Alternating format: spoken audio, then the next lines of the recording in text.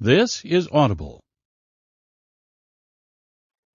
Alpha's Bane, a shifter Fight Club romance. Bad Boy Alpha's Book 9. Written by Renee Rose and Lee Savino. Narrated by Benjamin Sands. Chapter 1. Wolf Ridge, Arizona, northern Phoenix, 16 years ago. Sheridan. The thunk of bone hitting flesh knots my stomach. I grab my little sister Ruby's hand and tug her back out of the way. An inhuman snarl comes from the slender, malnourished teen attacking my cousin Garrett Green, a kid twice his size. You'd have to be insane to take on our Alpha's kid. But Trey probably has a death wish. His drunk of a dad got hauled in by the police today for murder of a human. And the reason all the kids are gathered on this field behind the clubhouse is because our Alpha called a pack meeting. Word is, they're discussing whether to let Trey and his mom stay. The pack doesn't appreciate trouble with humans, especially cops, so any wolf who puts us at risk is subject to banishment. So yeah, Trey's probably got a world of anger and fear pounding through him now. Taking the beating from Garrett might be a welcome distraction. To Garrett's credit, he's hardly bloodied Trey yet. He maintains the upper hand but lets the fight go on. Lets Trey blow off steam this way, punching and kicking, throwing himself into it again and again. Trey picked the fight as soon as the meeting started, and we kids clustered up to watch. And they aren't friends. No one's befriended Trey since his family moved here last year. He's stony quiet most of the time, barely talks in class, although he seems to be smart. This is the most interaction I've seen from him all year. It's not as ugly as it sounds. There's a beauty to the fight, both boys moving with light-footed grace, like trained boxers instead of freshmen. If my older brother were out here, he'd break it up, but he just turned 18, so he's allowed into meetings now. Trey throws his weight and tackles Garrett. They tumble to the dirt. Garrett pins him, but Trey slips out and punches him in the temple, eliciting a surprised grunt. Garrett's 4-year-old sister Sedona runs forward crying for him, and I dash in to get her out of the fray. At the same time, Garrett tosses Trey backward, and he knocks me and Sedona to the ground. A collective growl snarls through Garrett and the group of kids watching. I fully expect Garrett to finish Trey now, his alpha instinct to protect the females overriding whatever restraint he was showing. My friend Pam picks up and soothes Sedona.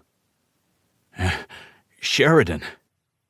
Trey ignores Garrett, instantly transforming from out-of-control fury to gentleman. The wolf in his eyes fades from silver to pale blue. I didn't know he even knew my name, although why wouldn't he? I certainly know his. He lifts me to my feet at the same time he scrambles up. His knuckles are bruised and bloodied, but he holds me gently, concern etched in the line between his eyes. I'm sorry. Are you hurt? His tooth has gone through his lip and blood spills down his chin, but he seems unaffected by his own pain. Our gazes tangle and something cinches up in my lower belly. Some intense new awareness that I'm female and he's male. I can't look away. He doesn't release me, even with Garrett breathing down his neck just behind him. I'm okay. I finally make my numb lips move. My heart pounds in my ears as I absorb everything I'd missed about this scrappy kid from the lowest pack family. The deepness of his voice, the intensity of his pale blue eyes, the muscle definition on his slender frame, the scents on him, blood, earth, and pine. Hey! The cluster of kids jumps apart at the command of our Alpha's deep voice. What's going on down here? My uncle sniffs the air, no doubt picking up the scent of blood. The back door to the clubhouse is open and parents are coming out to round up their kids. Sedona runs to Alpha Green and he tousles her hair without taking his narrowed gaze off his son. Were you fighting? A muscle in Garrett's jaw ticks as his gaze flicks to Trey, who dropped his hands from me like he received an electrical shock. Nah. He affects a lazy tone that in no way matches the intensity of the tussle he had. We were just letting off some steam, right, Trey? He puts a fist out and Trey bumps it, like they're best buds. Like Trey somehow earned his respect by taking him on. I release a breath I didn't know I was holding. Emmett Green turns his commanding gaze on Trey. You're gonna have to man up and take care of your mother now, son. Trey keeps his eyes dropped submissively to show respect. Yes, sir. Are we kicked out? No, Mr. Green says. You'll be permitted to stay, so long as you keep out of trouble and sever all contacts with your dad. Trey swallows. No hardship there, he mutters, then adds, Thank you, sir. The Alpha walks off, and the kids all stay, eyeing Trey with curiosity. I want to punch them all in the face now, even though I am just as much a party to this scene as anyone else. It's Garrett who shifts things up. Come on. He smacks Trey's shoulder like they're old friends. Let's go hang out. And just like that, Trey gets folded in as one of Garrett's little pack, the bad boy alphas of Wolf Ridge High. Present. Sheridan. Those who don't learn from the past are doomed to repeat it. The quote from my daily wisdom quote calendar rolls through my head as I stride across the pitted parking lot. My heels crunch on broken glass and I grit my teeth.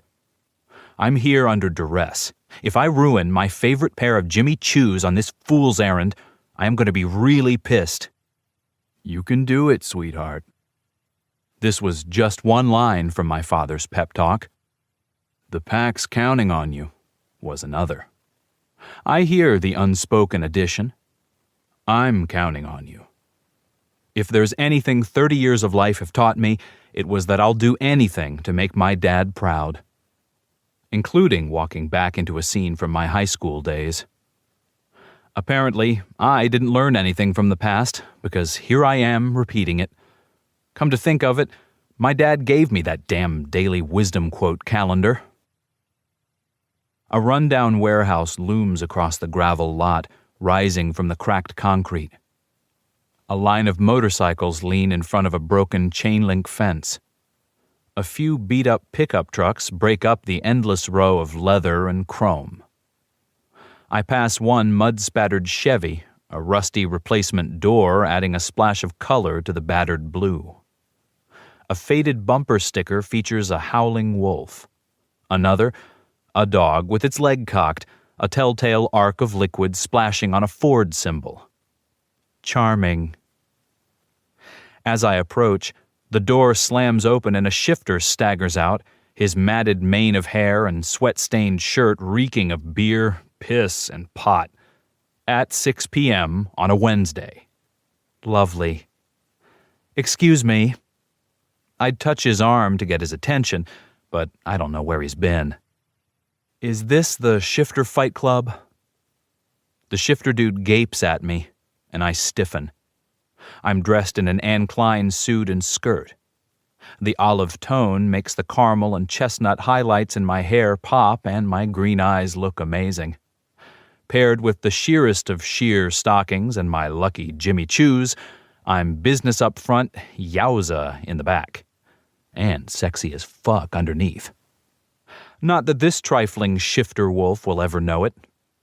His gaze roams from my shiny shoes to my elegant skirt to my rather generous hips, detouring around the tailored cut at my waist and stalling right at my girls.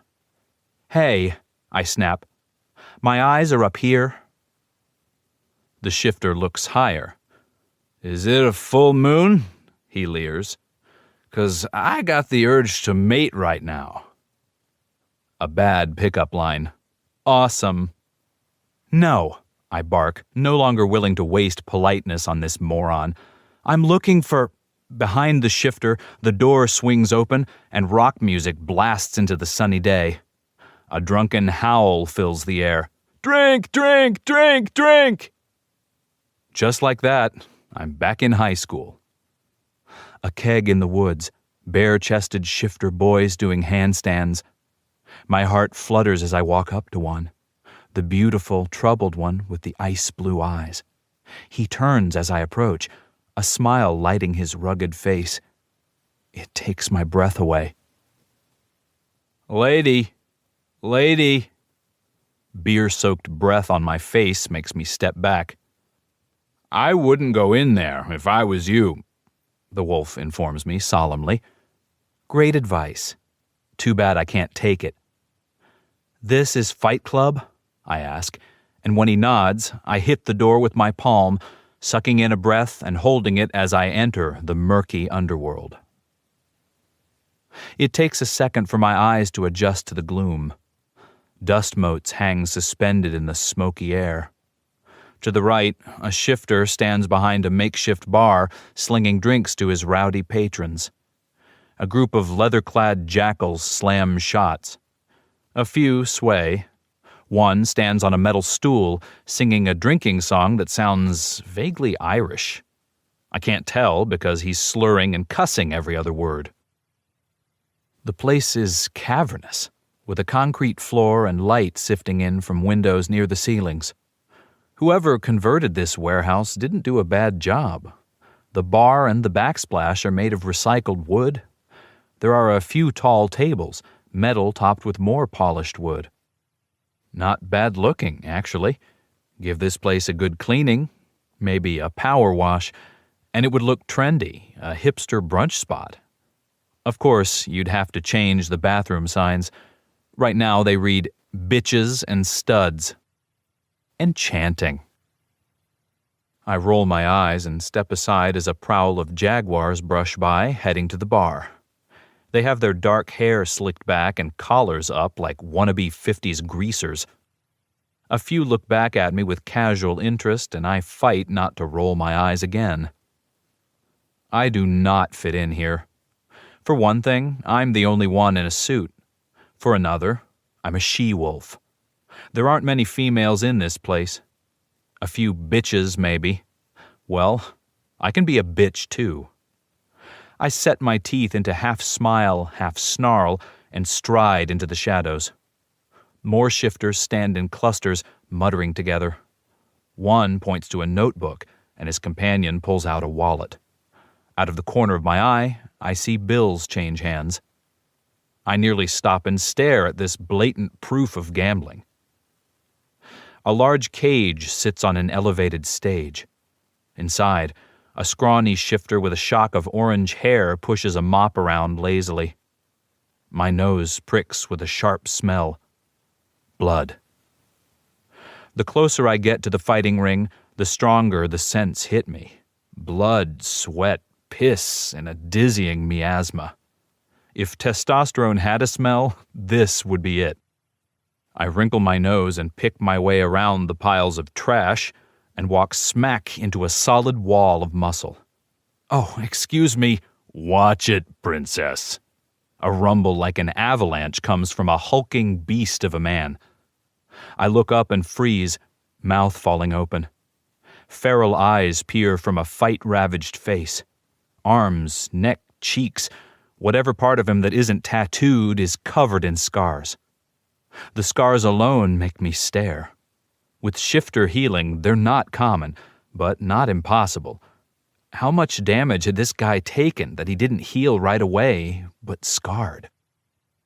One beefy hand hovers at my elbow, as if he's ready to grab and steady me, or throw me out. This is no place for a lady. This is ridiculous. I'm Sheridan Green of the Wolf Ridge Greens, leaders of the Phoenix Pack. Both my uncle and cousin are Pack Alphas. I've navigated werewolf politics since before I could walk. I stare up into the scarred face and try to remember my mission and manners. I beg your pardon. You looking for somebody? He growls. I straighten my suit jacket, searching for composure. Yes. Is Garrett Green here? The big guy cocks an eyebrow. The Alpha don't come here. I lick my lips, trying to think of who to ask for. I was told this was a pack operation. You were told wrong, the big guy tells me. He's a shifter, but I can't scent what type of animal, though I feel it, big and brooding under his intimidating skin. Definitely an apex predator. This here's independent from the pack. My brain scrambles. If Garrett's pack isn't running this operation, who is? I thought this place was under the Tucson Pack's protection. The big guy shrugs. We're fighters. We protect our own. I shake my head, not wanting to say crazy. I'm from the Phoenix Pack. I was sent here to find out what's going on. Hey, Grizz. Who's your friend? I turn towards the silky voice and get my second shock of the night. Grizz, the big guy at my back, steps between me and the speaker, but not before I get a whiff of cologne. The seductive scent covers an uglier smell, a stone-cold scent like a tomb with an undertone of old blood. My lips curl back and I snarl, "Vampire!" The leech is tall, too tall, with a fine-boned face so beautiful it's inhuman. His beauty is predatory, lethal, like a poisonous flower. Men and women will find themselves attracted to him, but before they know why, they'll be dead. He smiles, showing a pair of pointy teeth. My hackles go up and my wolf surges to the fore. Back off, Nero, the big shifter barks, his brawny shoulder inserted between me and the vamp. She's a guest. My dear Grizzly. The vampire spreads his elegant hands. He's wearing a $1,000 suit and snakeskin cowboy boots. Aren't we all? Come on. Grizz herds me toward the back, away from the smiling vampire. Office is this way. The boss will want to speak with you. I let the scarred shifter, Grizzly Bear, of course, guide me around the fight cage toward the corner of the warehouse where a dark, room-sized cube hugs the walls. Behind us, Nero watches, his teeth shining in the gloom. I suppress a shudder. So the rumors are true, I mutter. This place has gone to the leeches. Grizz gives me a sharp look and pushes me gently toward the office door. Someone to see you, boss, he calls and raps the side of the cube. The door opens and I get my third shock. Spiked hair, lip ring, dark tattoos running up and down muscular arms, and those ice blue eyes piercing me through. I sway as if stabbed, and he automatically puts his hands out to steady me. Trey Robson. Sheridan. It's just like the first time he spoke my name. Trey stares as if he's not sure I'm really here. I'm tall, but he towers over me. And I'm lost, drowning in the past, the heat and memory in his pale blue gaze. Trey. Sheridan Green glares up at me, looking like she stepped out of my dreams, wet dreams, and into my life. My wolf presses against my skin, clawing to touch her. I don't know whether to yell at her, slam the door in her face, or pull her into the office and reacquaint myself with every inch of her body. My dick is not so ambivalent. It'd be easy, so easy, too easy, to yank her to me, hike up her skirt, and have her against the wall. Then she opens her mouth, Get your hands off me, she spits, her green eyes sparking. Fuck, I rasp, and let go of her as if burned. What's going on? I ask Grizz without taking my eyes from Sheridan's angry face. The grizzly shrugs. She came in looking to talk to Garrett. I figured you'd want to know. Garrett? I cross my arms over my chest, mirroring Sheridan's stance. She's got her hackles up. As if she has a right to be mad at me after what she did. Your cousin isn't here. I learned that, she snaps, right before I ran into a freaking vampire. A growl rises at my chest. Not at her. I'm not happy about the leeches. Come in. I step back, holding the office door open. She marches in and turns in a circle, hands on her hips. For a moment, I see the office through her eyes. The messy stacks of paper, the dim light broken by the glow of an ancient desktop computer. The empty cans of beer overflowing from the trash can. Not exactly a professional work environment. Whatever. It's my business and I get shit done when I want, how I want. I'm done trying to please her. Those days are over. She killed any tie we ever had to each other. A little voice in the back of my head whispers, "You had it coming." I have to admit, I snuffed out the feelings we had for each other as efficiently as I could. Our relationship was on life support by the time I was through with it. But Sheridan was the one who plunged a knife into my heart and twisted it until there was nothing left. No love, no feelings. I've been an empty shell ever since. Vampire, Robson, really? What the heck is going on? Heck. She still doesn't swear. Still the perfect pack princess, working so hard to please everyone. Her family, her pack, her alpha. Everybody but me. She doesn't have a problem treating me like dirt. Right now, she's looking down her nose like I'm dog shit on her designer shoe. Her fancy pants high heels that make her legs under her skirt look long and sexy as fuck. My eyebrows snap together and I glare right back. Who the fuck wears high heels to an underground fight club? What are you doing here, Sheridan? A perfectly polished fingernail stabs me in the chest. You answer me first, Wolf. Why is there a leech out there? This is pack territory. Why haven't you thrown him out and staked him as an example? I can't. He belongs to Lucius. We have a deal. Sheridan sucks in a breath. You're dealing with vampires? Fuck. I turn away, scrubbing my hand through my hair. I hate leeches more than anyone. They've turned my dream into a nightmare. It's complicated. Explain. I whirl back on her with a snarl. I'm not your wolf. I was once, but never again. That's why this is so hard. I don't answer to you. She straightens, her chin going up in the stubborn stance I know so well. I'm here on behalf of the Phoenix Pack. Garrett's dad? You should talk to Garrett. I thought he'd be here.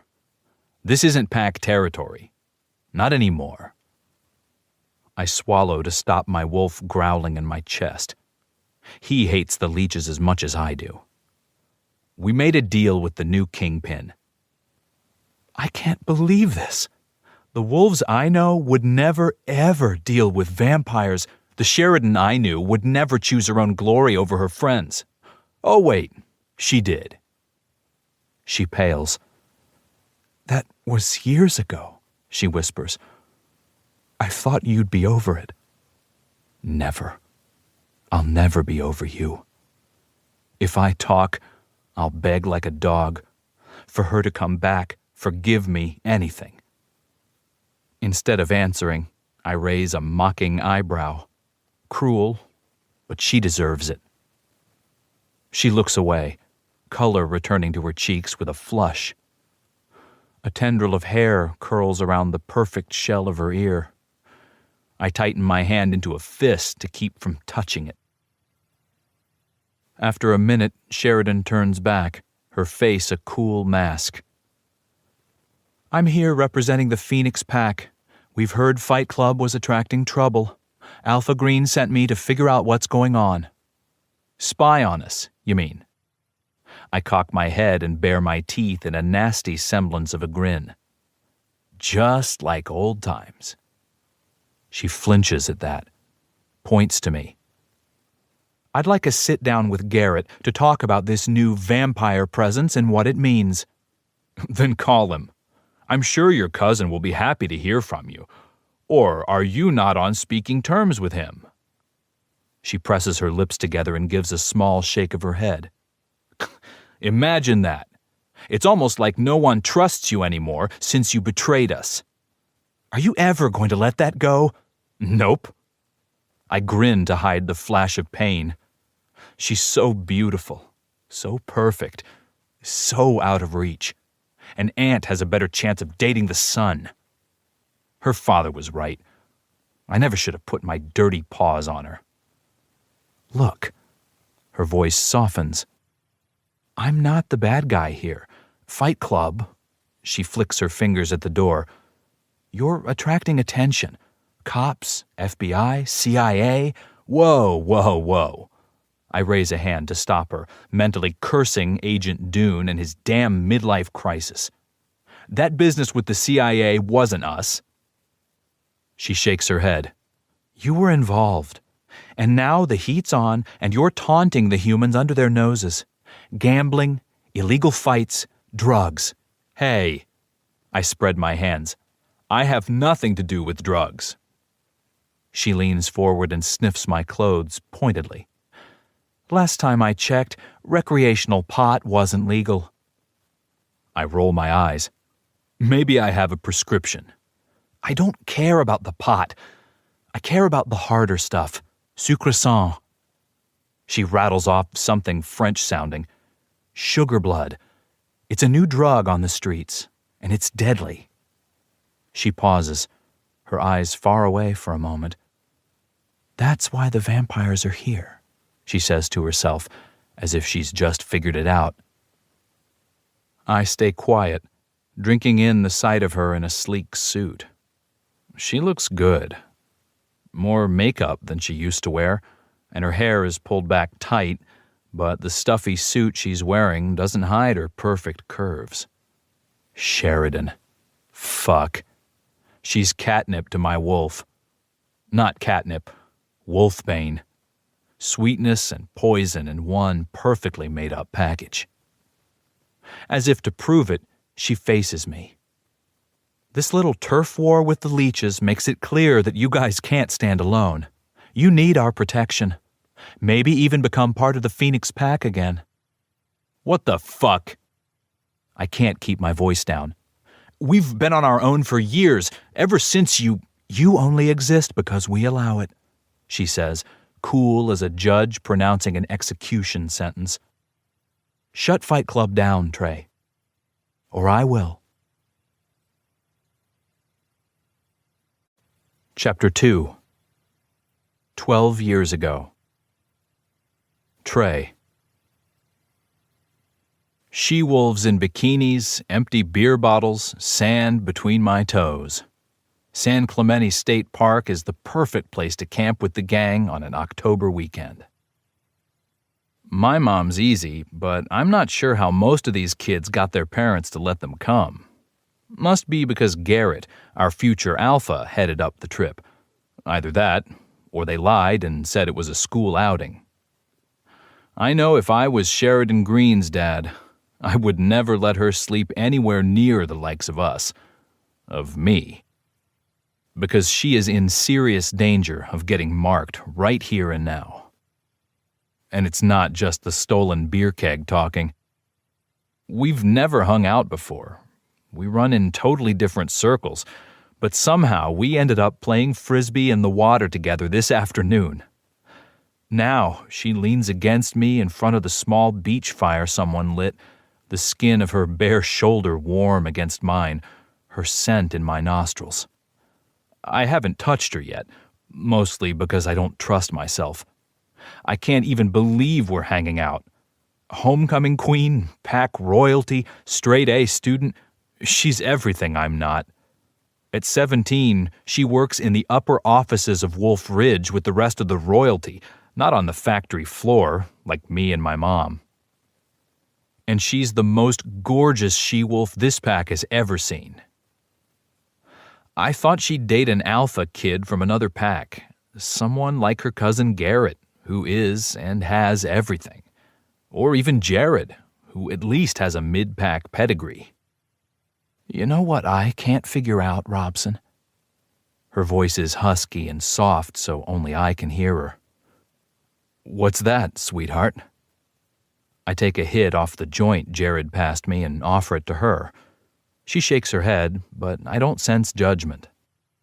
Why a guy as smart as you sits in the back and screws around during class.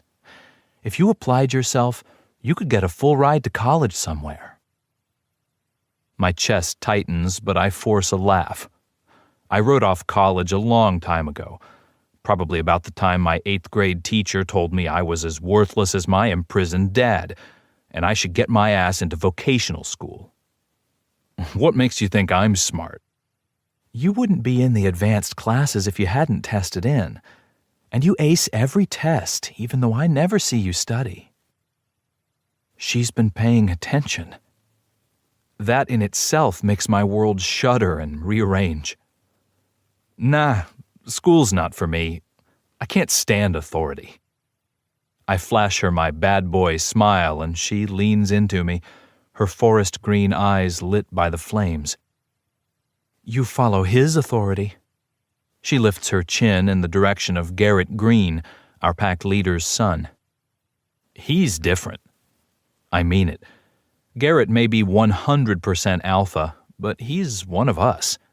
He doesn't care for school or authority either. He won't toe the party line. He's told his dad point blank he will never run the brewery. More than anything, though, he's a friend. He's as loyal to his mini pack of teen wolves as we are to him. He'd do anything for us. And I've had way too little of that in my life, so yeah, I'm sticking close. Where he goes, I follow. And we sure as hell aren't going to college to become suits at Wolf Ridge Brewery. She turns her gaze back to the fire. Across the way, Garrett howls and strips off his swim trunks. With a whoop of excitement, the rest of the boys follow, dropping their suits and shifting to howl. A bunch of girls do too, calling to me and Sheridan. She stands up and hesitates, shooting an unsure glance at me. As much as I'd give my left nut to see Sheridan Green naked, there's no fucking way I'm going to let her do it in front of the rest of the gang. Yeah, we've all been shifting together since we were kids, but that was before puberty, before our teeth bore the serum capable of permanently marking a female. Not here, sweetheart.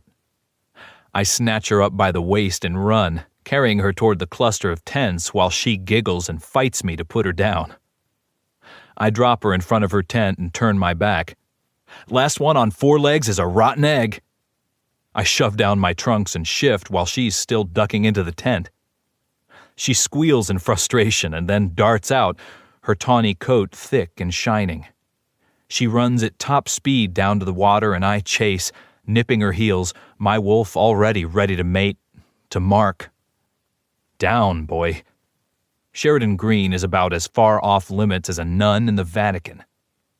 My wolf doesn't give a shit. He wants her.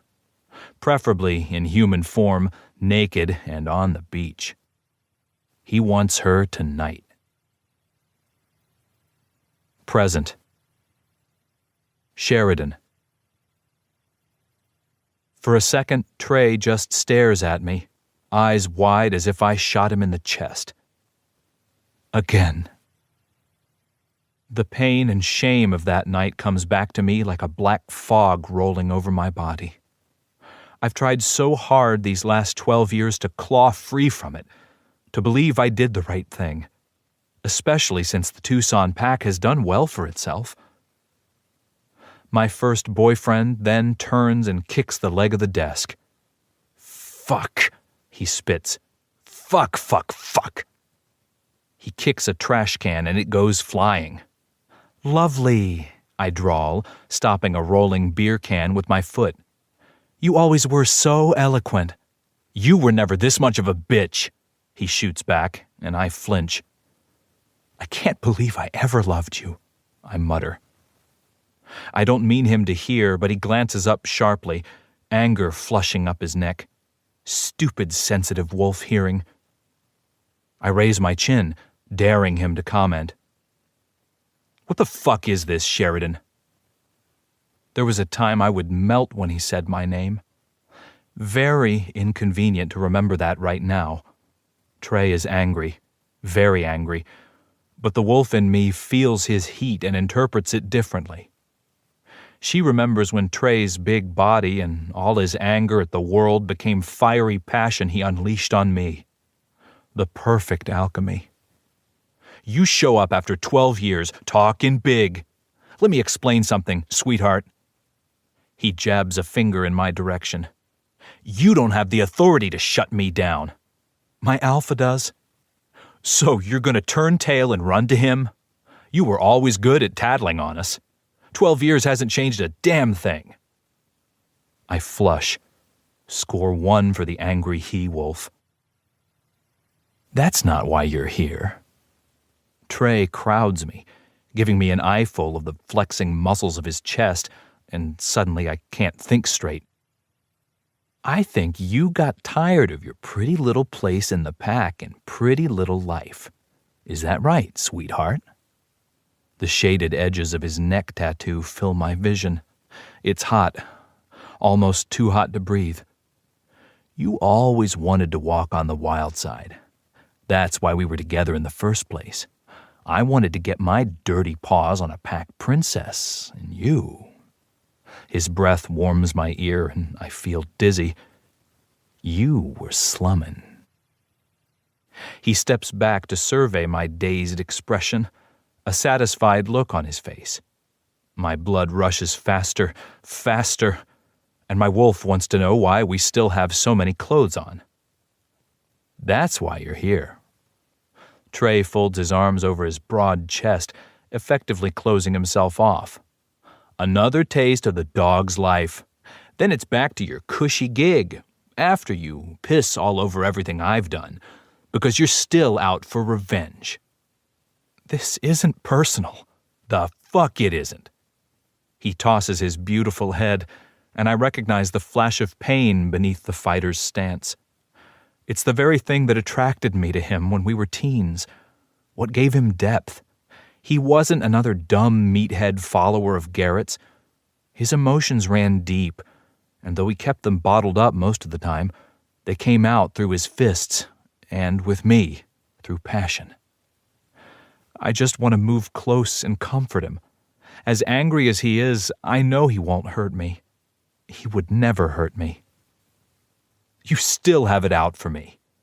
"I don't." I swallow, trying to wet my mouth. I need to remember why I'm here.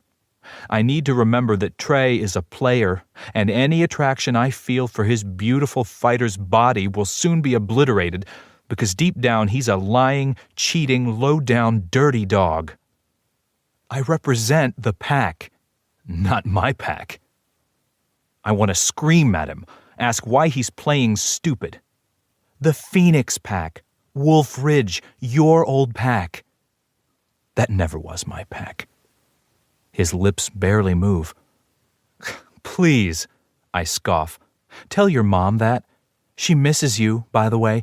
Still works in the factory. I see her every week." His eyes narrow. "I talk to her twice a week." Okay, maybe that was a low blow, insinuating that he abandoned his mom. "You know, I'm surprised your father lets you descend from on high to mingle with the commoners." He prowls around me, and I fight the urge to turn, face him, keep from giving him my back. He's the biggest predator in the room, and my wolf knows it. She shouldn't be so aroused. A little more arousal in my scent, and Trey and anyone who walks in this room will know how I really feel. My wolf wants to climb him like a tall, tattooed tree. Down, girl. I'm not a pack princess. Could have fooled me. What did they make you when you graduated college? CEO? I'm a VP of finance. I cross my arms over my chest. But I earned it. Trey scoffs. No, really, I did. I interned every summer. By the time I graduated with my MBA, I had worked in every area of the company. Every area? Despite himself, he sounds impressed. Yep. Factory floor, janitor. I even did a summer in marketing at our sponsored and outdoor events. When we were short on staff, I helped out wherever, waitressing, even behind the bar. You slung drinks.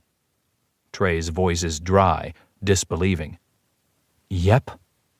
Good. We need a bartender who can make change. Wednesday night, 7 p.m., wear a skirt. He sneers at my outfit. But lose the jacket. Aren't you listening? You can't run fights here anymore. You're attracting attention. Then you're not paying attention, sweetheart. Trey crowds me, and heat fills my body. I stare up at him. Every nerve's clanging like a fire alarm. Evacuate now. There's no way in hell I'm going to let you shut me down. He leans forward, eyes on mine. Angling his head, he takes a good long sniff. Vanilla and orange, he purrs in his deep voice, and arousal pools between my legs. Very nice. It's the flavor of our new line of seasonal brews. I parrot my company's marketing spiel. Wheat beers. Very popular.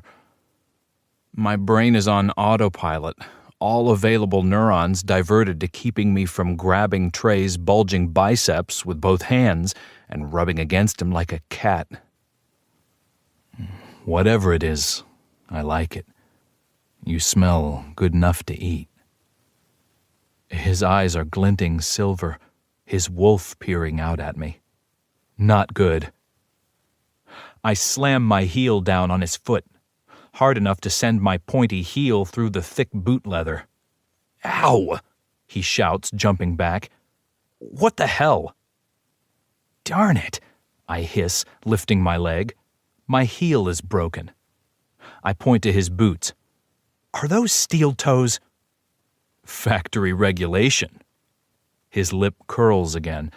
God, is he ever going to look at me with anything but contempt? You know us Robsons. No sense wasting a college education on us. We work the floor. Stop it, I snap, no longer upset about my shoe. I hate it when he implies he's not smart enough. You have a brain, Trey. I told you that years ago. You just choose not to use it. I hike up my skirt and prop my foot on the desk, bearing my leg right in front of him. What are you doing? Trey chokes out. A tendril of satisfaction snakes up my throat. I may have lost a heel, but I'm regaining my footing. Taking off my shoes, I slide my fingers up my thigh to unsnap my garters. But first, I have to take off my stockings. Don't want them to get dirty. Trey's Adam's apple bobs as he swallows. He licks his lips, staring at my legs. You can't go out there in bare feet. I'm a tough she-wolf, I shoot back, skimming the stocking down my calf. I may take a second or two longer than absolutely necessary, but the stunned look on Trey's face is worth it. Watch me. Trey. For a second, I do. I watch the show, and fates help me, I love it. Sheridan's slim fingers peel down the stocking, revealing a perfect leg. She removes one, then the other, balls them up and stuffs them into the toe of the broken shoe, straightening to shoot me a triumphant glance. If you're not willing to discuss things like a reasonable person, this conversation is over. Barefoot, she pivots to leave. No fucking way is she walking barefoot across the club. My club. The floor covered in broken glass and dirt and fuck knows what. Hips swaying, she takes one step out the door. Not so fast. I grab her around the waist and hoist her easily over my shoulder. She struggles, shouting, legs kicking helplessly as I secure her in a fireman's hold. "What the heck?" she squawks, but I'm already moving, striding through the club, past startled shifters. A few turn and point, hands slapping over their mouths at the sight of me carrying a struggling skirt from my office. Out of the corner of my eye, I see Grizz. The huge bear shifter shakes his head. "Trey, put me down right now, or so help me." "Keep screaming, sweetheart." I laugh, freeing my right hand to give her sweet ass a smack. Make sure no one in the place misses the show. "I'm gonna kill you," Sheridan bellows, her fists beating my back. She's strong, but I'm stronger. You can try. We'll call it an audition. We're thinking of getting some more women fighters in. Maybe have a mud wrestle naked. I'd pay to see that. You! Her voice disintegrates into a growl as she digs her nails into my ass. The sting shoots straight to my dick. God damn Sheridan, causing me pain, my dick just loves her more. She could cut me off at the knees and I'd still fucking come.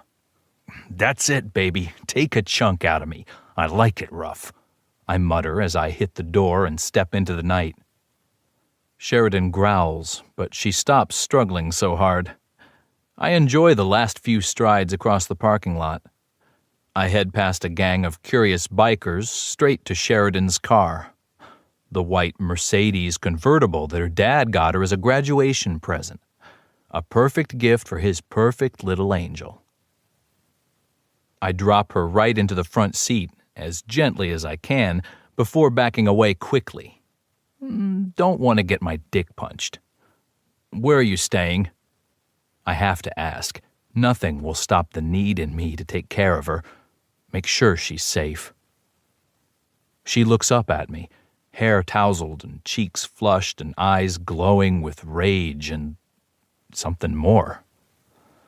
"I rented an Airbnb on Meyer Street, over by the convention center."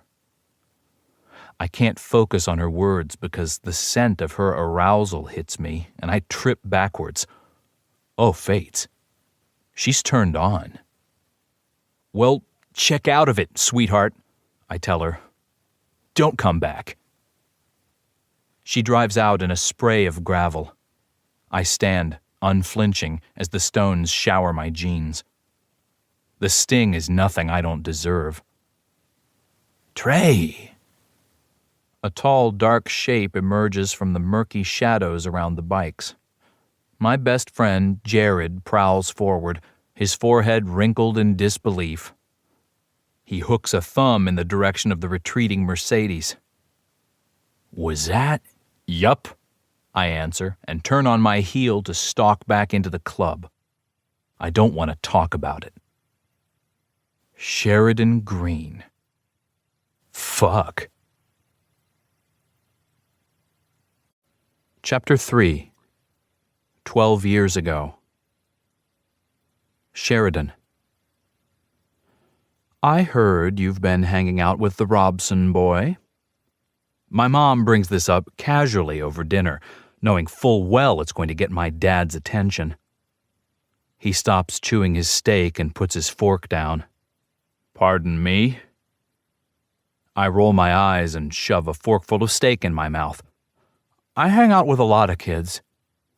Not a lie, but it is a pretty cowardly response. Trey means more to me than other wolves. And we're not just hanging out. He's my boyfriend. My friends don't get it. Trey isn't alpha material. His mom is basically omega of this pack, and she's lucky our alpha even let her stay in Wolf Ridge after her drunk of a husband caused all kinds of trouble with the human police. But I know the truth. Trey may look like a rebel with his pierced lip and multitude of tattoos. He may seem like a thug because he's quick to jump into fights with his buddy Jared, but he's not a punk. He's quiet, and, I've learned, thoughtful, and super smart. Still waters run deep. Definitely underappreciated. Maybe I have a penchant for fixing broken things. Maybe I'm just fascinated by the pull of his soulful blue eyes, the ones always watching me. The ones that turn silver under the moonlight. Or maybe there's just no explaining the attraction. Our wolves like each other, and we're just following along for the ride. Either way, I know Trey's the one. The guy I'm going to give my V-card to. I don't want you spending time with him or kids like him, my father pronounces, reaching for the bowl of steaming baked potatoes and serving himself 2 more. Why's that? My voice comes out colder than I mean it to, which is a mistake. My dad looks up sharply, reading into it, knowing what it infers. Because they're trouble, and you know it. Those kids aren't going to college. They aren't going anywhere, and they're way beneath you. You think every wolf's beneath me, Dad? Because most are. And you should be focused on college right now, keeping your grades up and your nose clean. I make a show out of looking around the dining room in bewilderment. My little sister Ruby snickers. Have my grades slipped? Am I ever in trouble? My dad presses his lips together. No, I answer for him. My GPA is 4.2, I'm still in the Honor Society, varsity math team, editor of the yearbook, and I know, my dad cuts in. I just don't want you to lose your focus, not when you're so close. My parents have a lot riding on my success. My brother used to take the brunt of their ambition. Now it's all heaped on me. I glance at my mom for help, but she shakes her head. She doesn't like the idea of me hanging with Trey either. Both my parents would prefer to see me with the prince of a neighboring pack instead. A royal match. It's my senior year of high school. I've already aced the SATs. My college apps are turned in. I think I'm allowed a little fun. You can't tell me you two didn't at least try to enjoy your youth before it was over. They've told me enough stories about their high school romance for me to know they had plenty of fun. My mom glances at my dad from under her lashes and blushes, and I get that sappy, sweet warmth in my chest I always do when I see how much they love each other. Well, I still don't want you dating the Robson boy, my dad grumbles. This time I can't betray Trey by denying our relationship. I think it's time you trusted me and my own judgment. I'm practically an adult. My dad sighs, but I can see I've won, for the moment. I'm counting on you being responsible. I flash a saucy grin. When am I not? Present. Sheridan. I'm still breathing hard when I pull into the driveway of the casita I found through Airbnb for this fun little Tucson sojourn. By fun, I mean anything but. I must have been crazy to have volunteered for this job. 'Tis better to have loved and lost than never loved at all. Yeah, right, I mutter. Whoever compiles the stupid quote calendar should just try it then. Loving hard and getting your heart ripped out. Bypass surgery without anesthesia. Hell hath no fury like a woman scorned. That's more like it. My cell rings just as I'm barreling up the front walk, barefoot, broken heels in hand. Hello? I answer, my mind still whirling from the night's events. Trey freaking Robson. Still hot. Still handsome. And annoying as heck. How dare he throw me over his shoulder like a little woman? Who the heck does he think he is? Sheridan? My dad's voice breaks through the angry haze. Are you there? Hi, Dad. Yes, I'm here. How's Tucson? Words cannot express. It's fine.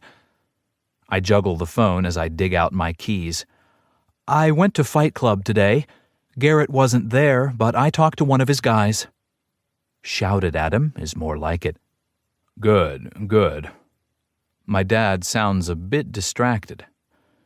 Emmett is making some calls on his end, but I went ahead and booked 2 months of the casita, just in case. The first key I shove into the lock fails. I grapple to find another and drop one of my shoes. Thanks, Dad. You didn't have to do that. I do have my own money. I was a VP, you know. Still are a VP, my dad says firmly. I told the board you just needed a break, that the pack needed someone to handle this Tucson mess, and you were the one they trusted. Yeah. I try another key and it jams. For fate's sake. At this rate, I'll be sleeping on the doorstep. You'll get everything there straightened out and be back before you know it. The department isn't the same without you. Just don't take too long. His voice takes on the hokey sing-song that tells me he's about to make a joke. I need you back here so I can retire. Ha ha. I pretend laugh. In 40 years as CFO, my father hasn't deviated from his daily schedule. The same desk, the same meetings, the same daily wisdom quote calendar. The day he retires is the day wolves fly. I fit another key into the lock. It slides in easily, but the knob won't turn. With a sigh, I set down my purse. Before I turn back to the door, a prickle of warning runs up my spine. I turn to the road. A sleek black vehicle with tinted windows turns into the cul-de-sac, rolling slowly past. I can't see who's driving. At the end of the drive, it seems to pause, and my hackles go up. One more thing and I'll let you go. My father's tone turns businesslike. We don't know what exactly is going on with Garrett's pack, but there are rumors vampires have moved into Tucson. Not one of the friendlies, but an older one who wants to set up a new base of power. If he claims pack territory, it could lead to war. Watch your back. I will, I whisper. Without a sound, the mystery car starts moving again and creeps on down the road. Finally, the knob turns when I twist the key to the right. I wrench the door open and enter the stale-smelling rental, stooping to pick up my broken shoe and my purse, nearly dropping the phone. Take care. We're counting on you. We exchange goodbyes and I lurch into the house, letting everything I'm holding clatter to the floor. I shut the door and flick the deadbolt, my mind scurrying like a mouse. Who was in that black car? I pick up my phone from the floor, scrolling through my contacts instinctively. Who should I call? Alpha Green has bigger things to deal with. Besides, he expects me to complete this task on my own. That's why he chose me. Call Trey. I delete the thought as soon as it comes. I haven't called Trey since we were in high school. I probably don't even have his number. But when I type in his last name, I do. Robson Trey. I remember his twitch whenever I called him by his last name tonight. He hated it. I loved that I can still affect him. If he doesn't love me, I'll take his hate. My finger hovers over the familiar number. Now that I see it, I remember. I knew it by heart. There was a day when he was the first person I spoke to in the morning, the last voice in my ear at night. But I haven't leaned on Trey in a long, long time. Get out of here, sweetheart. Don't come back. I hold the phone in my hand and clench it hard enough to hear the plastic crack. Never, never, never give up.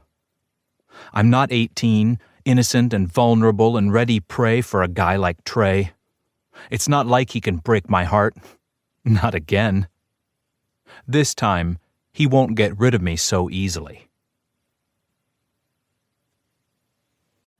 Chapter 4. 12 years ago. Trey. Alpha Green himself picks us up from the police station after letting us spend the night in jail.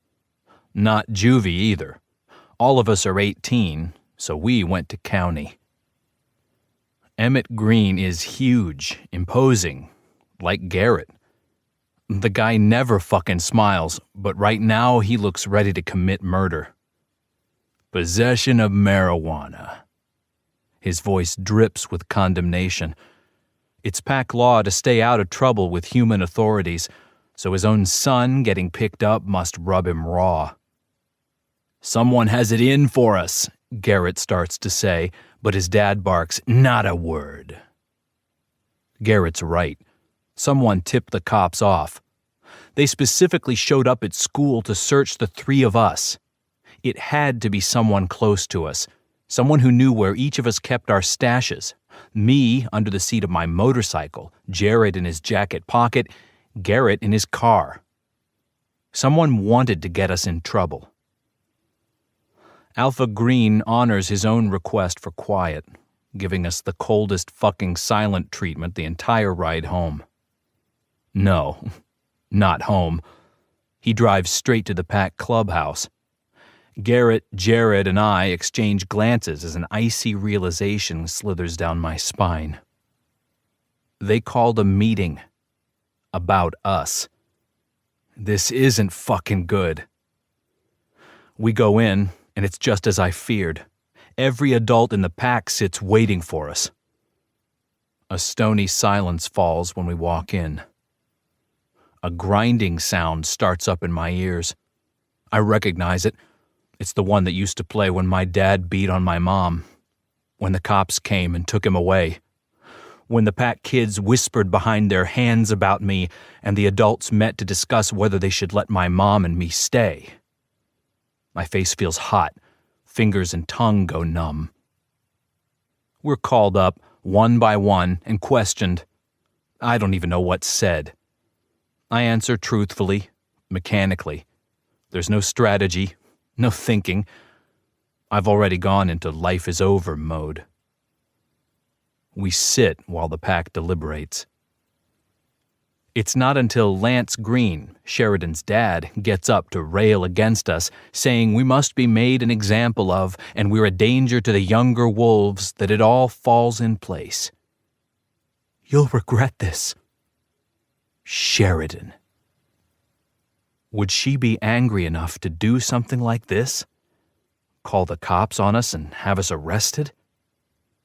From the satisfied look Mr. Green sends me, I'm fairly certain she did.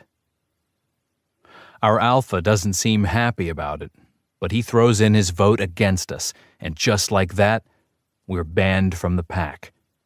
Not permanently. A 4-year ban after which we can request reevaluation of our status. Garrett's hands close into fists and he stands and stalks out. Jared and I follow, accompanied by the sound of my mother's broken sobs. Present. Sheridan. Wednesday night, I pull into Fight Club's ratty gravel lot, park, and jump out like I've hit an eject button. My door slams so hard, I check it for dents. A crowd of bikers turns and stares. I ignore them as I stride across the broken concrete, focusing on the club door. It's either that or flip them the bird. I'm horngry, horny and angry, and tired from tossing and turning all night with my nethers throbbing. I refused to rub one out on principle. I am not going to lie in bed and touch myself while imagining Trey Robson and all the things we say. I am not. No. My boot connects with a chunk of pavement, and when I kick it with more force than necessary, it flies off and almost takes out one of the wannabe greasers. "Watch it, sister," he barks, patting his hands over his perfectly slicked black hair as if checking for damage. I bare my teeth at him. His gaze sweeps down and up my corseted form, and he forgets to obsess over his coiffure. Appreciation lights his dark eyes, and his lips start to form a whistle. "Don't do it," I snap, and he blanches. My Lily Munster makeup must be super scary. "If I wanted to be hooted at like a pin-up girl passing a construction site," I inform him gently, "I'd have taken off my jacket." Then, lest men complain that I'm never nice to them, I peel out of the butter-soft leather, revealing the tight green and black satin corset underneath. It's Scarlett O'Hara tight and does wonders for my boobs. Not that the girls need any help. I spin on my heel and strut away to a chorus of cheers. By the time I get to the club door, I feel marginally better. Without slowing, I put out both hands and shove, hoping some bodies fly on the other side. They're shifters, they can handle it. Sheridan in the house, bitches. And studs. As I slam my second door of the night, everybody in the dark space turns. I stand with hands on my hips, a queen surveying my new kingdom, giving everyone a chance to take me in. I've outdone myself with my outfit.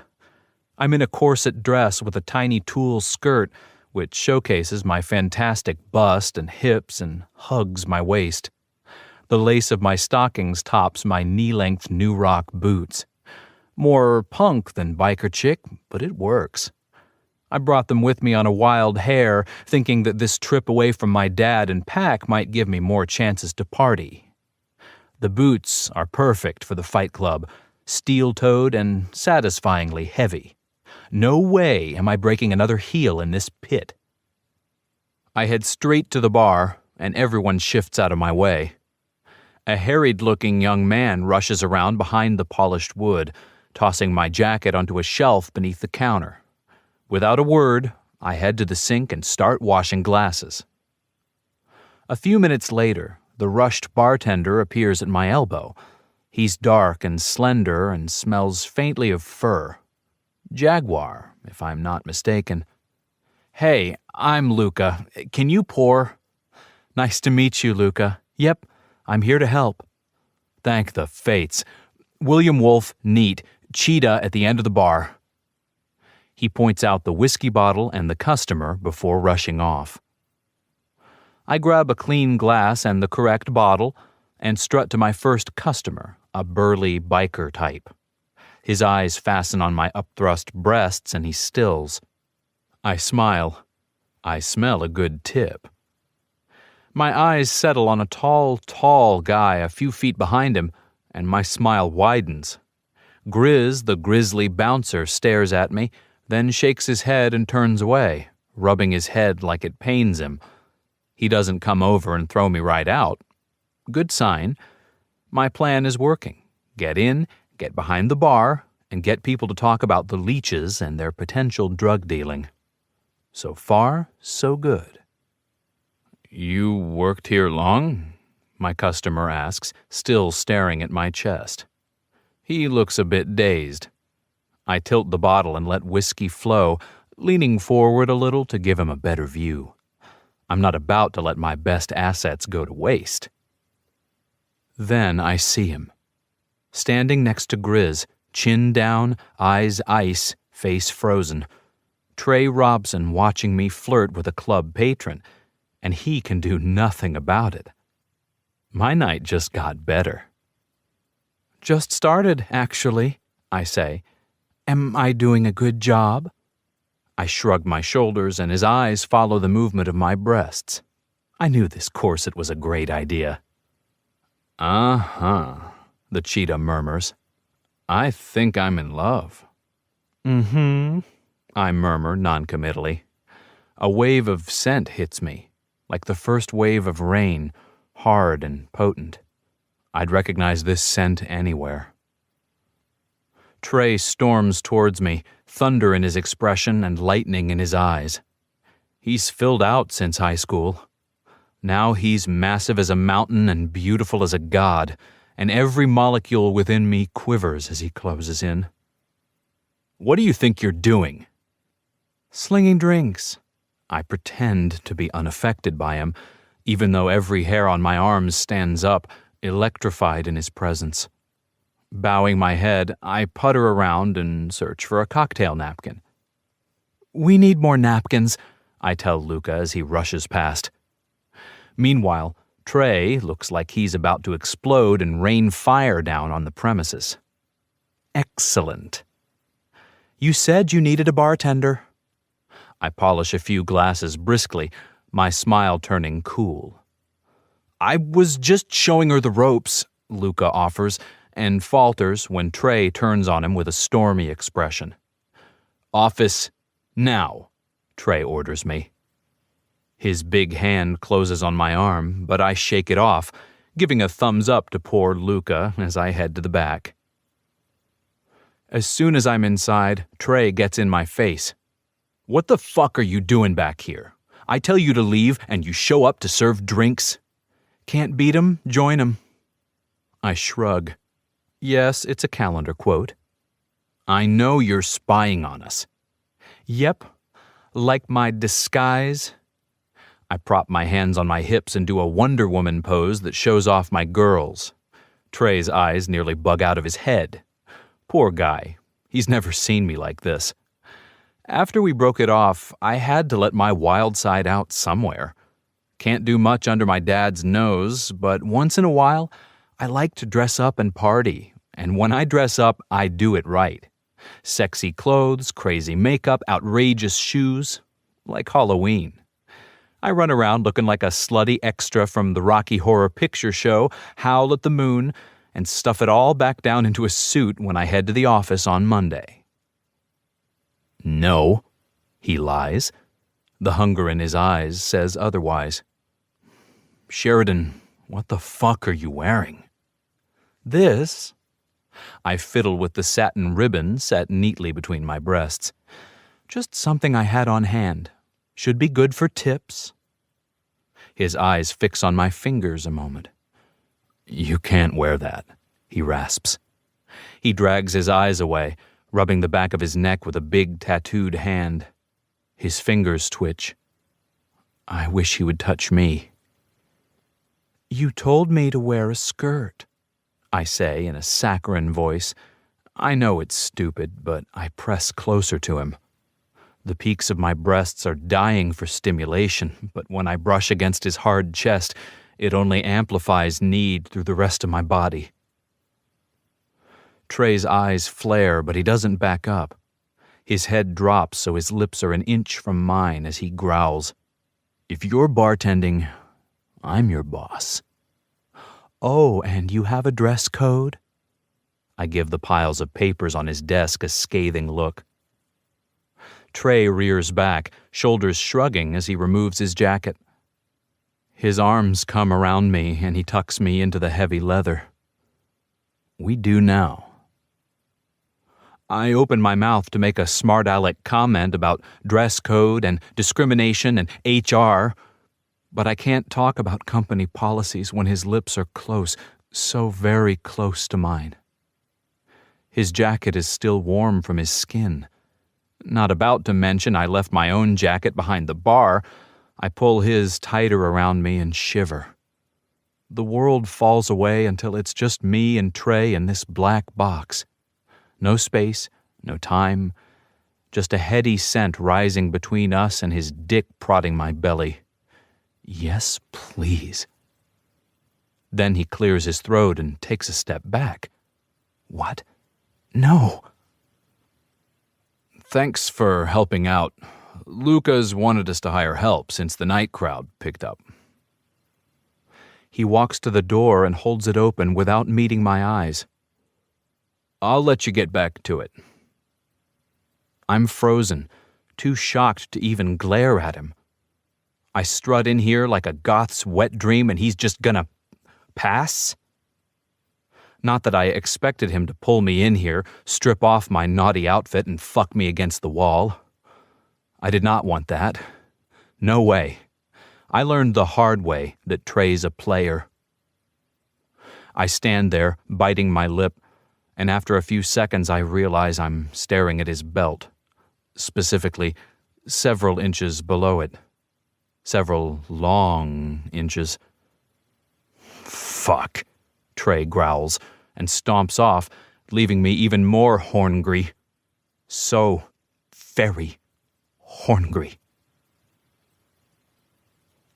Trey. I step straight into the walk-in cooler. Maybe it will chill me the fuck out. Seriously, I am not going to make it through this night. Sheridan Green dressed like a Playboy bunny hopping around Fight Club. My wolf is growling. He wanted me to claim her back in high school, and I never did. Every damn time we had sex, he wanted to mark her. But we were just kids, and she had a bright, shiny future waiting for her. I wasn't about to saddle her with my sorry ass before she even graduated high school. Probably the only reason I didn't go moon mad was because I was still growing. My hormones weren't those of a fully grown male yet. I didn't reach this height and size until long after she left for Stanford. Long after she got us thrown out of the pack. I have a full-on boner from our interaction back there, but my chest's tight too. Being this close to her, seeing how her wolf still responds to mine, it makes the loss of her so fresh. She was beautiful as a teenager, and she's a fucking knockout now, like a 13 on a scale of 10. I pop the top off a beer. Yes, it is a Wolf Ridge Pale Ale, with my teeth, and guzzle half of it down. Jared walks in and stops when he sees me, then leans a broad shoulder against the walk-in door and chuckles. You gonna survive this? Fuck no, I spit out. He jerks a thumb toward the club. Did you hire her? I chug the rest of the beer and wipe my mouth with the back of my hand. I was kidding. I didn't think she'd take me up on it. I also told her to get the fuck out and never come back, but she didn't take that part seriously, did she? Fuck. Jared's expression grows serious. What's she doing here? I meet his eye. You know. Spy? I nod. Emmett Green has been sending spies since the day he threw us out on our asses. Hell, Garrett's second, Tank, was originally a spy sent by Alpha Green. He didn't think we'd survive on our own. Big packs brainwash you to believe that. Shifters have to stick together or they won't survive. That kind of bullshit. The Wolf Ridge pack never imagined we'd land on our feet. But all the young pups left with us. They'd follow Garrett to hell and back. After the charges were reduced to misdemeanors, we moved to Tucson. Garrett got us work flipping houses. We put in sweat equity and started making money fast. Once Alpha Green saw we were a success, he ponied up investment capital. Now Garrett owns half the real estate downtown. Take that, Wolf Ridge brew fucks. She's got her eye on Fight Club. Says she can shut me down. What a bit. Jared swallows the rest of the word when he sees my expression. Even after everything, I never let them talk shit about her. In fact, she became an untouchable subject around me. She may have ruined our lives, but I know her actions were born of pain. I ruined her first. She was only fighting back the one way she could. And while part of me is still pissed off that she didn't know me better, didn't keep believing that I'd never willingly hurt her, I know that's bullshit. I made damn sure she'd walk away from me and never look back. So I guess we're probably even. Or at least I thought we were. But her showing up here and throwing her weight around, squeezing her body into that depraved fucking outfit, I have to question her motive. Is she looking for revenge? Or does she just want to rub my nose in what I missed? because I sure as hell don't get the peace and reconciliation vibe from her. Unless this is foreplay to her and she's hoping we can wipe the slate clean with an epic fuck session. Well, if so, I'm in. My wolf's been in since the moment she breezed into town. I toss the empty beer bottle into a recycle bin and walk past Jared. He thumps me on the back. "Stay strong, man." Yeah, right. Resisting Sheridan's an impossibility. At this point, it's just a matter of how soon I get her pinned beneath me, and whether this time she'll escape my mark. Chapter 5. 12 years ago. Sheridan. I haven't seen Trey all week, which is beyond strange. He's never given me any reason to feel insecure about him. About us. In fact, since that night on the beach when I made the first move and plunked down beside him at the fire, all his focus has been on me. That doesn't mean he doesn't hang out with his buddies, Garrett and Jared, but that's usually if I'm too busy. This week, though, he's been working on motorcycles and hanging out at Garrett's every day after school. He told me he wouldn't be able to give me a ride home today when I ate with him at lunch, and he's been distracted and quiet. Not that he was ever Mr. Talkative. It's Friday night, and I text him after dinner. A bunch of kids are going up on the mesa to drink and hang out. It's the usual weekend scene, and if he and I don't do something just the two of us, we often meet there. Me. You heading to the mesa? Trey. Nah, I have some shit to do. My stomach knots because I sense the lie straight through the screen. He's never lied to me before. Never been anything but upfront. Why would he? Does this have something to do with selling dope for Garrett? Maybe they're in trouble. I've never liked that Garrett, Jared, and Trey are the pot dealers for Wolf Ridge and the nearby burbs like Cave Creek and Scottsdale. It's sort of that thing we've tacitly agreed not to speak of. Yes, they are wolves, which means human dealers and potheads would have a hard time hurting them, but a bullet to the head would still kill a wolf. And they're not above the law either.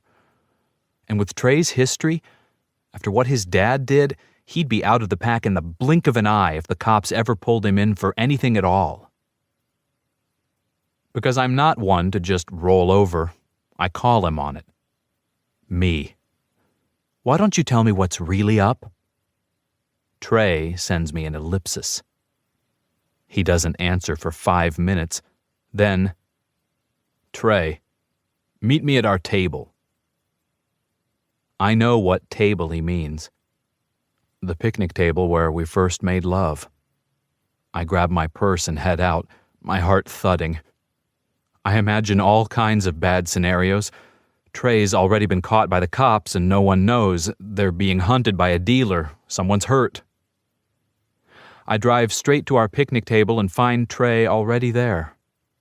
He's looking over the side of the mountain toward the city. The sunset casts pink and orange hues over the earth, reflects off the saguaro needles, making them glow. Trey doesn't turn around, which shoots another spike of fear through my chest.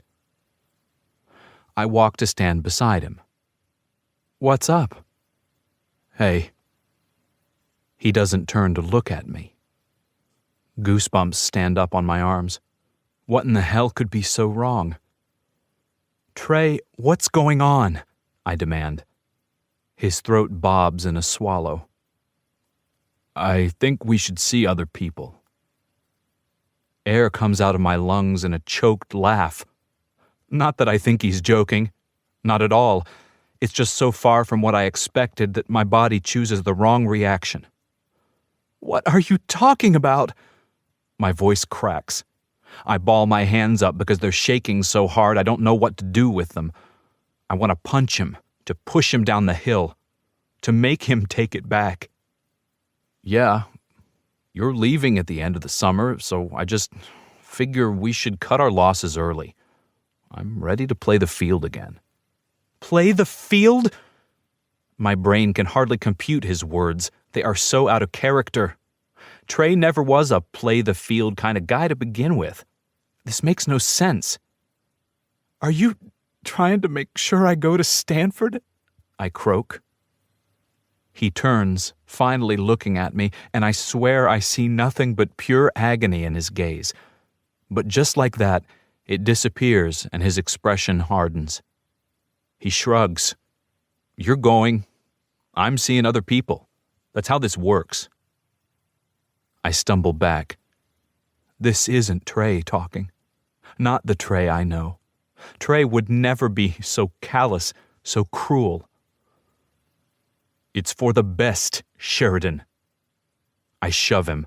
Just tell me what this is about, Trey. Tell me. Pain flickers over his expression. His lips tighten before he opens them to speak. I'm letting you go.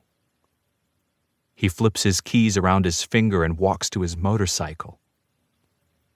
I run at him, shove him from behind. You're fucking everything up!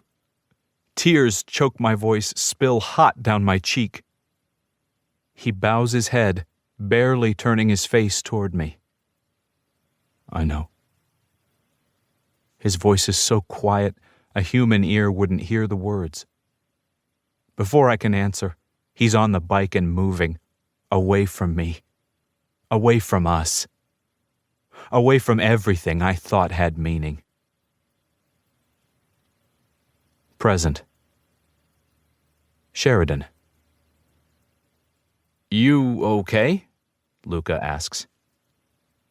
I set down the bottle with exaggerated gentleness, even though I want to yell and scream and cry. It's amateur night at the club, and a bunch of biker cats surround the cage, yelling for or at one of their friends. Trey's nowhere to be seen. Since our meeting in the office, he's avoided me. And even though I've spent the night peering into dark corners, looking for evidence of vampire/drug activity, I've seen nothing. Not even a flash of fang. I'm busting my hump pouring drinks and laughing at lame pickup lines, and I won't even have something to report to my pack. I need a t-shirt. I visited Shifter Fight Club and all I got was beer spilled on my corset dress. Fine. I smile a little when he pours me a shot. Luca's not a bad shifter bartender, a job that requires finesse and speed and a sense of shifter politics, particularly when dealing with drunken, fight-ready big cat bikers. But he really can't make change. He's desperate to keep me. I usually don't drink on the job, but tonight's kicked me in the teeth, and this isn't my real job. I lift the glass to my lips and savor the burn. Then I see who's standing at the bar and almost choke. Nero, the leech, leans on the polished wood, silky blonde hair falling in his face. Hello again. I slam the shot glass down, not worrying about whether it will break. I'm a she-wolf, and I feel safer showing strength. What's your poison? I ask. We don't have a ton of arsenic back here, but for you, so impolite. The vamp shows his teeth. I stare at a point on his forehead, feigning boredom. Even I know not to look a leech in the eye. And here I was going to give you a big tip. Save it, I mutter and start to turn away. He pulls out a few bills and waves them in my direction. All of them Benjamins. Why would a vamp carry so much cash? He's in a nicely tailored suit and looks like he just came from a job downtown where the plaque on his office door reads analyst, but I doubt he got that stack shorting stocks. Is he here to deal? I stop to ponder this, and he smirks, thinking he caught my attention with some green. Hennessy Paradis. I fight the urge to laugh. Who comes to a rundown shifter club and orders cognac? Only a vampire. Instead, I hand him a bottle of Wolf Ridge, a new IPA my company is calling Lunatic. Nero grimaces like I've given him a bag of dung. try it, I say sweetly. I'd garnish it, but we're fresh out of garlic. I don't wait to see if he does try it. I don't care. Everything is wrong about this place. Vampires are hanging out in a shifter bar like they own the place, and Trey doesn't seem to care. I grab a rag and swipe the bar, and a strong, cool hand grasps my wrist. I snarl, catching the stony scent of the vampire. Be still, he hisses, a seductive tone that chills me. Vampires can control people with their gaze, but some of the old ones only need to use their voice.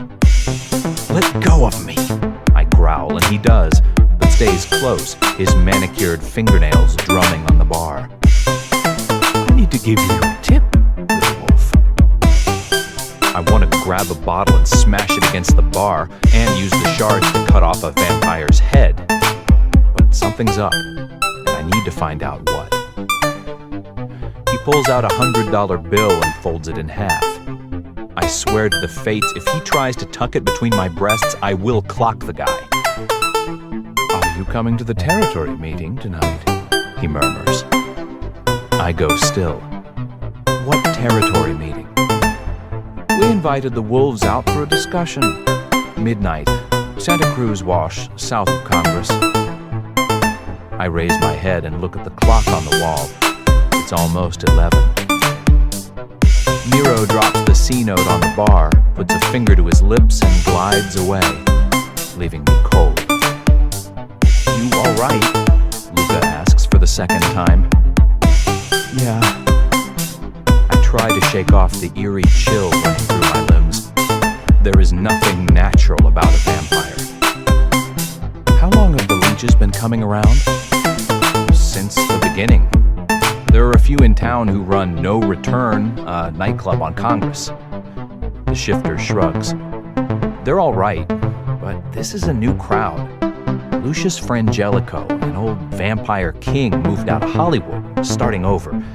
They do that, you know, every 50 years. So people don't realize they don't age. Yeah, but what's he doing here? I whisper the question to myself, watching Nero's back as the tall vampire heads deeper into the club. He ignores the fight, going straight to a side door, opening it, and disappearing. Luca picks up the bottle he left and drops it into the recycle barrel, glass clinking against glass. The sound jerks me out of my trance. Here. Luca hands me the $100 bill Nero left. You earned it. At 10 to midnight, I rinse my hands and slip away, telling Luca I need a break. I thread through the groups of shifters standing around talking about the last fight, and when I reach the side door Nero took, I hesitate only a second before pushing through it. I don't know what's going on with the leeches in what should be wolf territory, but if Trey and my cousin won't talk to me, Nero might. If not, maybe he can lead me to this Lucius Frangelico vampire king. Once I find out, I can report back to my alpha and my dad and go home, before history repeats itself with Trey. The night air is cool on my face as I walk. It's easy, way too easy to follow the vampire's scent. Trey. Moonlight pools in the arroyo, lining the ruts thirsty for water. There's no sound but the highway in the distance and the crunch of our boots on the dry rock. How much farther? Jared asks, just as a large shadow detaches from a group of rocks and flows down into the empty basin. There. Tank, the pack's second in command, jerks his chin towards the shadow, which cleaves into several distinct bodies. My skin prickles as I recognize the new arrivals. Dark and suit-clad, with slick hair and inhuman good looks. Vampires. My lips curl automatically, showing my teeth. Garrett waves us forward. He marches right up to the group of vampires, stopping a few feet away from their leader. Tank, Jared, and I fan out behind him, acting cool and unafraid. A few more of our pack take up watch positions in case the leeches decide to ambush us. So far, they've acted in good faith, but I don't trust them as far as I can throw them. I'm not sure how far I can throw a vampire, but it sounds like a great way to relieve stress. Alpha, the vampire leader greets Garrett. The kingpin, as we call him, is lean like a runner, with swarthy skin and an impeccably tailored suit. His name is Lucius Frangelico, and he looks like he should have some corny Transylvanian accent. Instead, he speaks in cultured tones, like a BBC newscaster. What a fine night you chose for our meeting. Behind Frangelico, the rest of the vampires stare at us like snakes, unblinking. They're all perfectly groomed and wearing dark suits, mirror images of their boss. They look like fucking yuppies who stepped out of the office to get a cold brew, but their scent tells me they're old. We're not sure how old, but between me and a few of my hacker friends, we've traced properties their leader has held for over 200 years. The Shell Corporation changes every few decades, but everything ties back to Frangelico. Glad you all could make it, Garrett answers blandly. Lucius tilts his head to the side. It's a natural movement, but I get the feeling it's one he's studied and copied. He waves a hand at his gang. These are my lieutenants, Maximus, Nero, Tiberius, and Augustus. The Roman Empire called, I mutter to Jared. They want their emperors back. My best friend chuckles silently, his shoulders shaking. In front of us, Garrett hooks his thumbs in his jeans and lets his chin drop. On any other wolf, it would be a submissive pose, but our alpha is so big, he's still looking down on all but the tallest of the leeches. That's a lot of mouths to feed, he says thoughtfully, and Jared and I stop joking. That is why we meet, no? Lucius spreads his large hands. He's pretty big for a leech. Most of them are pretty boy thin and, forgive me, anemic. To work out territory. Tucson's not big enough for all of us, plus your gang. We prefer the word nest, Nero corrects. At a hand signal from Frangelico, he comes forward, offering a sheet of paper. Here is a map of the area. We have marked out ample territory for the wolves, with access to all the mountain ranges, of course. We merely wish to dwell west of the Santa Cruz and south of Congress Street, to hunt and feed in peace. At Garrett's signal, I move forward and meet the sleek-looking vampire halfway, keeping my gaze somewhere between his ear and his shoulder. Without touching his fingers, I grab the map and hand it to Tank. He and Garrett study it a moment, and when Garrett looks up, his eyes glow with anger. See, we have a problem with this. Because you don't hunt and feed off rabbits or deer. You hunt humans. Moonlight glints off Lucius's fangs. My children are too well trained to make a mess of our food. I've heard otherwise. I heard you got into a turf war in L.A., and your victims ended up drained dry. A small issue only. Frangelico waves a hand. Here I have no enemies. I offer you much to continue the goodwill between our species. What exactly are you offering?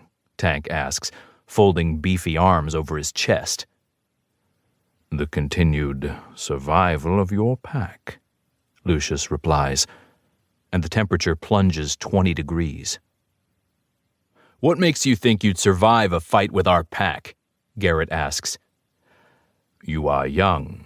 You have only begun to take mates. You have too much to lose. Lucius's voice is matter-of-fact as he recites his reasons. He's pretty nonchalant for a guy who just threatened our entire existence. And our mates. But he's right. Our strongest pack members, Garrett, Jared, and Tank, all have mates they would do anything to protect. And she's not my mate, but fuck if the image of Sheridan in her goddamn corset dress doesn't materialize in my mind, making my fingers clench into fists. I would die to keep her safe without a moment's thought. Loud growls grow in several wolves' chests. Garrett snaps the map in his hand, and the pack falls silent. It says here you'll be claiming Phoenix for your feeding grounds. Garrett studies the paper in his hands. Have you spoken to the pack there? I doubt they'll be happy to know a new vampire nest is trespassing on their territory. They won't.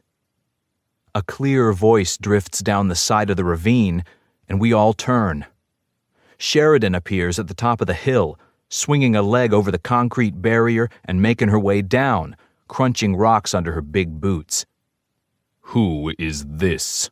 Frangelico asks sharply. She's one of us, I blurt and lean close to Garrett and Tank to let them know. It's Sheridan. What the fuck? Garrett's forehead creases, but he motions for Jared and me to go to her. We meet her halfway up the side of the ravine. Hello again, she says calmly, as if she's not interrupted a tension-filled meeting between sworn enemies. She's still wearing my jacket, thank the fates. The whole goth makeup and corset getup makes her look like a depraved Tinkerbell. Hi. I grit my teeth and put a hand out to help keep her from sliding down the loose rocks. She smells like beer and the vanilla orange scent of her perfume. My favorite scents in the world. My dick perks right up. I'm still mad as hell. What in the fuck are you doing here? My job, she chirps, and strides forward to meet the vampires. The leeches wait with perfect poker faces, honed over hundreds of years. Lucius moves first, stepping forward with a little bow. I do not believe we have been introduced. I'm Sheridan Green, she says, walking right up to stand beside Garrett as if she's his equal, as if she belongs here. I represent the Phoenix Pack. My lieutenants reported no Phoenix Pack. Lucius tilts his head at Sheridan, questioning. Wolf Ridge, Garrett answers for her. It's north of Scottsdale. My father's the Alpha. Ah, yes, Alpha Green. I have heard of his rule and the little schism between him and his son. You are the son. As if you don't know, Jared mutters, and I resist the urge to roll my eyes. This whole playing dumb act of Lucius's is getting old. He's trying to be disarming, but we know all about vampire charm. Let it get to you and you're dead. Sucker food. I move closer to Sheridan. I am, Garrett answers. But, as you can see, there is no divide between me and my father's pack. We are united on all fronts. His voice holds a warning. Attack one and you'll have to fight us all. Score one for our Alpha. I see, Lucius says pleasantly. It is well that a Phoenix representative is here. The proposed territory allows my children to feed there as well as here. We can spread out our prey. Spread out the deaths, you mean? Tank rumbles. Lucius makes an impatient gesture. No deaths. And with the opening of our club, we may not have to roam too far. Club? What club? Sheridan asks. I lay a warning hand on her back, but she doesn't back down. I sense her tension, but she faces the vampires with a calm, almost bored expression. My new club, Toxic. Frangelico tilts his head towards Sheridan. You must visit us, my lady. No fucking way, I mutter and step in front of Sheridan, putting as much of my body between her and the vampire king as he'll allow. Lucius keeps smiling at Sheridan, showing fangs. She smiles right back, her incisors front and center. Her creature of the night outfit has one advantage to it. The hot dress and artful makeup is one hell of a costume. Combined with her smarts, She charms the vampires completely. Too well. Out of the corner of my eye, I watch Nero lick his fangs. I bite back a growl. A crackle of paper, and we all snap back to attention. Garrett holds up the map. For purposes of a temporary treaty, we agree to this territory, he says. Any vampire caught outside will be subject to punishment. If any of mine are caught breaking my rules, I will deal with them myself, Lucius promises. His voice is smooth, almost a purr. The leech is pleased. I feel sick. I didn't glance at the map, but I bet the Fight Club is right inside the vamp's territory. Which means we might have to pay tribute or be overrun by leeches hunting their victims. Not that we haven't been already. Garrett wouldn't let us throw any vampires out until we met with Frangelico. Wait, Sheridan says. What about Sucrescent? There's a silence as wolves and vampires alike try to make sense of what she said. It sounds vaguely French. What is this? Lucius sounds surprised. I hear Sheridan's heartbeat pick up as all eyes turn to her, but her chin lifts and her voice stays strong. I've heard of it in connection with leeches, vampires. Some sort of drug, right? A few of the lieutenants exchange knowing looks. Nero hides his mouth behind a manicured hand. Ah, Lucius says. Sweet blood. I had not heard the street name. It is not a drug. Well, not for humans, anyway. Not directly, Nero murmurs. It is for vampires only. Lucius spreads his hands and looks smug. You come to our club and I will show you. All of you are welcome any time. A low growl from Garrett makes the Vampire King add, No harm would come to you or yours. You would be our esteemed guests. All right, Sheridan says. At first, I can't believe my ears. She's calling the vampires bluff? Lucius inclines his head and Sheridan adds, I'll go. Saturday night. Then she glances up at me and the look on her face. It's a challenge. The scraping sound is me gritting my teeth, biting back my response before I say something I regret and set off a war. I can't stop myself from glaring at Nero when he glides forward and leans toward Sheridan. You will enjoy yourself, little wolf. I will make sure of it. This meeting's over, Garrett growls, thank the fates, and one by one the wolves turn and walk back the way we came. I wait for Sheridan to go and glare in Nero's general direction before spinning on my boot. The leech's laughter starts as soon as I turn my back, unhinges my spine, and follows me from the ravine.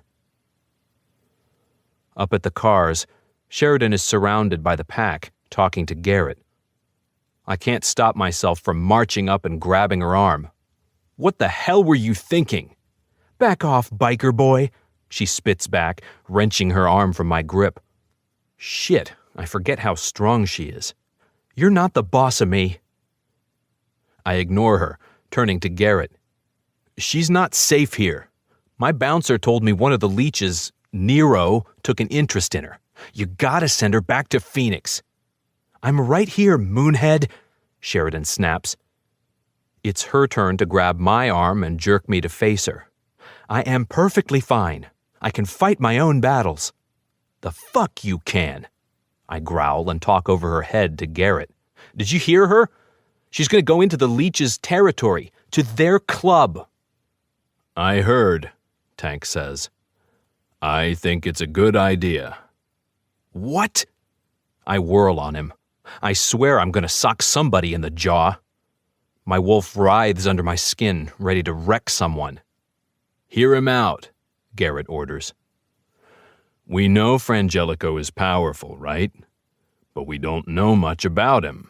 We need to know more. Visiting the nightclub is the perfect way to find out more. Then why don't you go? I shoot back. Tank shakes his head. Can't. I'm too high up in the pack. Also, I'm a threat. He shrugs his massive shoulders. We need someone less thug-like, more professional. A spy, Garrett agrees, and turns to Sheridan. She flushes but doesn't drop her gaze. What do you say, cuz? You're already here to keep tabs on us. It's not like that, she protests weakly, and for the first time since she's shown up, she looks uncertain. I'm not here to spy on you. Uh-huh. Garrett raises a brow. At least do me the favor of telling the truth. She drops her eyes. They're worried, and not just about the leeches in our territory. Your pack has been through a lot. Sheridan sucks the inside of her cheek. It has the unfortunate resemblance to sucking dick, and my cock stiffens to full mast. I almost groan out loud as I shift it in my jeans. I know. I'll call my dad. Garrett grimaces for a brief moment before smoothing his expression. The rest of us share sympathetic looks. We all know what Alpha Green can be like. After all, we grew up under his rule. Until he kicked us out. The way some of the pack eyes Sheridan, they haven't forgotten the part she played in betraying us. Under the weight of the pack's stare, Sheridan wilts a little. She was one of us before she turned traitor. About tonight, I was just trying to help. Help who? His voice is whip-sharp. Even though I agree with Garrett, my wolf bristles at the way he's speaking to her. My chest puffs out on its own, shoulders square. Garrett glances at me and takes in my shift of posture. Help you. The waver in Sheridan's voice bothers me far more than it should. I step closer to her, make it known I'm still her protector, even after the way things went down. Garrett shrugs. I know you have to follow your alpha's orders. Maybe you can be useful to both of us.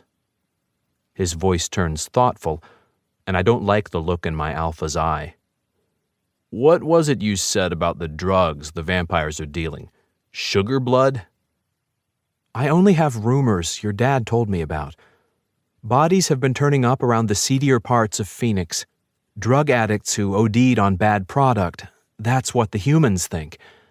Whatever drug it is, it makes the victim's blood toxic. Too much and they die. That's not enough to get my dad involved, Garrett rumbles. He's not interested in a human war on drugs. No, Sheridan agrees.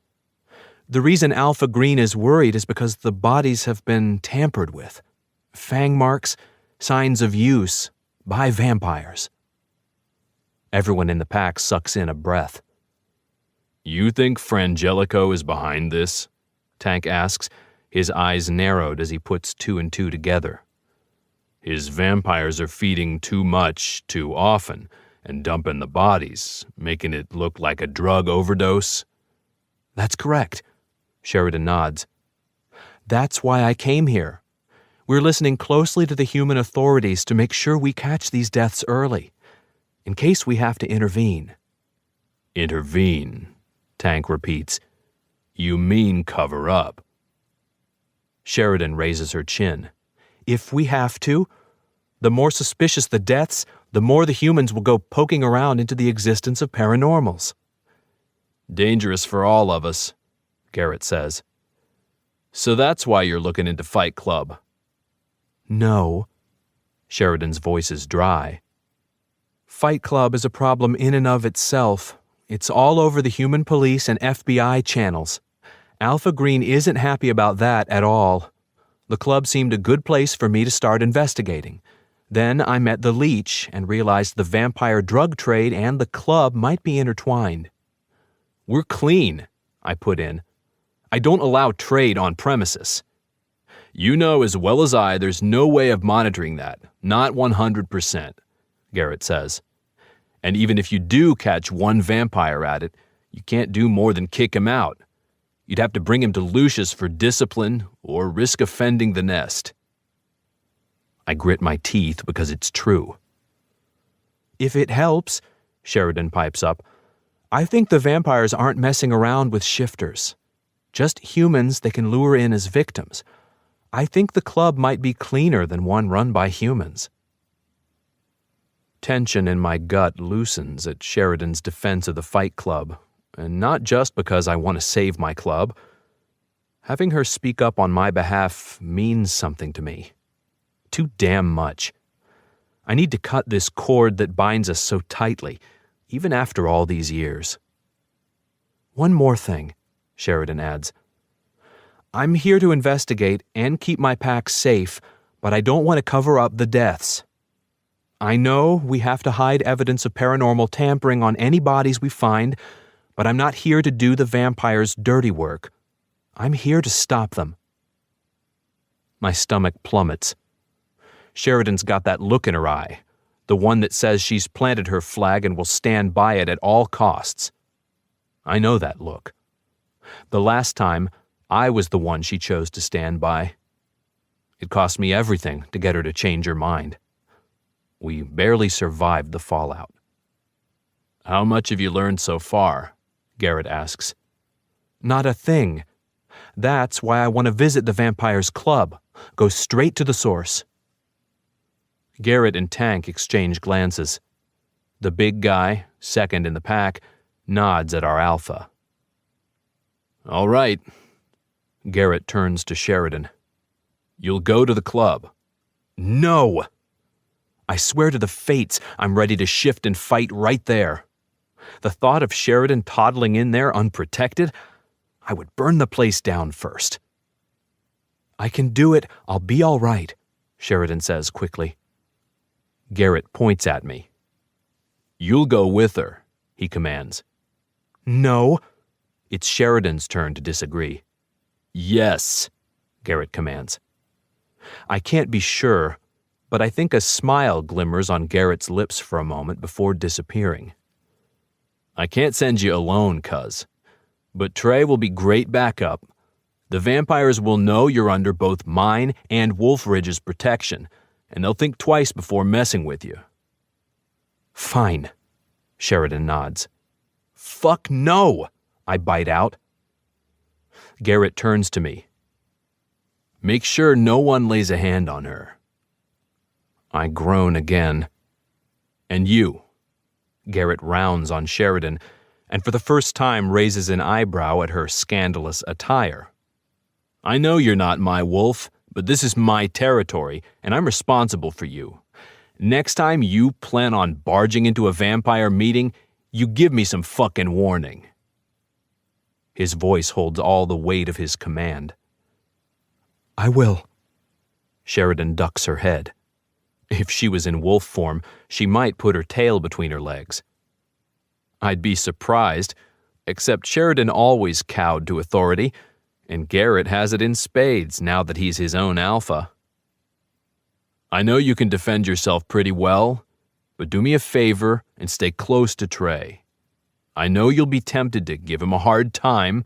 Who, me? She blinks innocently. I scowl. But don't. It's dangerous enough going into the vampire's lair, backup or no backup, he lectures. You both need to stick together and present a united front. Of course, Sheridan says, just as I mutter, this is a mistake. You think I should send someone else? Garrett asks. His tone is sharp, but I know he's really asking. No. I kick a rock with my boot with enough precision to send it rocketing into the air. You're right. There's no chance in hell I'd let her go with anyone else. I would go apeshit if I couldn't be beside her to protect her. Besides, he and Tank are too high up in the pack to go to the club. Putting them in the vampire's clutches could invite assassination or kidnapping. We just declared peace, but it's best not to tempt the vampires too closely. An attack on a pack alpha or his second could mean war. Jared might do it if I asked, but he just took a mate. I'm single, expendable. And if I lose it and kick the shit out of a leech, the pack can write it off easier. Blame my bad temper, slap me on the wrist. As long as I beat up on a lesser leech and don't go after Lucius himself.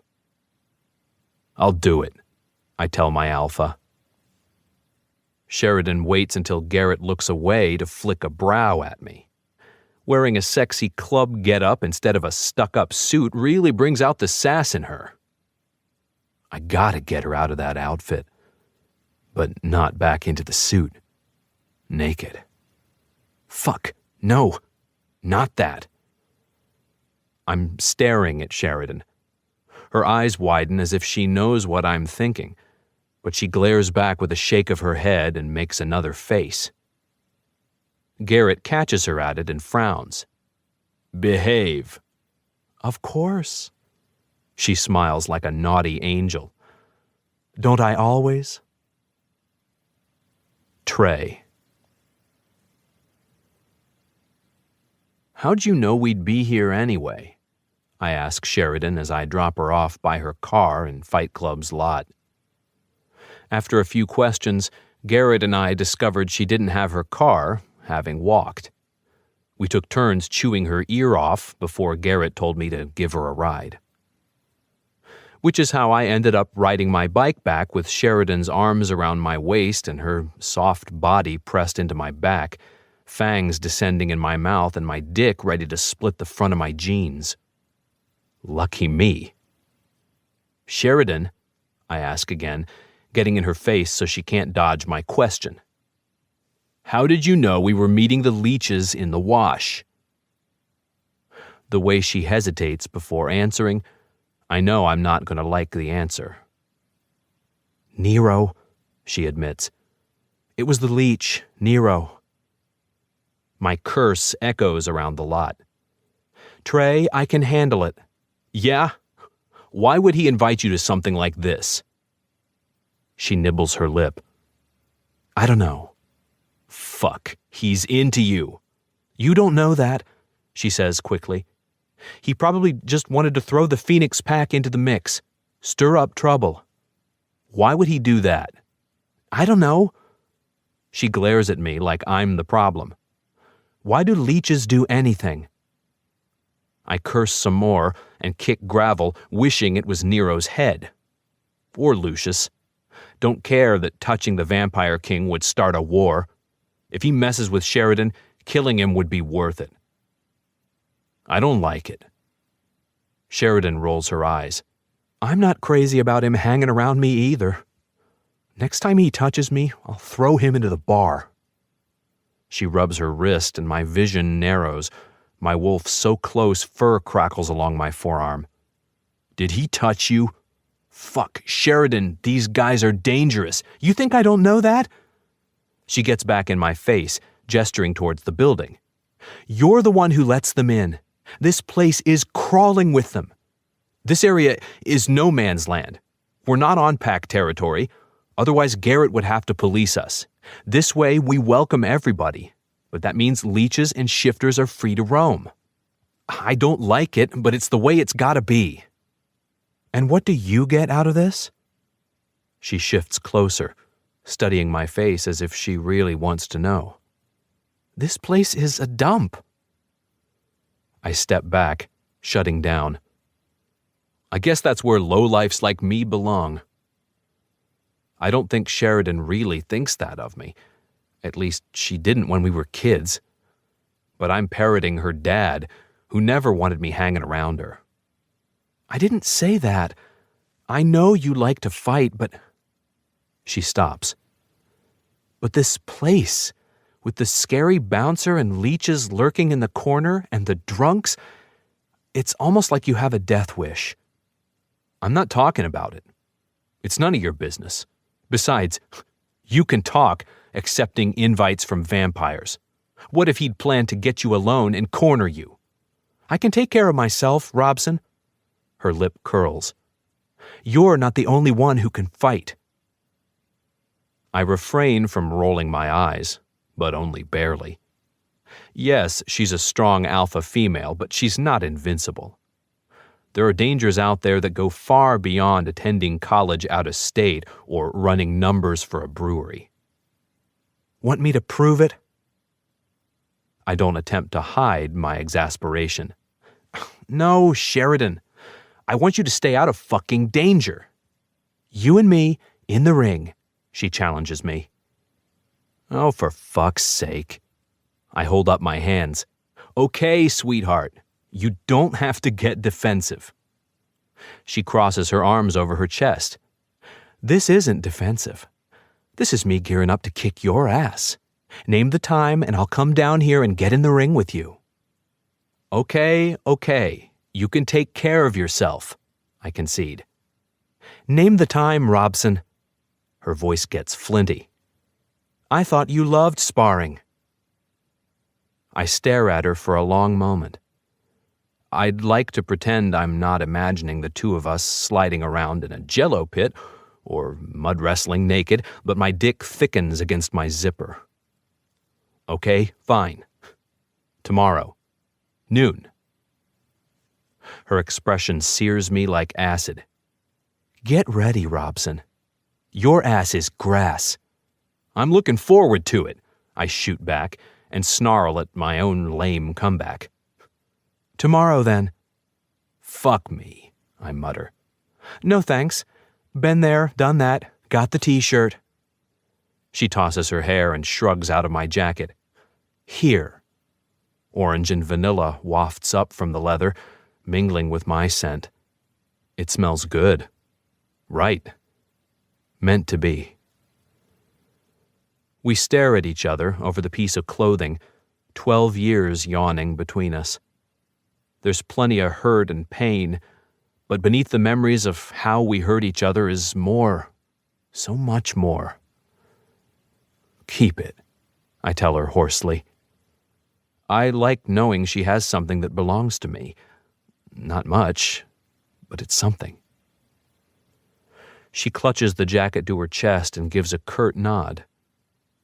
Something in me cracks a little, as if I'm relieved she didn't throw my gift back in my face. Fates, I'm still in deep with this woman.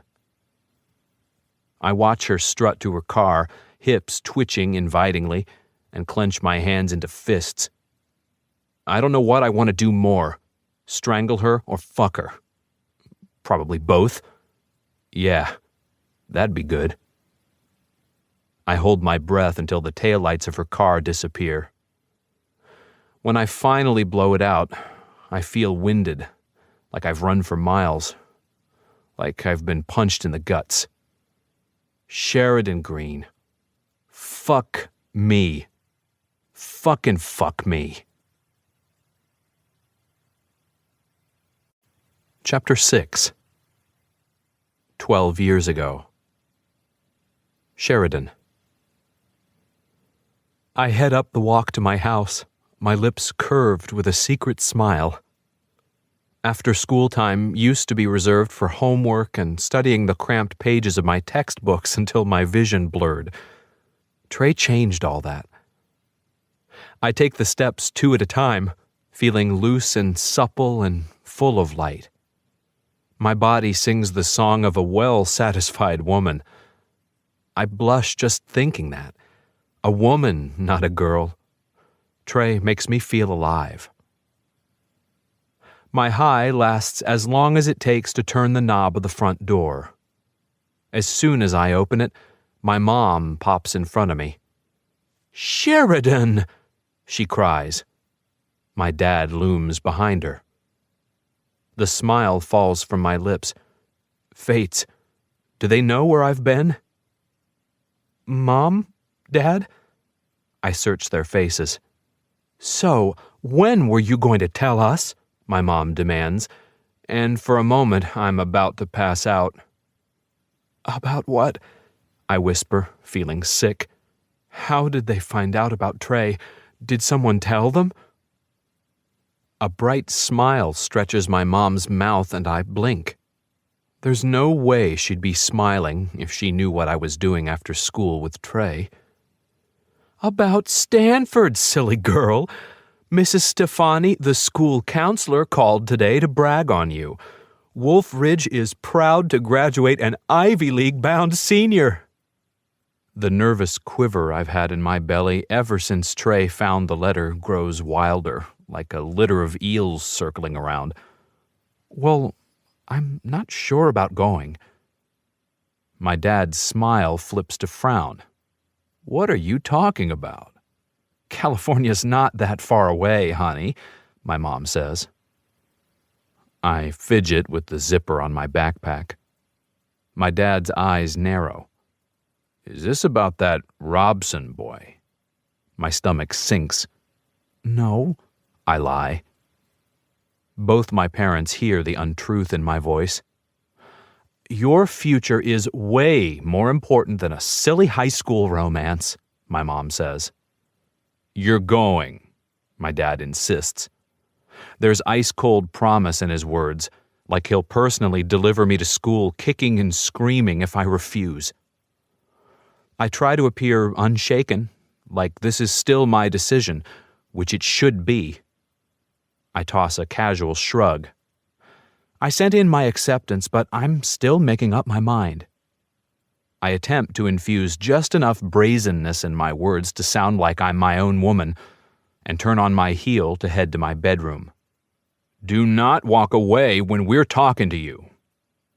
And just like that, the conversation 180s from "we're proud of you" to "you're in deep shit, young lady." For the first time in my life, I consider running away. It's a rash and irrational thought, but it pops into my head immediately, like it's the only solution. I'm 18 now. They shouldn't be running my life like this. Would Trey come with me if I did? I stop and turn, teeth grinding. What? Yeah, I can play bitchy teen to a T. You're going to Stanford, my dad says. There's nothing to decide. I want to argue and fight, but my dad's pulling an alpha, and I know there'd be no winning. Maybe that's why my brain produced running away as my only other option. Tears of defeat pop into my eyes, but I don't let him see them. Instead, I whirl and run for my room, slamming the door like I'm 13 again. Present. I'm back at Fight Club at 1:45. Daylight doesn't do this place any favors, but I can't help calculating the cost of pavement, new paint inside, maybe some bleachers around the cage. This place could be legit.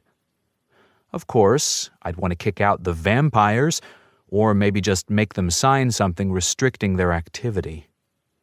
Part of the thrill of this place is the danger. I wouldn't want to take that away completely. My thoughts are swirling around waiver forms and liquor licenses and costs of regular power washing when my eyes land on Trey's tall form. He stands in a pool of light, dust motes dancing around his powerful body. His tattoos really aren't bad. Works of art, really. I want to peel off his clothes and make him tell me the stories of how, when, and why he got them. Except that would mean he was naked. No, down girl. Bad idea. You ready for this? He calls, and I trot over to him. I'm wearing yoga pants and a loose top, my typical gym wear. His forehead creases as he reads the words on my shirt. You only do butt stuff at the gym. I grin. I got this shirt from Etsy. Do you even know what butt stuff is?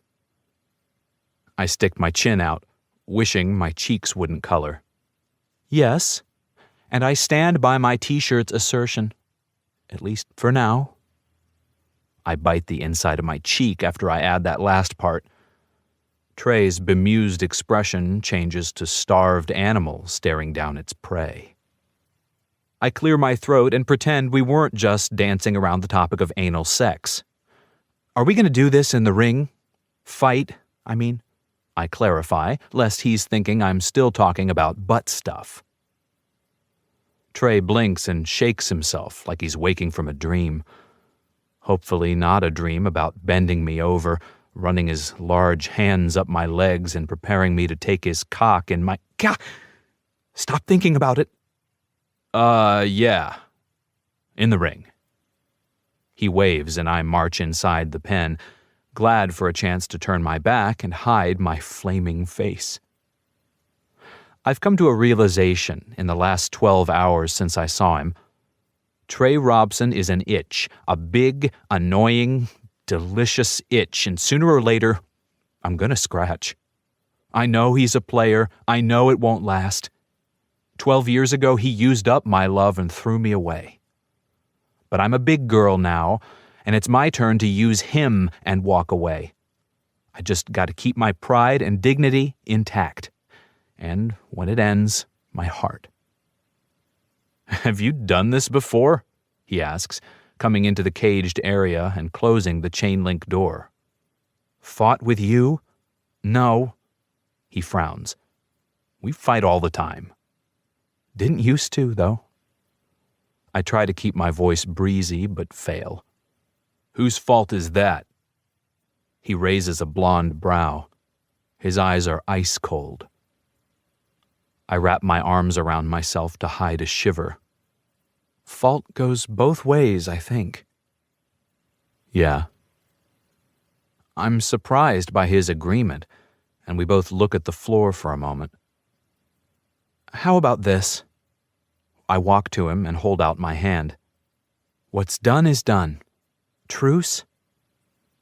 Truce, he repeats softly and takes my hand. Just like that, I'm falling into the depths of his ocean eyes, falling for the magic of Trey. The touch of his fingers sings through me, pulling up all sorts of memories of when I wished he'd touch me forever. 12 years after we walked away from each other, away from the ruin of our love, I wish he'd hung on tighter. Even after we hurt each other so completely, I could climb into his arms and never leave. Trey drops my hand. The spell breaks. Ready? Yep. I bounce on the balls of my feet. If I can't hug him, I can hit him. I'd prefer that in the long run anyway. Then he pulls off his shirt. What? My mouth is suddenly dry. What are you doing? He drops his t-shirt at his feet, rubbing the tattoos on his arms absently. His lean muscles pop and flex, perfectly on display without him even trying. Getting ready to fight, sweetheart. I narrow my eyes. I want to call foul play, but then I'd have to admit the sight of him without his shirt affects me. Should I take off mine, then? His gaze darkens. If you want. I call his bluff, peel my shirt off and drop it on the floor next to his. My girls are stuffed into a hot pink sports bra, straining against the fabric, proudly on display. It's Trey's turn to look dazed while I smirk at him. Turnabout is fair play. Payback is a bitch, he retorts, but a smile dances around his mouth. Nope. Payback is a she-wolf named Sheridan. With fantastic tatas. I turn from him and pretend to do some warm-up stretches. I definitely don't bend and pause in positions that best showcase my butt. Of course not. That'd be cruel. When I whirl back, he has his eyes closed and is pinching the bridge of his nose while taking deep breaths. Everything all right? I ask with as much innocence as I can muster. Yeah. Yeah. All right.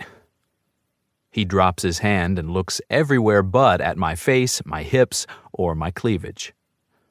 We'll start simple. I come at you, and you try to stop me. That's simple? I ask dryly, but shrug. Come on, then. All right. He blows out a breath. Then he comes at me, eyes blazing. Muscles fill my vision, and for a moment I panic. Then my self-defense training kicks in. I step into him, grab his left hand, turn and pull him off balance, slamming my bottom into his hips and rolling him off my back. He slams into the ground. Before he recovers from the surprise, I drop a knee onto his chest, pinning him to the floor. Yield! Trey stares up at me, making no move to try to fight me off or get the upper hand, even though I know he can. His nostrils flare, like he's breathing in my scent, and I see the flicker of silver in his eyes. His wolf is showing. After a beat, I lift off and back away. Where the fuck did you learn how to do that? College, I shrug. I took a few classes. Good thing you went, then. He winces right before I do. I stare at him, something old and deep twisting in my gut. When he first broke up with me, I'd been sure it was to make sure I went to Stanford, so I wouldn't give up the opportunity for him. But then he... Water under the bridge. I don't want to think about it. Sorry. I just can't believe you... He looks around the cage like he doesn't know how he got here. I would offer him a hand up, but I'm not sure it's a good idea to touch his skin, to get used to the feel of his hand in mine. The air between us crackles. It's like you're a different person. Nope, still me. I don't tell him that after we broke up, I examined my life. On the surface, I went to college and did everything to be the perfect she-wolf my parents raised me to be, but underneath, I was digging deep and discovering who I really was. I had Trey to thank, or blame, for the journey. He was the first wolf in my life who saw me, the real me, and loved me all the same. In the end, our relationship was a disaster, but also a gift. I had to give Trey up, but I found myself. I don't think I've ever seen you in a novelty t-shirt. He motions to the gym shirt crumpled on the floor. Or that outfit last night. I would never guess you owned something like that. It's not my everyday office wear, I say, but I like to have fun. You taught me that, I add, and flush.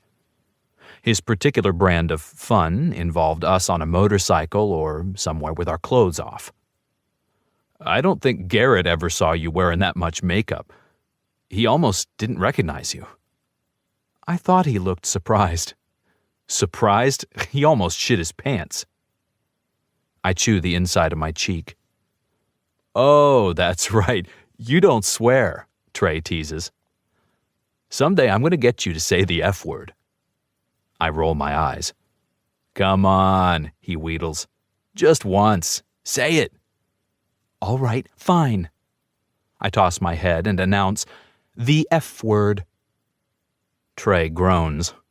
I'm going to make you say it, says the man who just got the wind knocked out of him on the floor. Someday, I'll catch you off guard. I'll make you scream it. I narrow my eyes. You will not. I will, he promises, his eyes hooded, gaze heavy on my face. My lips tingle. Fuck, it'll be so hot. Zing. Heat blooms between my legs at Trey's admission. I don't even know why he would think me saying the F word is hot, but knowing he does turns me on. Dream on, Moonbrain, I reply primly, and we both burst out laughing. Trey stretches out on the mat and I lie down next to him, within arm's distance. It feels natural. Seriously, though, he says, why did you learn moves like that? You really want to know? You have to promise not to freak out. At his sharp look, I sigh. I had a stalker. What? His whole body jerks and I throw out a hand. Relax. It's over. I took care of it. His eyes are wolf bright. Who was he? He growls. Some dumb frat guy. Rich, privileged family. I think his mother was a judge. He was obviously used to getting his own way. He got me alone in a room one night. upstairs from a party. The music was blaring, I guess so no one could hear me scream. He came at me, pushed me onto the bed. I pause, remembering that awful night. What happened? Trey's voice is thick, his wolf close to the surface. I threw him through a window. Trey blinks. That which doesn't kill you makes you stronger. I recite today's words of wisdom and shrug. I'm not a victim, Trey. I'm a she-wolf. I have to act weak, protect the pack's secret, but I was under attack. And he deserved it. The way he'd set up everything, he'd probably done it to other girls. I wanted to stop him. So you threw him from an upper-story window? It was only the second story, I defend. He only broke both legs and an arm, a couple of ribs. We were able to write it off as an accident. You threw your stalker out a window, Trey says. I hope I'm not imagining the glimmer of pride in his tone. Yep. I raise my chin and own it. I defenestrated him. Defenestrate means to throw out a window, I explain while Trey looks blank. I learned that from a word-a-day calendar. You and your calendars. Trey shakes his head, but the corner of his mouth quirks up. Now are you ready to believe me when I say I can handle some vampires? He hangs his head. I guess. I don't like it, but damn. What? You've changed. I like it. I like it a lot. Thanks. I want to turn away, hide how much his opinion means to me. Before I can, he raises a large hand halfway to my face and stops. I freeze, staring down at him. After a moment, he pushes a lock of hair off my cheek and tucks it behind my ear. Sheridan, he murmurs. Sheridan Green. Where have you been hiding? Right where you left me, I want to scream. Back in Wolf Ridge, picking up the pieces of my broken heart. Instead of shouting, I shudder as his thumb rubs my lower lip. His touch goes right through me, tingling lower down. You always were so sweet, but also wild. His voice deepens. At least, you were with me. This is Trey, the sane part of me screams. He's a player. He wrote the player playbook. The rest of me sighs as he cups the back of my neck, drawing me closer. His eyes are the blue of faraway tropical waters, and my brain wants to take a vacation. So naughty and nice, and his lips brush my mouth and I close my eyes. Open, open, he whispers, and I obey, my lips seeking his, my mind dizzy and grasping his commands like a lifeline. Yes, that's it, sweetheart. Just like that. He deepens the kiss, his big hand threading through my hair and angling my head where he wants it. I relax and let him take control, my whole body singing, sighing, drinking every word and touch and whisper until I'm floating. Trey, I breathe, and he answers me with another small kiss. This is crazy. We're supposed to be fighting. We were fighting, and then what happened? Trey magic. He draws back, and I moan a little, following him with my mouth. I'm supposed to be strong. What was I doing? I can be strong. I break the kiss. He doesn't force anything more, just tips my head forward until my forehead touches his and shakes his head slowly. We stay like that a moment, breath mingling, moving in sync. The thick scent of my own lust hits me, and I draw back.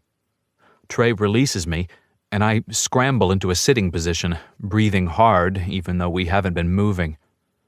I wish I had some words of wisdom right now, but all I can think of is a variation on give a man a fish. Give a player a kiss and he owns you. Teach a player to kiss and he locks lips with every freaking female in a 100-mile radius. I clear my throat, searching for my voice. So are you convinced? What? He blinks. That I can take care of myself.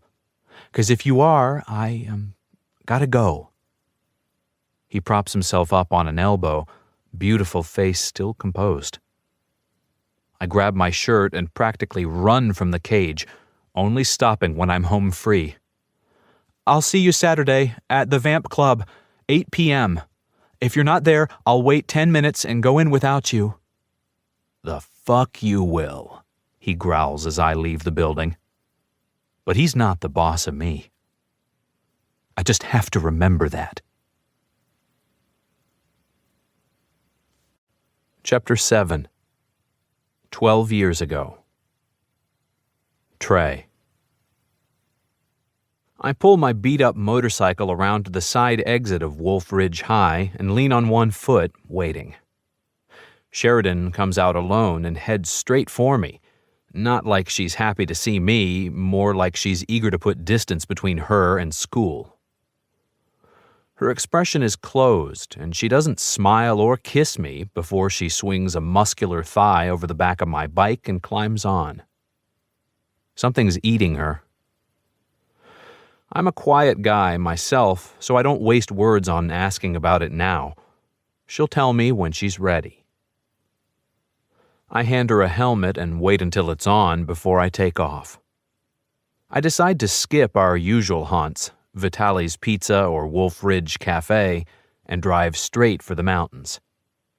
I know when I'm out of sorts, letting my wolf out heals me. Once we take the turnoff for the mountains, I gun it, letting the sensation of wind across our faces simulate a four-legged run. I think that's why young wolves love motorcycles so much. We're physical creatures. We sense everything in our bodies, and keeping them cooped up in buildings or cars makes us tense. I spin all the way to the top of the first foothill and park. Sheridan climbs off and tosses her backpack on the table, then climbs up and sits on it, her feet resting on the bench. She stares out over the rocky desert terrain. I sit beside her and gently bump shoulders. Hey. My brother died today. Oh. I understand what she means.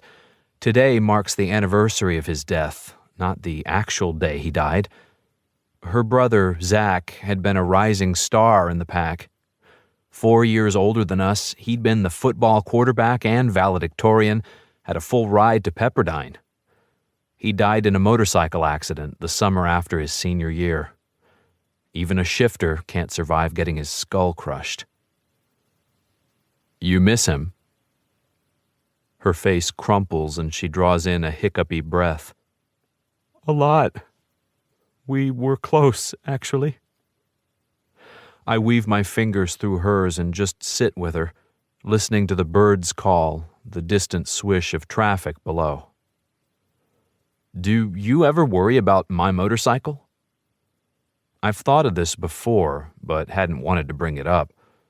She never acted afraid, so I figured it wasn't an issue. But since we're talking about Zach, it's worth discussing. No. I actually love that you ride a bike.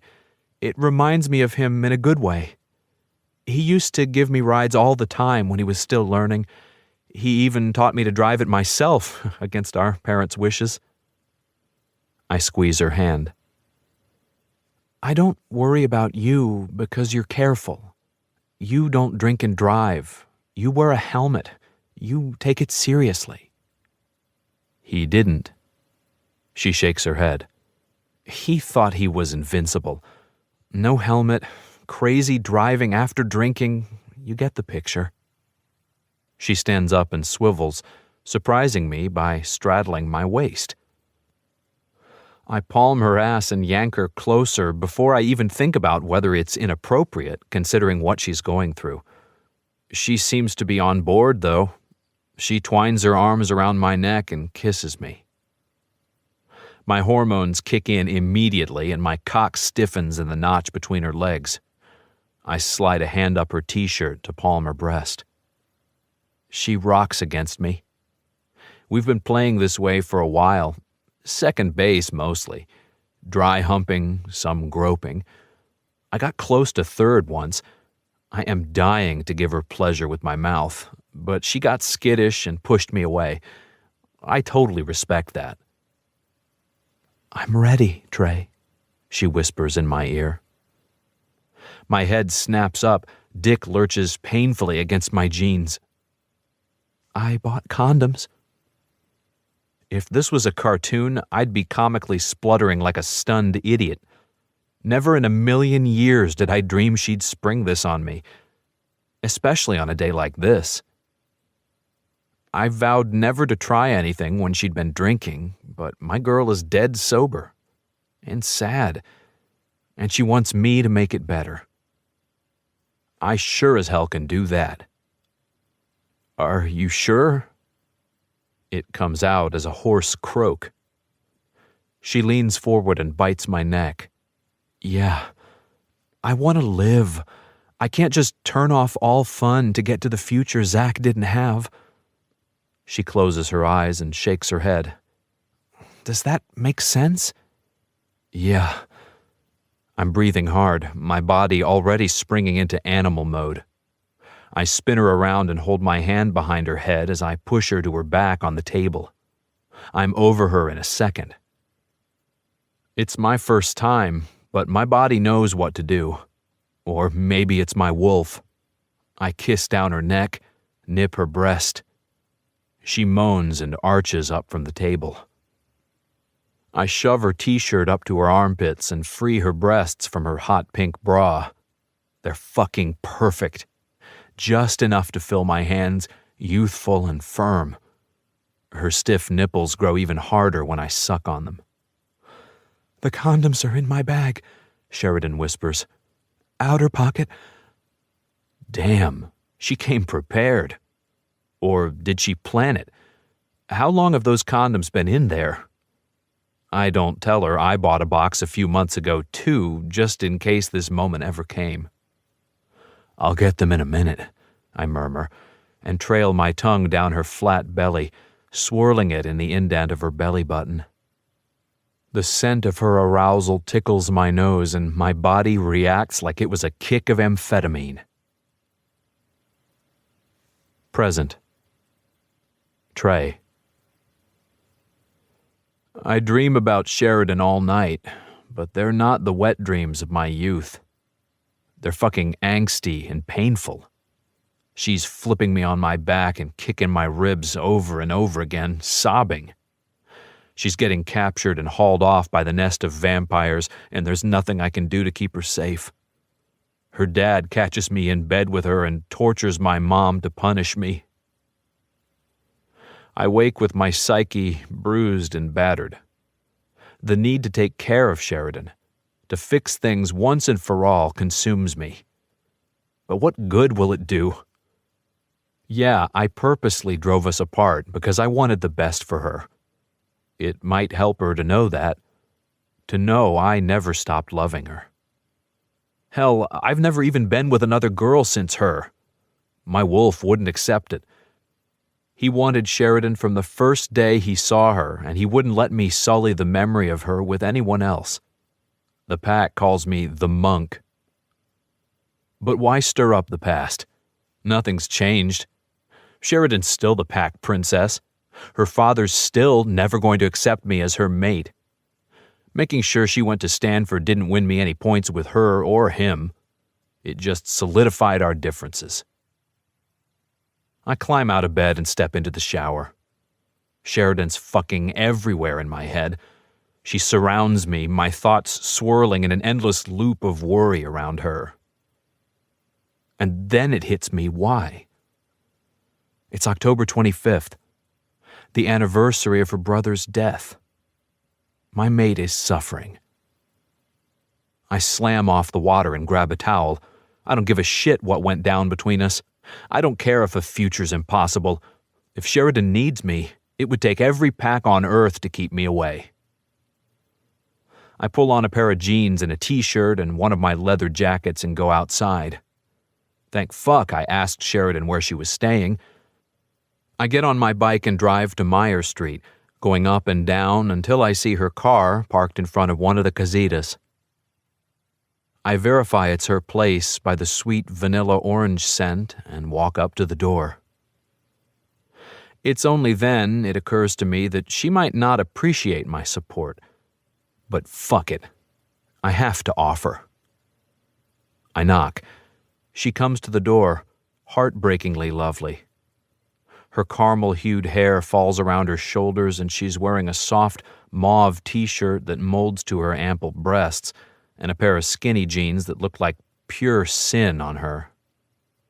But she's not her usually snappy, together self. There's a subdued quality to her that makes my heart twist. I was right to come. "Trey?" Her honey and peaches voice is soft and puzzled. I flip the motorcycle keys around my finger. "Wanna go for a ride?" Her eyes fly open in surprise, confusion, and wonder warring in her expression. She tilts her head to the side. "Why?" I shrug. "I know this day is hard for you." Her beautiful face instantly crumples. Tears pop in her eyes and she falls into my arms. "I can't believe you remembered." I stroke her silky hair. "Yeah, of course I remembered, baby." I breathe in her scent. "Of course I did." Her back shakes on a silent sob. "I still miss him," she chokes, her tears wetting my neck. I slip my hand under her hair and massage her neck. "I know," I murmur. After a moment, she gets it back together, sniffs, and pulls away, ducking her head. "I'll go get my shoes on." I'm almost lightheaded with relief. She's coming with me. She's letting me offer this comfort to her today. I'm not foolish enough to believe this means anything in the grand scheme of things, just grateful I get to be with her today. She comes back, wearing my jacket and her sexy club boots. She's put lip gloss on, which makes my damn dick forget that she was just crying 2 seconds ago. I hold my hand out and she curls her fingers into mine, letting me lead her out of the casita to my bike parked on the street behind her car. "Where to? Mountains?" "Have you eaten?" I shake my head. "Nope. Wanna get food first?" She takes the helmet I offer her and tosses her hair back before putting it on. Definitely. I take her to a nouveau Mexican restaurant on Broadway where we both get heaping plates of huevos rancheros smothered in salsa verde and extra avocado. She shovels the food in her mouth like the healthy shifter she is. "I didn't think I could eat today, but suddenly I'm starving," she says between bites. I smile. Adorable wolf. "Good.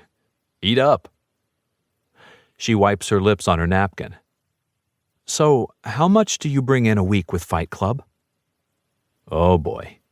Here comes MBA Sheridan with that brilliant mind and laser focus pinpointed right on me. I shrug. "Enough." She takes a large gulp of ice water. "No, really. Let's talk numbers. I'll bet there's places to improve profitability." I raise a brow. "Thought you were going to try to shut me down." Something flickers over her face. Regret, maybe. She drops her eyes to her food and scoops another forkful. "That may not be necessary." I grunt in response. "You're not going to tell me?" "What?" "Your numbers? Let's see. I would say Luca and I rang up about $900 in drinks Wednesday night and the margin's probably around 30%, so $600 profit. You had 5 people on staff, including me. What does that eat up?" I'm incapable of denying her this chew toy for her brain. 200. $50 to each of the security guys, 25 base pay for the bartenders. I'll get your breakfast, I say wryly, since she never got paid. She rolls her eyes. I don't care about that. I made a ton in tips anyway. So, $400 after paying staff. Do you pay the fighters? I shake my head. That's a separate business enterprise.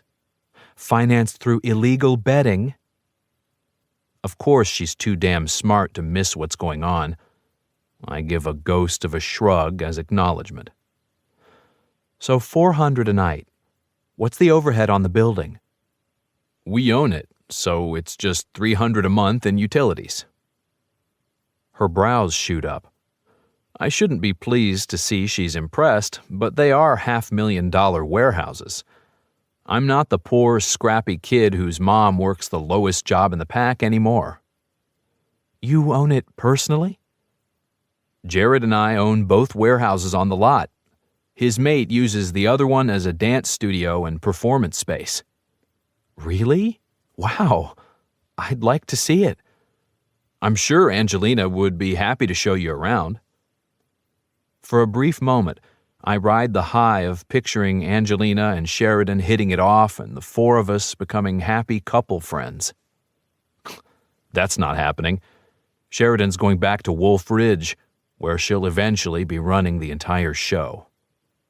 I'll be here running Fight Club. Anyway, with you owning the building, the opportunity for profit is huge.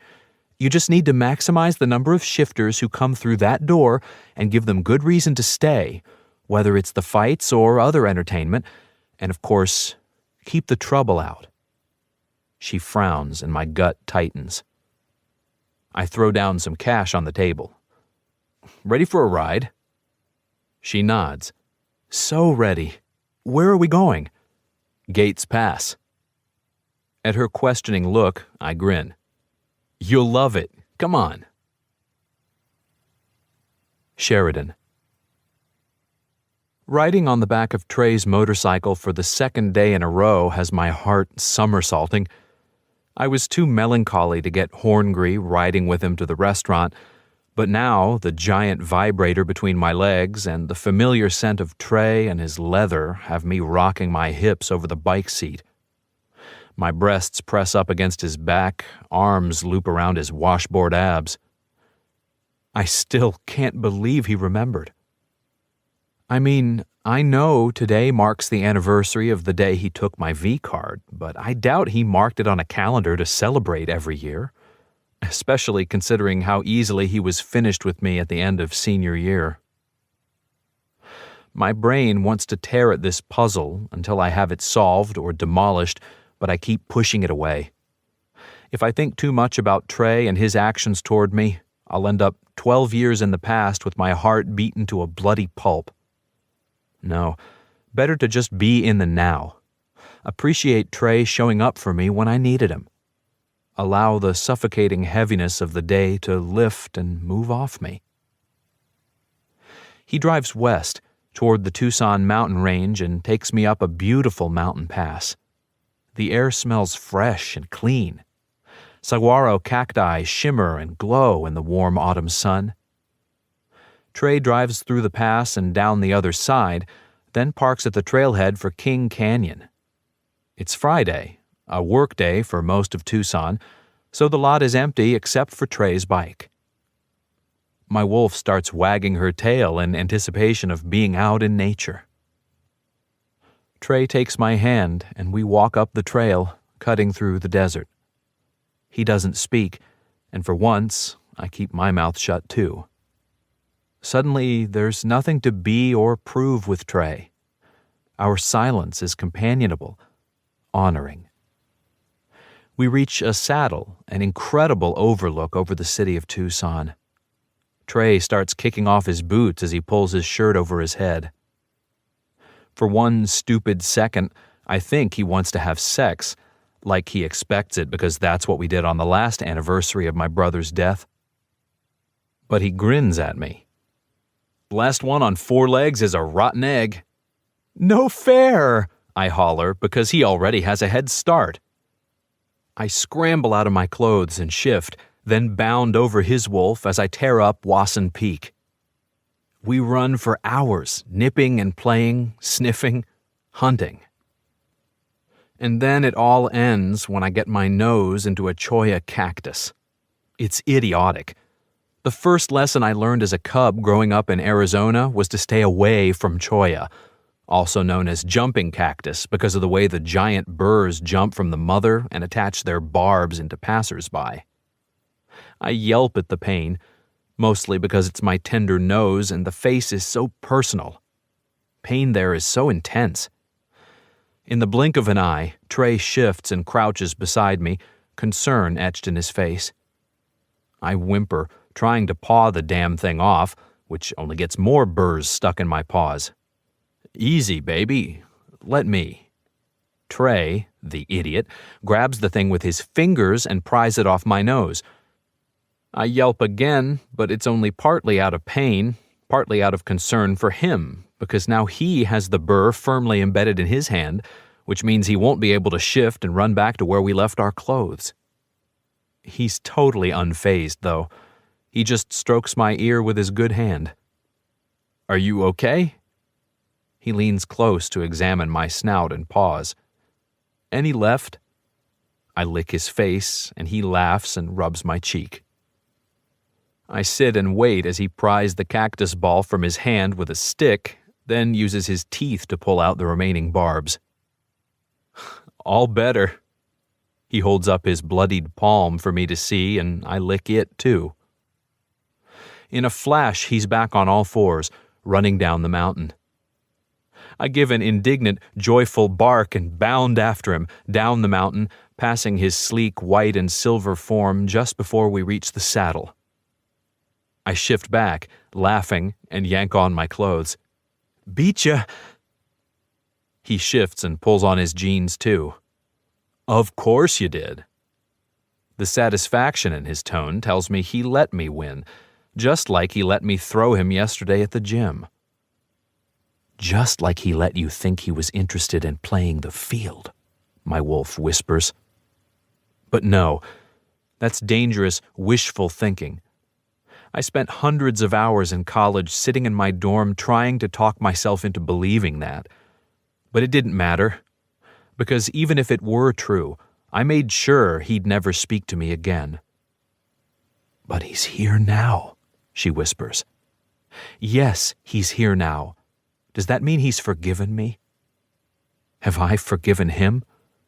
Stop thinking. Just enjoy this moment. We hike back to the bike in the same comfortable silence. Ride back to my place. Trey doesn't get off his bike, like he's just dropping me off. Definitely not expecting sex. The disappointment spearing my midsection tells me I was hoping for it. You want to come in? Oh, crap. Do I sound desperate? He should be begging me, not the other way around. His eyes flash silver. Fuck, Sheridan. Of course I do. But? He shakes his head. I can't. He sounds pained. Why not? His breath has grown quicker. The veins in his neck are popping out. I have to get to Fight Club. We have an event. Want me to work? No. His answer is quick and definitive, which hurts way more than I want to admit. Nope, we're all set, he says, like he's trying to soften it. But I'll see you tomorrow for the leech thing.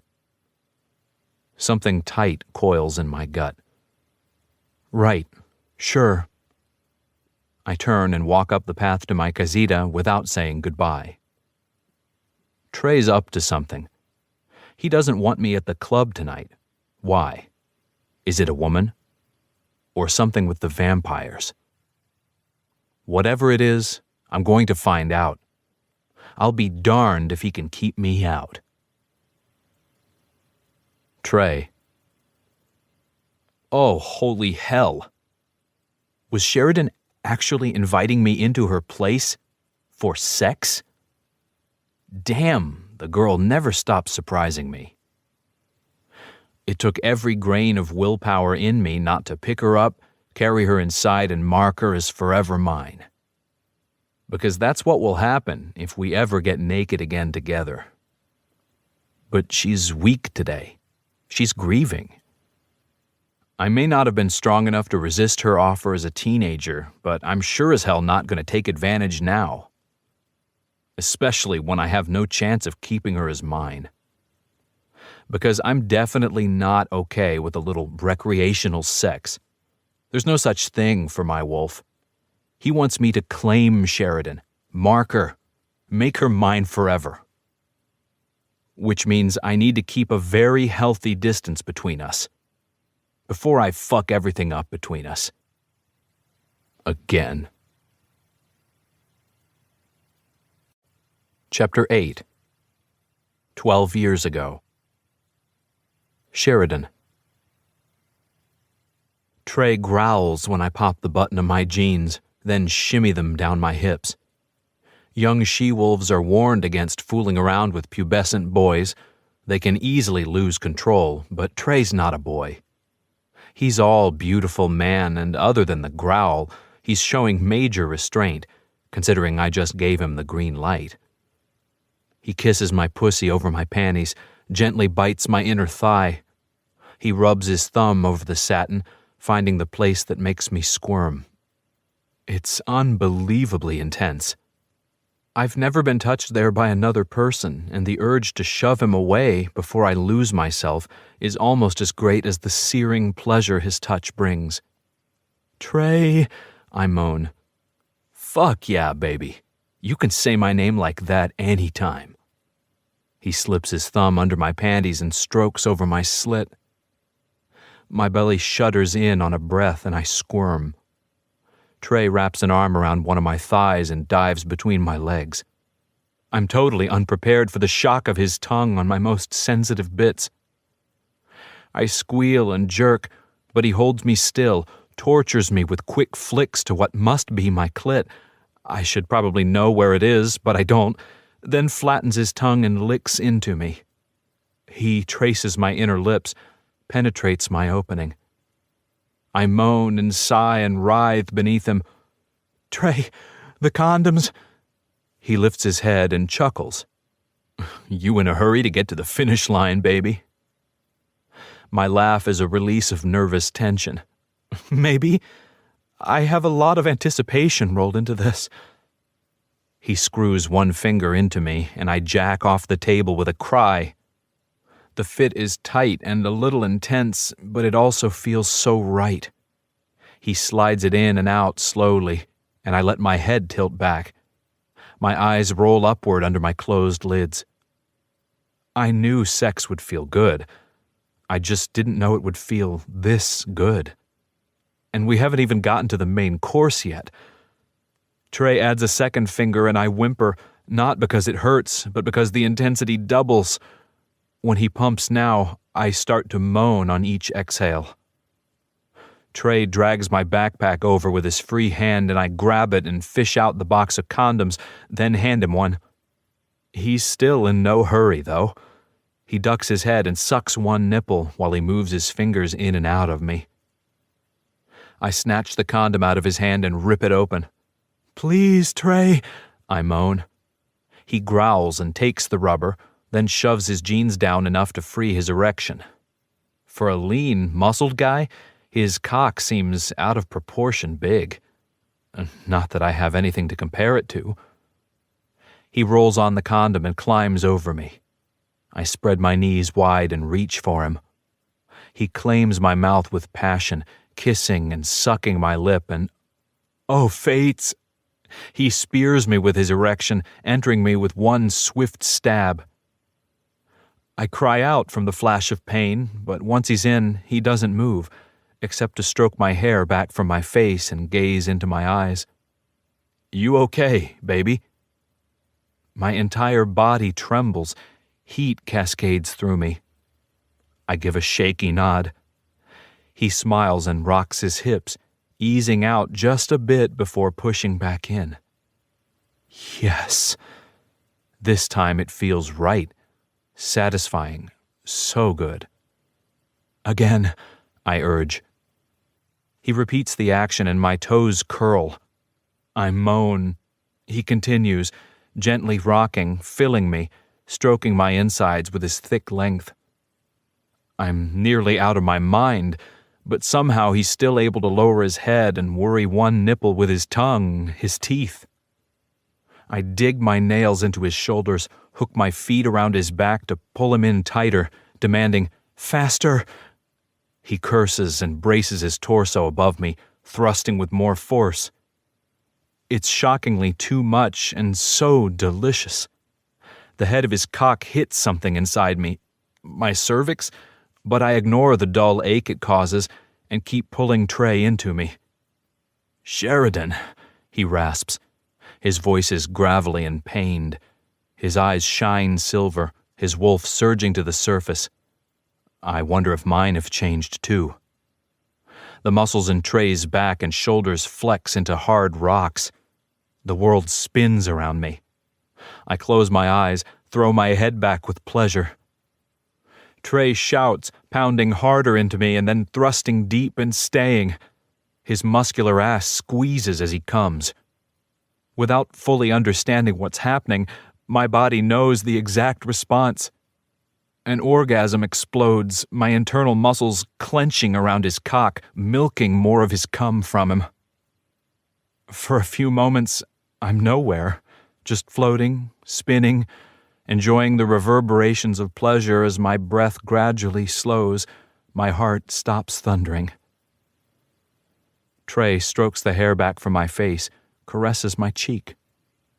I blink my eyes open, and I'm shocked to find his irises still gleaming silver, his canines spiked as if he wanted to mark me. I realize his body is shaking above me, muscles corded up as if the effort of holding back from marking me is killing him. And yet he continues to show me only gentleness. He has the control not to take the step that would bind us together for the rest of our lives. Make me his forever. My heart beats fast at the knowledge that his wolf picked me for its mate. Does my wolf concur? How would I know? Female wolves don't mark their mates. There isn't a special serum to embed in our mate's skin. Regardless of what my wolf thinks, I know without a shadow of a doubt that the idea of Trey marking me is nothing but exciting. In fact, I'm soaring, as if he'd just declared his undying love, pledged his life and soul to me. I touch his clenched jaw. "I think your wolf likes me." I say it lightly, acknowledging it to prevent any awkwardness. He pulls out and rolls off me, standing up to remove the condom and zip his pants. So fucking much. He slides my panties up, then my jeans, then pulls me to sitting. He stands between my thighs and holds me, his palms stroking my back, my hair. He kisses my head. "Thank you, Sheridan." My heart stutters in my chest. Every kid or adult in Wolf Ridge who thinks Trey is just some hardened asshole because of his fights or who his dad was or his lack of achievement ought to know this side of him. Tender, grateful, sweet. I lift my lips for him to kiss and think if we were cat shifters, I'd definitely be purring right now. Present. Sheridan. I show up at Fight Club in a short red corduroy miniskirt and a silky black blouse that leaves one shoulder bare. Jared's at the front door, and he moves to bodily block my entrance. "Oh, no. No way I'm letting you in there tonight." Just as I thought, something's going on. "Why not?" I try to skirt around him, but he shifts to block me again. I put my hands on my hips. "Nope. Trey does not need you distracting him. Sorry, Sheridan. Come back another night." I lift my chin. "I'm going in there. Trey's a big boy. He doesn't need you to protect him from me. Jared fights a smile. Yeah, I think he does. And I have money riding on Trey tonight, so I'm really protecting my own interests here. I go still. Trey's fighting? Jared closes his eyes, turns, and smacks his head against the doorframe. I'm sure you weren't supposed to know that.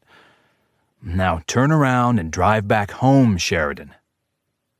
Why wouldn't he want me to know? My heart's beating faster, but I'm not sure why. Jared rubs his jaw. You'd have to ask Trey that, but not tonight, he adds quickly. You can ask him tomorrow, after he wins this fight. Grizz comes out and glances at both of us. 5 minutes, he mutters to Jared. 5 minutes until fight time? I need in there. The thought of Trey in the cage both terrifies and turns me on. And there's no way I'm not going to see it. I make another attempt to slip by Jared while he's distracted with Grizz, but he's way too fast. "Jared!" I growl. He shrugs with a smug smile. No one to run and tattle to down here, is there? Maybe you should go back home. I ignore the jab. Yes, I clearly need to make amends with the Tucson pack, but that's not going to happen tonight. Tonight, I'm getting into Fight Club to see Trey in the ring. What makes you think Trey wouldn't win if I'm in there? I demand. I can't decide whether to be pissed off or flattered. Jared leans a hand against the doorframe and blows out an exasperated breath. Sheridan, if you're in there, Trey's going to be worried about your safety. Who's talking to you, who's touching you, whose throat he needs to rip out. He's not going to be focused on his opponent and winning the fight. I won't let him see me, I wheedle. I'll stay in a back corner until after the fight. Just let me in, Jared. The crunch of a heavy boot sounds behind me, and I turn to see my cousin Garrett coming up the walk. What's going on? I swallow.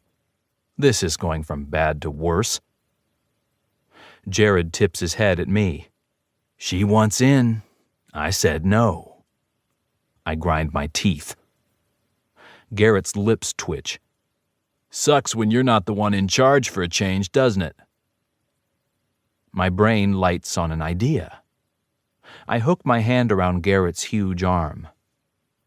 I'll stick with Garrett, I promise. I won't let Trey see me, but if he does, he'll know I'm totally safe with your alpha. Jared glances at Garrett, who shrugs. Fine, he grumbles. But if Trey loses this fight because you're here, I will be collecting my losses from you. Fine. I hurry in behind Garrett, sticking close to his side, as promised. Trey's already in the cage, Grizz announcing the contestants. Garrett elbows his way to a high-top table in the back corner. I'd ask if you want a drink, but then I'd have to leave you unattended, and it sounds like I'm your babysitter tonight. I roll my eyes. Go get a drink. I can take care of myself. The crowd shouts as Grizz blows a whistle and the first punches are thrown, and I forget the tension between me and my cousin, or Jared, or the rest of the pack. All my attention is on the beautiful fighter pivoting and punching in the cage. Trey's a big guy, but not thick like Jared, or Garrett, or Grizz.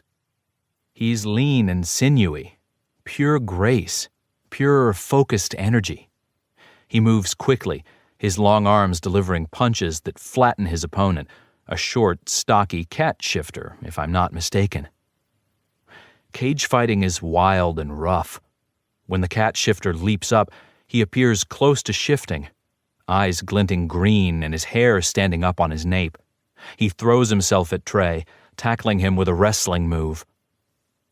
Trey flips him over, cuts off his airflow with an arm against his throat, waits until the guy smacks the floor to let him up. I hold my breath, but I'm not afraid. I'm in awe. They both get up and Trey bounces on his feet, his eyes lit with total focus. It's his lips that catch my attention, though. They're curling up at the edges. Trey's enjoying himself. Of course he is. How could I have forgotten what fighting means to him? It's how he lets off steam. I smiled too, my body tingling with awareness of his male virility, his unbridled power. The fight's over too soon. I could have watched Trey fight all night, but his opponent went down and wouldn't get up. Grizz takes Trey's bare fist, no boxing gloves for this rowdy bunch, and holds it in the air. The crowd cheers and I clap, jumping to see over their heads. Garrett grabs my waist and lifts me high in the air. As my head pops over the crowd, Trey sees me. Our eyes lock, and I watch his face split into a grin right before Garrett drops me to the ground again. I take off, pushing through the crowd. Garrett curses, staying at my back until the crowd parts for Trey, shirtless, bloodied, magnificent. Trey. Never in a million years would I have guessed Sheridan would enjoy watching me fight. She must, though, because she launches herself right at me. I pick her up, wrap those muscular legs around my back, and carry her to my office like a conquering Viking. She laughs in my ear, low and husky. Her scents up in my nostrils, vanilla, orange, and the feminine musk of her arousal. Shit. Why didn't you tell me? She breathes against my neck as I kick the door shut. I push her back against the wall and grind into the notch of her legs. Tell you what? You were fighting. Why didn't you want me to know? I slide my hands up under her shirt, groan when I find she's braless. I squeeze her ample breasts, rub my thumbs over her nipples. I didn't know you'd like it. My voice sounds rough to my own ears. I scrape my teeth along her neck, suck her earlobe into my mouth. Her hips jerk and she grinds over my throbbing dick. Thought you'd hate it, actually. Why? I thrust mindlessly into the notch of her legs like I'm going to dry fuck her right to orgasm. Her shirt ends up at her armpits, exposing the most beautiful pair of tits. They're a little bigger than they were in high school, and fuck if that doesn't send another rocket of lust barreling through me. I ease her feet to the floor so I can get my fingers between her legs. Oh, sweet honey. She's so wet for me. I shove her panties to the side and stroke her plump folds. Condom? Sheridan pants. Condom. Fuck. I growl and screw one finger into her tight channel. So I'll just have to get her off. I don't have one, I admit. She whimpers. It's okay, baby. I pump my index finger in and out of her, then curl it toward her front wall, trying to find her G-spot. I can still take care of your needs.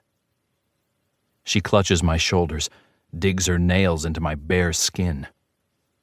A growl rockets from my throat, my vision domes.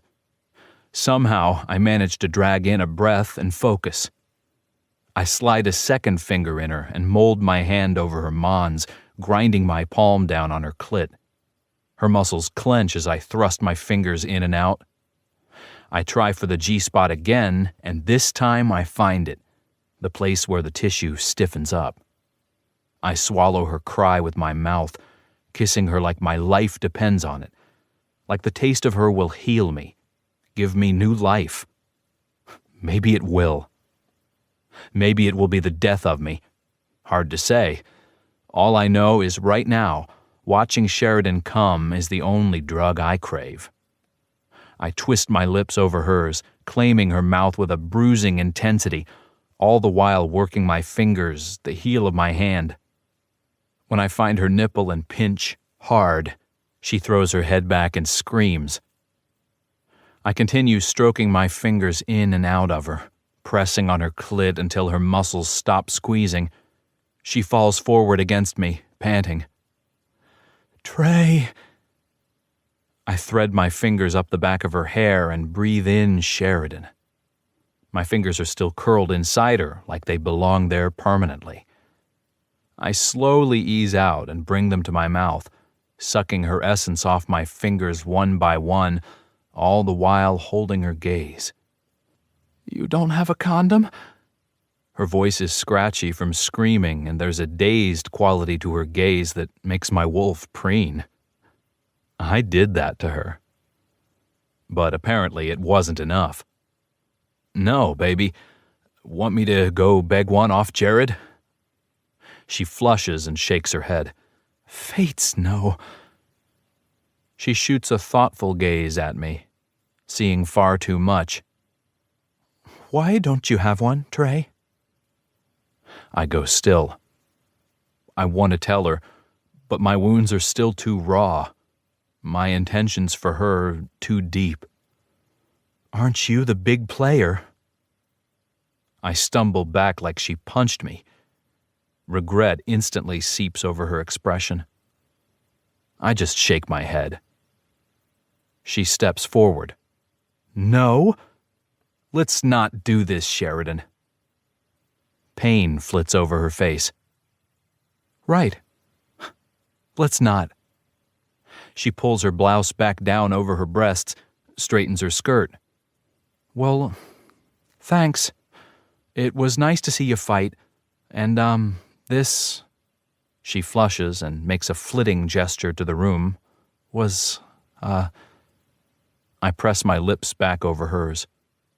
"Don't." She looks up at me, eyes wide, expectant. Like I'm supposed to lead wherever the hell we're going. And I have no fucking clue. I kiss her again. It's not the same claiming kiss of before, more of a firm seal, like putting a finish on something. We did this. Now it's over. We probably shouldn't do it again. Thanks for coming to see me. I love you. I'll walk you out to your car. I'm letting you go. Chapter 9. 12 years ago. Trey. Sheridan's house isn't a mansion, but to a kid who grew up in a double-wide on the wrong side of the tracks, it might as well be. My scuffed boots tread the gleaming tile lightly, even though there's no one around but us. Her dad's at work, and her mom took her sister to Tucson for some all-day gymnastics tournament. I sort of hate being here, because I know her dad would kick my ass if he found me, but I think that's part of the thrill for Sheridan. She likes the naughtiness of fucking under her parents' roof, and I'm not going to deny her a single fantasy. I walk around her bedroom, examining the childhood treasures and young adult books. I see a paper tucked under her desk calendar, like it's something secret, and I slide it out. Oh! Sheridan catches sight of it at the same time I realize what it is. An acceptance letter for college. From Stanford. Holy shit, Sheridan. Why didn't you tell me about this? We never talk about next year, about what's going to happen when she goes to college and I stay here, peddling pot and working on motorcycles with Garrett and Jared. I've tried to bring it up a couple times, but she always clams up and changes the subject. Why haven't you accepted this yet? I see the blank form underneath the letter, the one she's supposed to send back to confirm her place. She snatches the paper away from me. I'm not going. Her brows are down. I have a scholarship to ASU. Yeah, but this is an Ivy League school, baby. You should be jumping on this. She narrows her eyes. Why would I want to leave Arizona? My breath whooshes out of me because, yeah, I don't want her to leave the state either. But I also don't want her giving up her life for me. Or maybe it's not for me. I guess I need to find out. Why wouldn't you? I challenge. She's breathing fast, her breastbone rising and falling, tempting my eyes toward her cleavage, but I don't give in. You. Fuck. She said it. I can't stop the explosion of warmth in my chest, nor can I help the goofy grin that spreads across my face. Give me that. I snatch the letter out of her hand and slap it down on the desk. Then I tug her arm to position her in front of it. She's not expecting what happens next. Maybe I'm crazy to do it, but I push her torso down and smack her ass. There's a shocked gasp, maybe from both of us, and I don't move. I guess I'm waiting to see if she turns around and punches me in the face. When she stays still, I smack her again and again. That's for not telling me you got into fucking Stanford. I lecture her as I spank her, picking up the intensity as I gain confidence. And that's for trying to deflect an incredible opportunity. I kick her feet apart and slap between her legs. My cock is rock hard now, and I'm fucking loving dishing out the discipline like this. I will always be here, Sheridan. I'll be here Christmas and spring break and every holiday weekend, or hell, I'll go there. I've always wanted to see California. The point is, I'm gonna wait for you. You already know there's no one else for me. My wolf would never accept another mate. He picked you. You're it. The whole time I bare my soul to her, I'm spanking away. I'm not worried about hurting her, because shifters heal instantly, so my only worry is pissing her off, and she doesn't seem pissed. I stop spanking and squeeze her ass. More, she moans. Fuck me. As you wish, sweetheart. I unbutton her shorts and yank them off, along with her panties, dropping to a crouch to help her untangle them from her legs. After I stand, I pepper her ass with slaps, varying my target so she never knows where the next one will fall. One time on the back of her thigh, the next on her other cheek, then her pussy. I slap until her ass turns rosy red and her pussy grows slick and swollen. Then I pick up a pen and shove it between her fingers. Fill out the acceptance letter. No, I'm not ready to make that decision. I shove back the heaviness that threatens to descend. Believe me, I get it. Living apart from Sheridan would be the worst kind of suckage ever. But we're talking Stanford. Fill it out, send it in. You can always change your mind later. Not that I'll let you.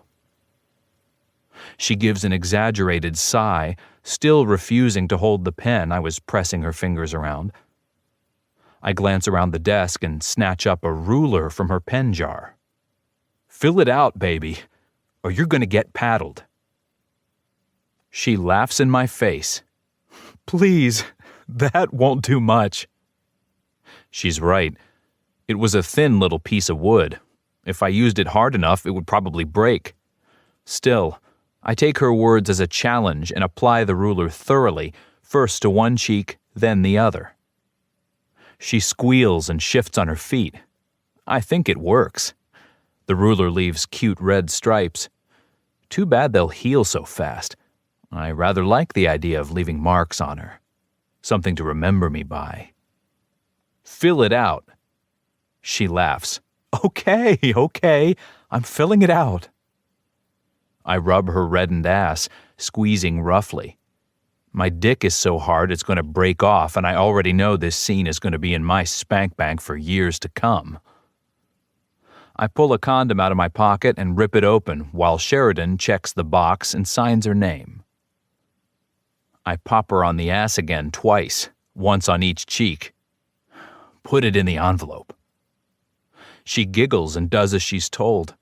I fucking love that she trusts me enough to let me dominate her this way. that she's as turned on by it as I am. I spring my erection and roll the condom on. Now for your fucking, I say, like it's a punishment too. She hollows her back, lifts her blushing ass to me. Hell to the yeah. I push in, slow at first, but she's plenty wet, totally ready. Okay then. She's gonna get it hard. Keeping secrets from me has consequences, I say, pushing her torso down further until she's flat against the desk. I press my hand to the back of her neck to hold her in place. Oh, yeah? What are they? Her husky voice nearly makes me jizz in the condom right there. You're about to find out, sweetheart. I grip her nape and use my hold to leverage myself back and into her again, slamming hard. She grunts, then moans. You're gonna take it hard today, little wolf. I'm gonna fuck you until you can't walk. She lets out a sweet little whimper and I continue to ram into her, slapping my loins against her hot ass, shoving her feet wider. Are you gonna keep things from me again, baby? No, she moans. I piston faster. That's right, you're not. Because now you know what happens. I'm feeling like a porn star, the kind who uses and degrades his partner in the worst kind of way. But I can't find it in me to feel bad because Sheridan is loving the hell out of it. In fact, it's hard to tell who's getting off more. We're both about to blow so hard the roof flies off the house. Her sounds grow more urgent, cries more needy, and stars dance behind my eyelids. My thighs shake, balls draw up tight. Fuck, Sheridan, fuck! I can't stop the urge to fuck her harder, drill deeper, so deep she'll remember me every time she moves. Please, Trey, she moans. I'm gonna come, I warn, because there's no holding it back now. Yes, come. I slam into her and shoot my load, and she shrieks, body convulsing beneath mine. I pull her torso up until her back meets my chest and pinch both her nipples while we both still come straight into tomorrow. Like always, before I shift, my vision domes, canines lengthen. If I don't mark her soon, I'll go fucking moon mad. But I hold strong for her. She's too young. Her dad would kill me. I'll wait until the time is right and we both agree. I grit my teeth and hold my wolf at bay, my muscles shaking with the effort. When I have control, I squeeze her firm breasts and stroke my cock in and out. That's it, sweetheart. There's no getting away from me. You could go to college across the earth and I'd still wait for you. Or I'd come find you when you were done. You're mine. Mark me, she whispers. Fuck. My teeth descend further. Not yet, I grit and pull out, not trusting myself to keep touching her when she's tempting me so fucking hard. Why not? She turns to challenge me. I step back. You need to be sure. Once I claim you, there's no backing out. She pulls the collar of her t-shirt down to offer her shoulder for my bite. Baby, I croak. I'm fucking dying here. My cock's gone rock hard again. Serum coats my teeth, ready to be embedded into her skin, to claim her as mine forever. But this is just like the college thing. I'm not going to let her screw her future out of some 18-year-old's impulse to mate the first guy she fucks. We'll talk about it later.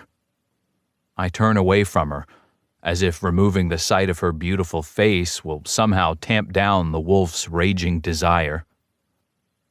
I love you, Trey, she says softly to my back. I almost drop to my knees. How this girl can simultaneously make me into a man and humble me is beyond me. I whirl and throw her over my shoulder, carrying her to the bed. I have to claim her again. I'm not giving her my bite, but I sure as hell can't keep my cock away from her. Present. Sheridan. The Vampires Club is tucked in El Mercado district, near the trolley stop at the edge of their territory. A nondescript stucco building with nice landscaping and a pretty stone walkway. I'm there right at dusk and sit in my car with the top up, watching the sun melt below the horizon in a storm of color. The only thing to fear is fear itself. I tap my dashboard with my finger, readying myself to walk into the vampire's stronghold. The fact that Lucius the Leech King gave the invitation doesn't reassure me at all. Vampires love their invitations, and they don't need permission to get inside a victim's head. Lucius wouldn't have extended one if he wasn't sure he held the upper hand. He's up to something. Maybe it has to do with the mysterious black car I keep glimpsing on my block. Someone knocks on my window and I jolt in my seat with a squawk until I meet Trey's baby blues, my alarm reflected in their depths. Trey gives me a concerned look as I roll down my window. Everything okay? Yeah, just, nervous. I don't mention the mysterious black car sitting outside my house a couple times this week. After the story of my stalker, he might not take it well. Trey opens my door and I hop out. He's dressed in his usual biker guy outfit, another leather jacket, white shirt, and black jeans with his wallet on a chain. His hair is spiked with fresh gel, and his boots slightly less dusty and scuffed than usual. He's scowling at me. What? I look down at my chest. Do I have something on my shirt? That's not a shirt. You're right. I fiddle with the zipper between my girls, tugging it down another millimeter before twirling on my Louboutins to give him the entire view. I think technically it's called a catsuit. I smooth my hands down the sharp angle from my waist to my flaring hips and strike a pose. Meow. Fuck, Trey mutters. Where do you get these outfits anyway? BDSM are us. I lean into him, inhaling his scent, a masculine mix of aftershave and motor oil. His arms go around me automatically. I can't stop myself from wriggling closer. Is that a lead pipe in your jeans, or are you happy to see me? Fuck me. He holds me close, burying his face in my hair, and I'd wager he's enjoying the mingle of our scents. I know I am. I got you something to wear, I murmur. Oh, yeah? His breath wafts over my ear as he nuzzles my neck. I step back and he lets me go, following me with a hungry gaze. Then he sees what I pull out of the store bag. Fuck no! He jumps back as if I've tased him. I hold up the leash and silver-studded collar. No, it'll go with your outfit, I sing-song, strutting on my heels as he backs away. Actually, no. You need to be naked. His groan deepens as I wave the bag at him, enjoying the results of my gag gift. You don't want to be my little doggy? Really fucking funny. That's no, mistress, I instruct with a smug smile. With a growl, Trey advances. I back up, wide-eyed, as all 6 feet of him comes at me, horngry and looking like an avenging biker god. He snatches the leash and collar from my hand. I'll take this. You're gonna wear it? My mouth drops open a little. I only got it as a joke. He shoots me a look of pure, menacing promise. One of us is gonna wear it tonight, but it's not gonna be me. He pretends to inspect the leather goods. The wickedness in his eyes sends zings straight to inner thighs. My knees wobble. I may have pushed the wolf too far. Trapping my gaze in ice, he pulls the store bag from my hand. What else you got? gag gift? I stutter. Literally.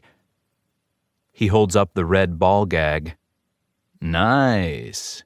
He turns it over before pocketing it, along with the leash and collar. Should come in handy. He catches my elbow right before my legs give out. Let's go. The last of the sun's rays dive behind the mountains as we walk up to the club. A pale human greets us at the door, a black strip of ribbon tied around his neck. He's thin and anemic, but good-looking in a boy band sort of way. Welcome to Club Toxic. I take my last breath of fresh air, the hair on the back of my neck prickling at the vampire's scent as I step into their lair. The doorman offers to take our jackets, and I give him a toothy grin. I don't have one. Trey folds his arms over his chest, his glower a clear refusal. The human doesn't balk, doesn't show any expression, really. I check his neck for bite marks, but can't see anything under the satin choker that seems to be a makeshift collar, probably why he's wearing it. We're early, Trey murmurs, looking around the empty dance floor. A few people sit in booths or stand at tall tables, but there's barely anyone here. On purpose. I wanted to stake out our territory before a crowd shows up. As we walk across the room, I stay as close to him as I can without actually leaning on him. He doesn't seem to mind. The scent of vampires clogs my nose. Trey takes a derisive sniff.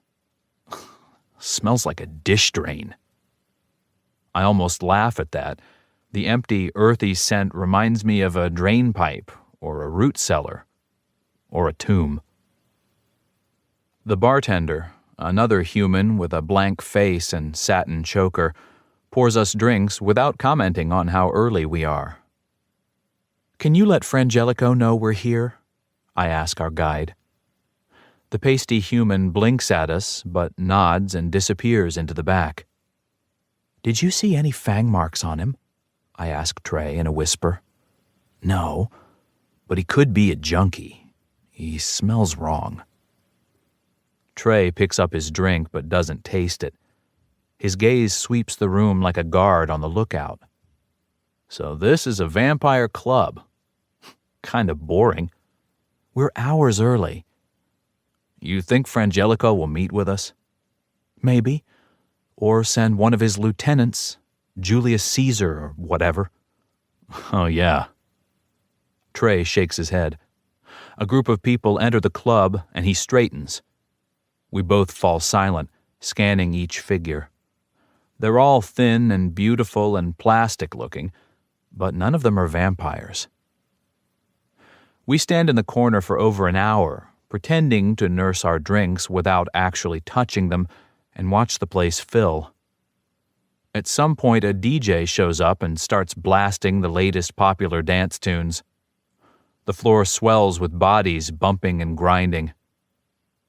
The leeches aren't having any problem making this place popular, Trey murmurs in my ear so I can hear him over the sinful beat.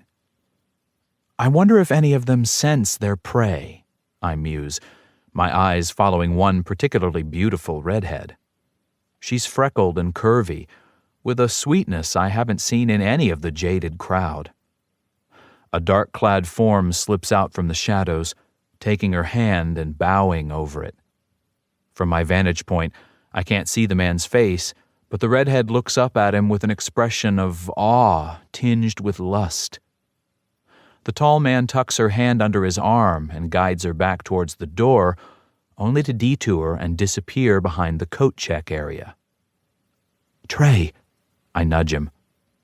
I think I know where the real action is. He follows my eyes. Gotcha. Lead the way. I got your back. We set our drinks down and mosey across the dance floor. The crowd parts for us. The human at the door doesn't seem surprised to see us. He's expecting you, he says politely, stepping aside to reveal a few steps leading down to another door, painted black to match the walls. The door yawns open, revealing a long set of stairs leading to some sort of basement. I hide my disgust. How long was he going to let us wait before fetching us to the real toxic, the club beneath the club? Stupid leeches, always playing games. Trey mutters exactly what I'm thinking. His large hand on my back steadies me as we descend into the shadowy depths. The dark walls shake with the deep bass of the music above us. When we reach the bottom of the steps, we pause a second to let our eyes adjust. A purple neon tube runs around the room near the ceiling, shedding an eerie light. Dark shapes and monoliths loom out of the shadows. Ahead, the pale skin of the redhead shines like a beacon. She's like a wraith led by a black-clad emissary, summoning her to Hades. The suit holding her hands turns, and I gasp as I recognize the vampire's beautiful features. Nero smirks at me before guiding his human prey to a piece of heavy wooden furniture topped with shiny leather. A spanking bench. "Fuck me," Trey mutters, looking around the room. "Is this what you were expecting?" "Yep," I whisper. "Are you ready to use that collar?" "Only if you're gonna wear it," he tells me. I bite my lip to hide the thrill singing through me. I seem to remember Trey has more than a bit of sexual dominance in him, ready to come out. Even as a teenager, he knew just what to do. The glint in his eyes tells me he sees my suppressed excitement. More people come down the stairs, and we step aside to let them pass. Vampires ooze from the shadows of the dungeon, claiming their humans and leading them away. Throughout the room, tops start tying up bottoms, cuffing them or chaining them to the wall or available spanking horses and tables. The club music is broken by the sound of whips snapping and the plaintive cries of the eager victims. None of the vampires are playing the role of submissive. "This is nuts," Trey comments, but his voice is deeper, thicker. I nod, glad no one can see how tight my nipples are, how hot and flushed my lower belly feels. "Welcome, wolves."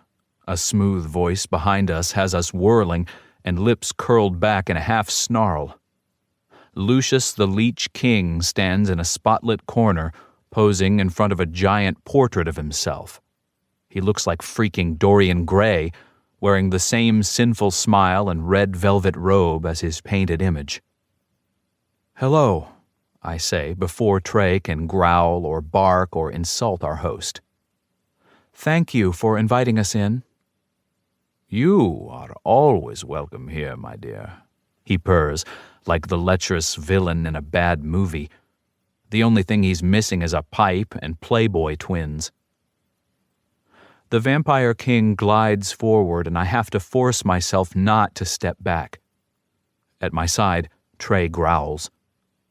Lucius moves just another inch closer to me and stops, making it clear that he's not intimidated by Trey. "You asked me about sweet blood." "Yes." I stare at the lapel of his velvet robe.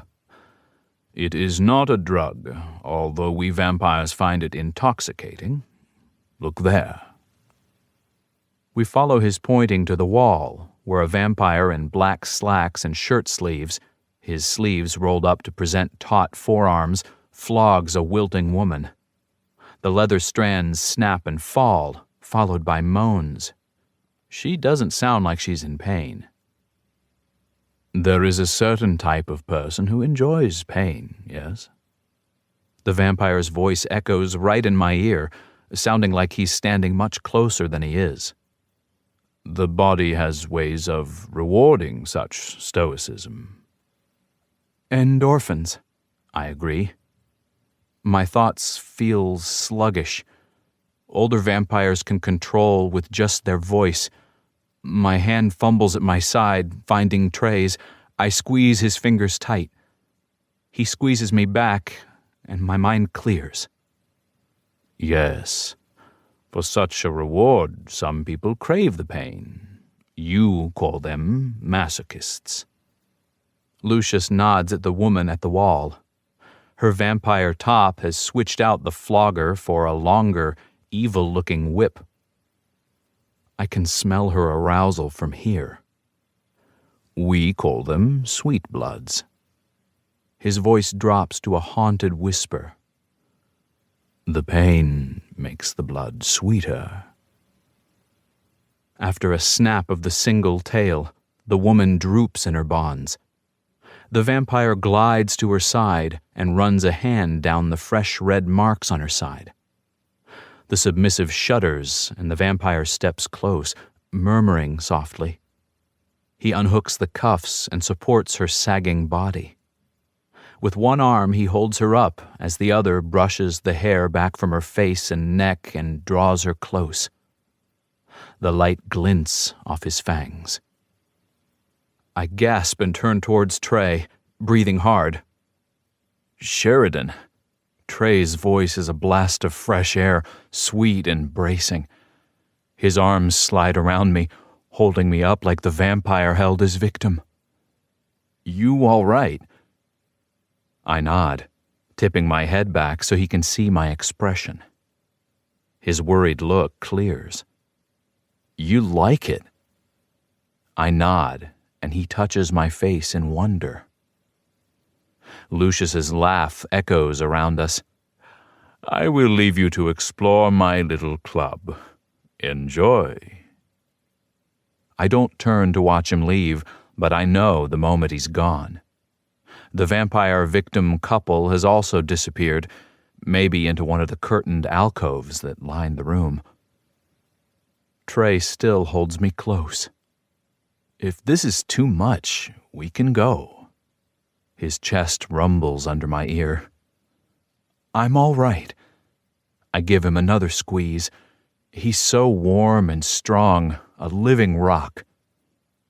"You sure?" "I'm all right," I repeat. "I want to stay." His gaze searches my face, and I flinch away.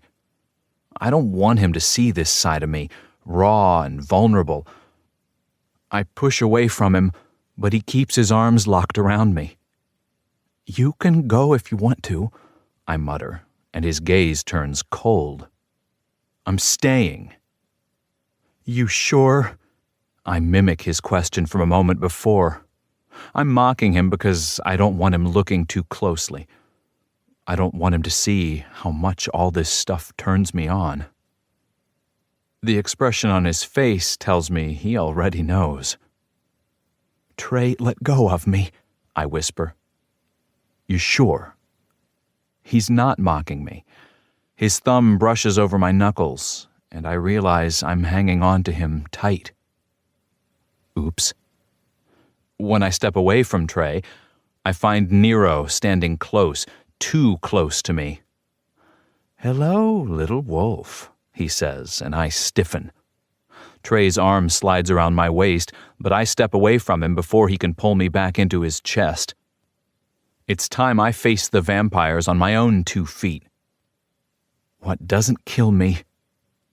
"I'm not afraid of you," I blurt, raising my chin in the air. "Of course not. I can smell you from here. You smell good." He makes it sound obscene. "You like this place?" "It's growing on me," I answer. "There is much to enjoy." Nero grins, showing fang. There's no sign of the redhead he came down here with. I wonder if she's in an alcove, resting, a glass of orange juice and bar of chocolate waiting nearby. Aftercare for a BDSM scene or a vampire feed. Nero runs his hand over the leather padding of a raised bench. "I will be your guide, if you wish it. Virgil to your Dante. Abandon all hope, ye who enter here." I quote Dante's Inferno, and the vampire's grin widens. "Exactly. Are you ready to come with me?" Before I can answer, Trey growls. "Over my dead body." Trey steps between me and the vampire. "Do you want this?" I freeze when he holds up the collar. "Do you want to try this? Seen here." "Trey," I whisper. "Sheridan." His tone warns me not to play. "Tell me." "Yes. Yes, I want to try this. But not with you. Not after last night. I'm way too raw to offer myself up to him again, only to be led to my car and told good night. No, it's better not to get sexually involved with Trey. More sexually involved, that is. "Not an option," he growls and backs me to the wall, blocking me from anyone who might approach. "What's your safe word, sweetheart?" I lick my lips. Crap. My body is already surrendering. It already knows its master. "Spreadsheet?" I'm a finance major and an MBA, and I take accounting seriously. Any talk of work will pretty much kill the mood. He shakes his head, smirking in a way that I know means he gets the joke. I draw back as he gets close, but after a moment lift my hair and let him buckle on the collar. Trey runs a gentle finger around my neck to check the fit, and I'm helpless, legs turning to liquid, core molten, lips parting to welcome his as I stare into his eyes.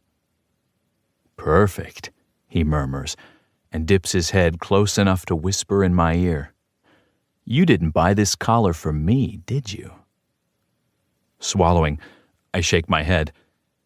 He leads me forward, then turns and backs me into a sturdy frame. The wooden limbs of a St. Andrew's cross spread over my head, a heavy piece with silver studs and leather padding, and cuffs dangling at ankle and wrist height. Trey secures one arm, then the other, and kneels to tie my legs. Beyond him, Nero watches, his face in shadow.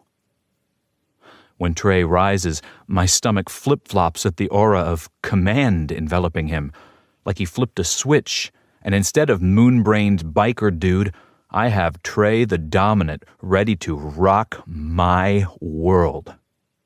"Trey, wait," I say as he re-examines the cuff.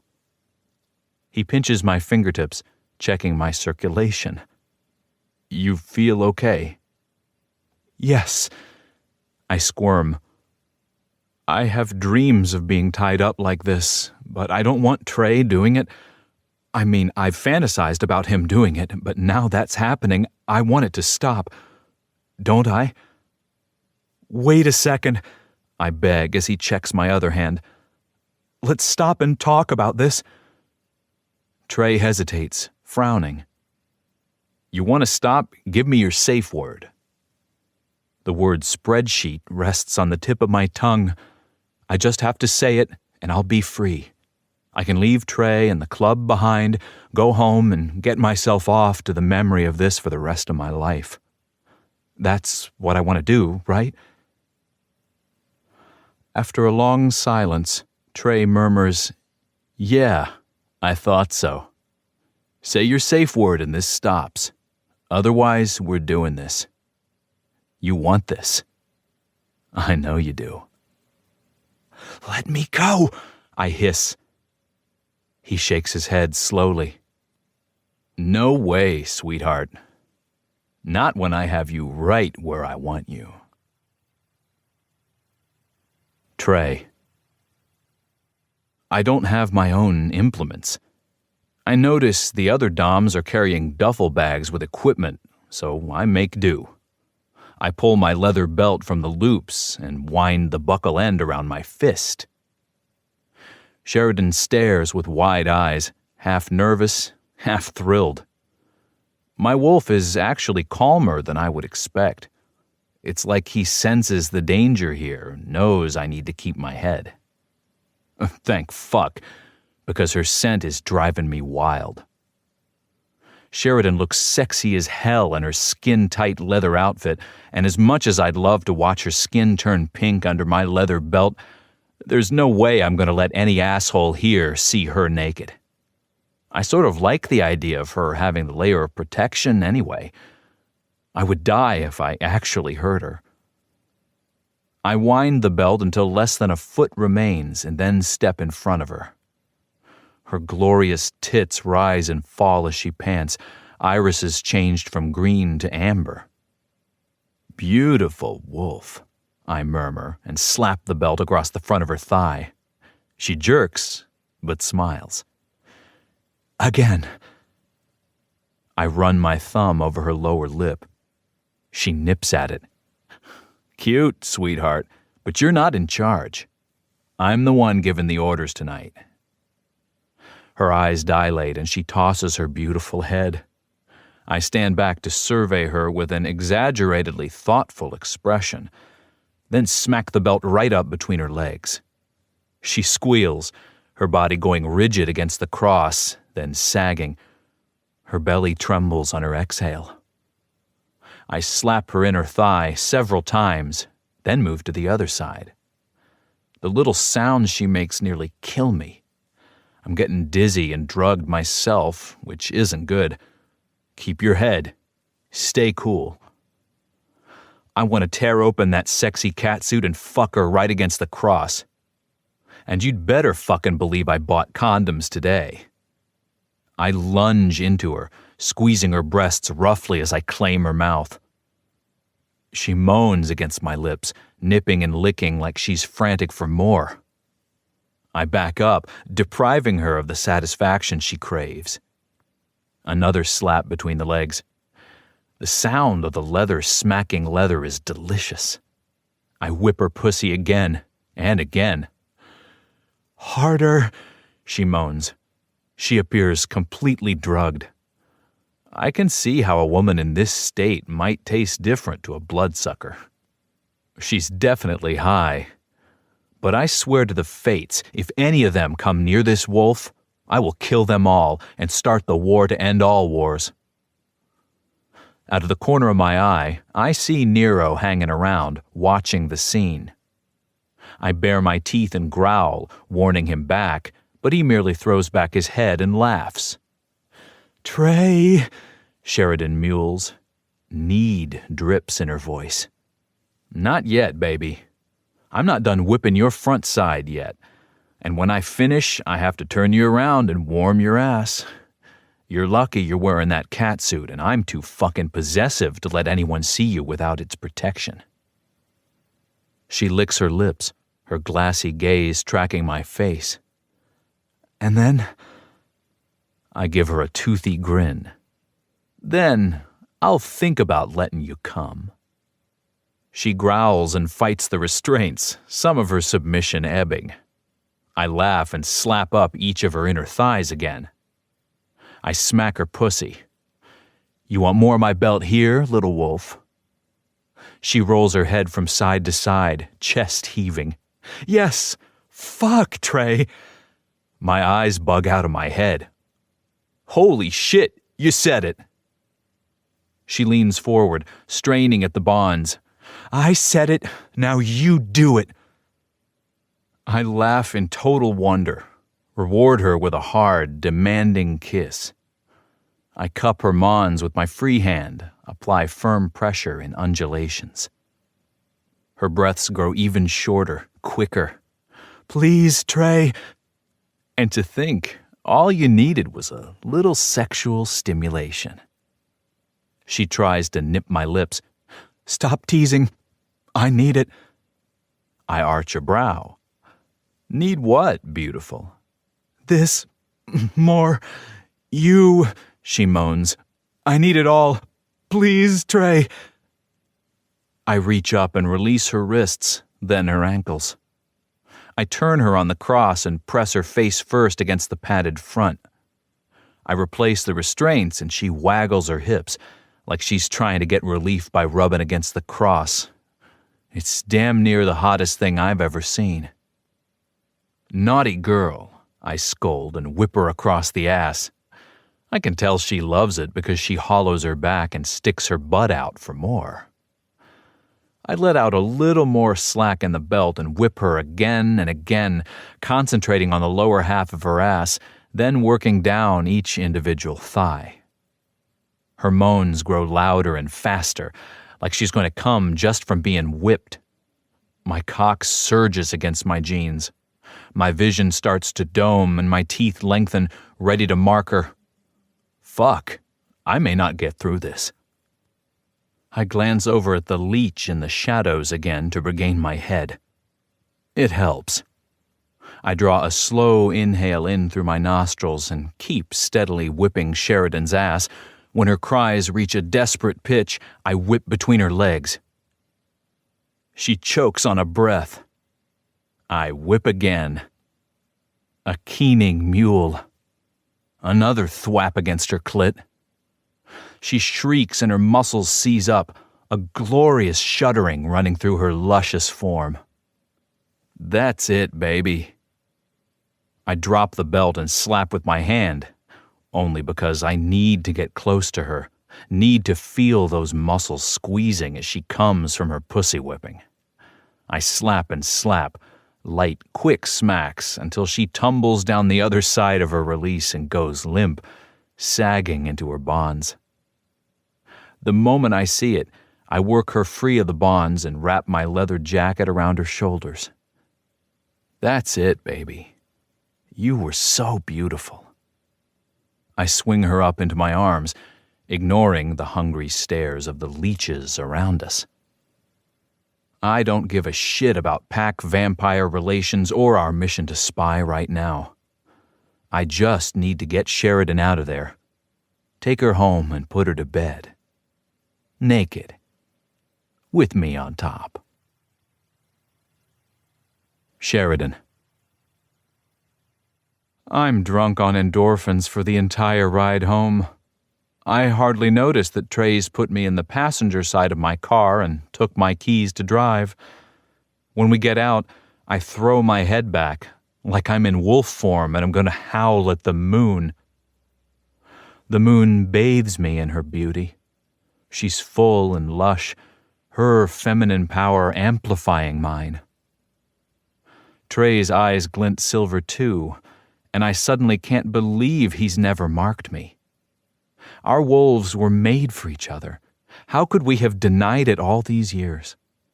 I lunge at him, twisting his shirt up in my fingers, smashing my lips over his.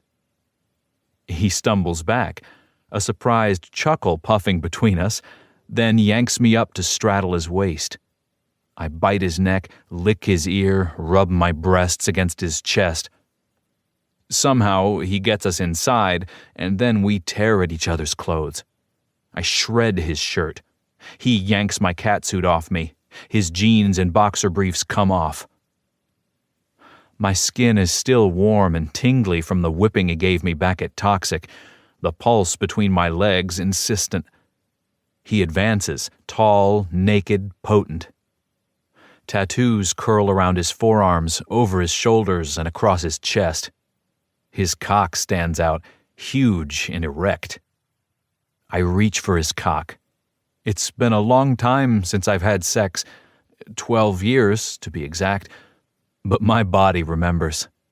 My body knows. Trey catches my wrist before I can grasp his length.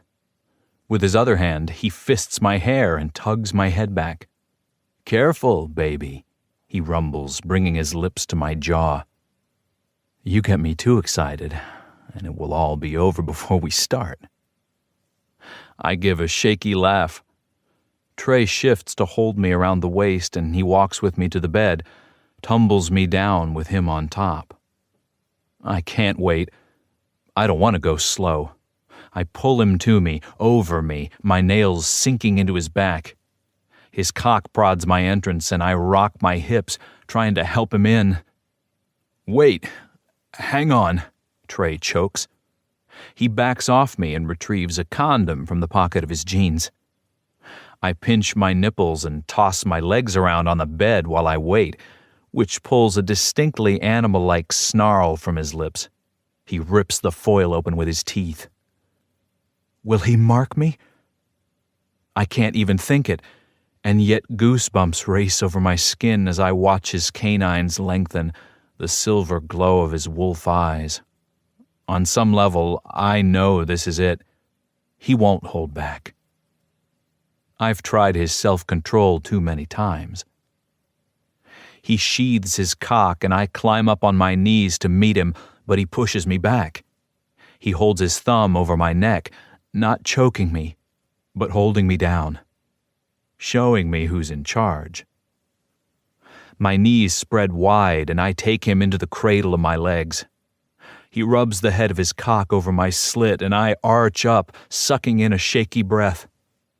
I'm so freaking sensitive right now, I swear to the fates I could come again just from him talking to my clit. He pushes at my sopping entrance, stretching me as I take the head in. I draw in a sharp breath when he spears me in a single thrust and he freezes. "Were you ready, baby?" His concern nearly makes me weep. He's the same tender, thoughtful man he was 12 years ago when he first took my virginity. I grab his ass and hold him in as I get used to his size. "Yeah," I pant. "It's just been a while." Understatement. My eyes slide to the side, but when I sneak a peek back at his face, he's staring down at me with an intensity I can't look away from. I rock my pelvis up to move him inside me. "There's never been another for me." His voice is rough and deep. He holds my gaze as he eases out and slams back in. I gasp at the intensity of it, both his words and his thrust. "You mean you never loved anyone else?" I'm trying to make sense of what he's trying to tell me. He can't be talking about sex, right? No male stays celibate for 12 years. His upper lip twitches in a snarl as he jacks back and in again, stealing my breath. "Loved, fucked, dated, only you." It's ridiculous, but uncontrollable. I burst into tears, because Trey, my Trey, he's still mine. Never wasn't mine. What about... I don't want to, but I have to ask. He gives a quick shake of his head, changes his rhythm to short, hard thrusts. "I had to make you leave. You were supposed to go to college, make something of your life." I'm fully sobbing now, and yet somehow still completely in sync with the sex, still needy for it, turned on by it. "I've never been with anyone else either," I confess on a sob. I match the rocking of my hips with his thrusts, take him deeper. "It was only you for me, too." "Fuck," Trey curses, closing his eyes, the veins standing out on his neck as he hammers into me faster, harder. "Fuck, Sheridan. I'm sorry. I never wanted to hurt you." "I'm sorry I hurt you too. I was such a bitch." Time slows, rearranges, or else we enter into no time. All I know is the delicious slide and smack of his thrusts, the sensation of being filled and emptied, and all the while deeply held, revered, honored. There's magic sparking between us.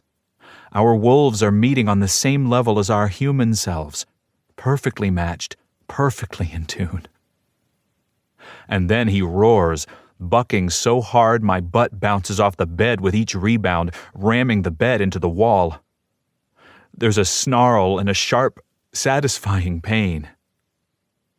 The scent of my blood mingled with the scent of his essence, my arousal, sex, marking, love. The scent of love. He falls down onto me and I sob into his neck, happy, glorious sobs. He claimed me. He never meant to hurt me. I'm finally where I belong, where we belong.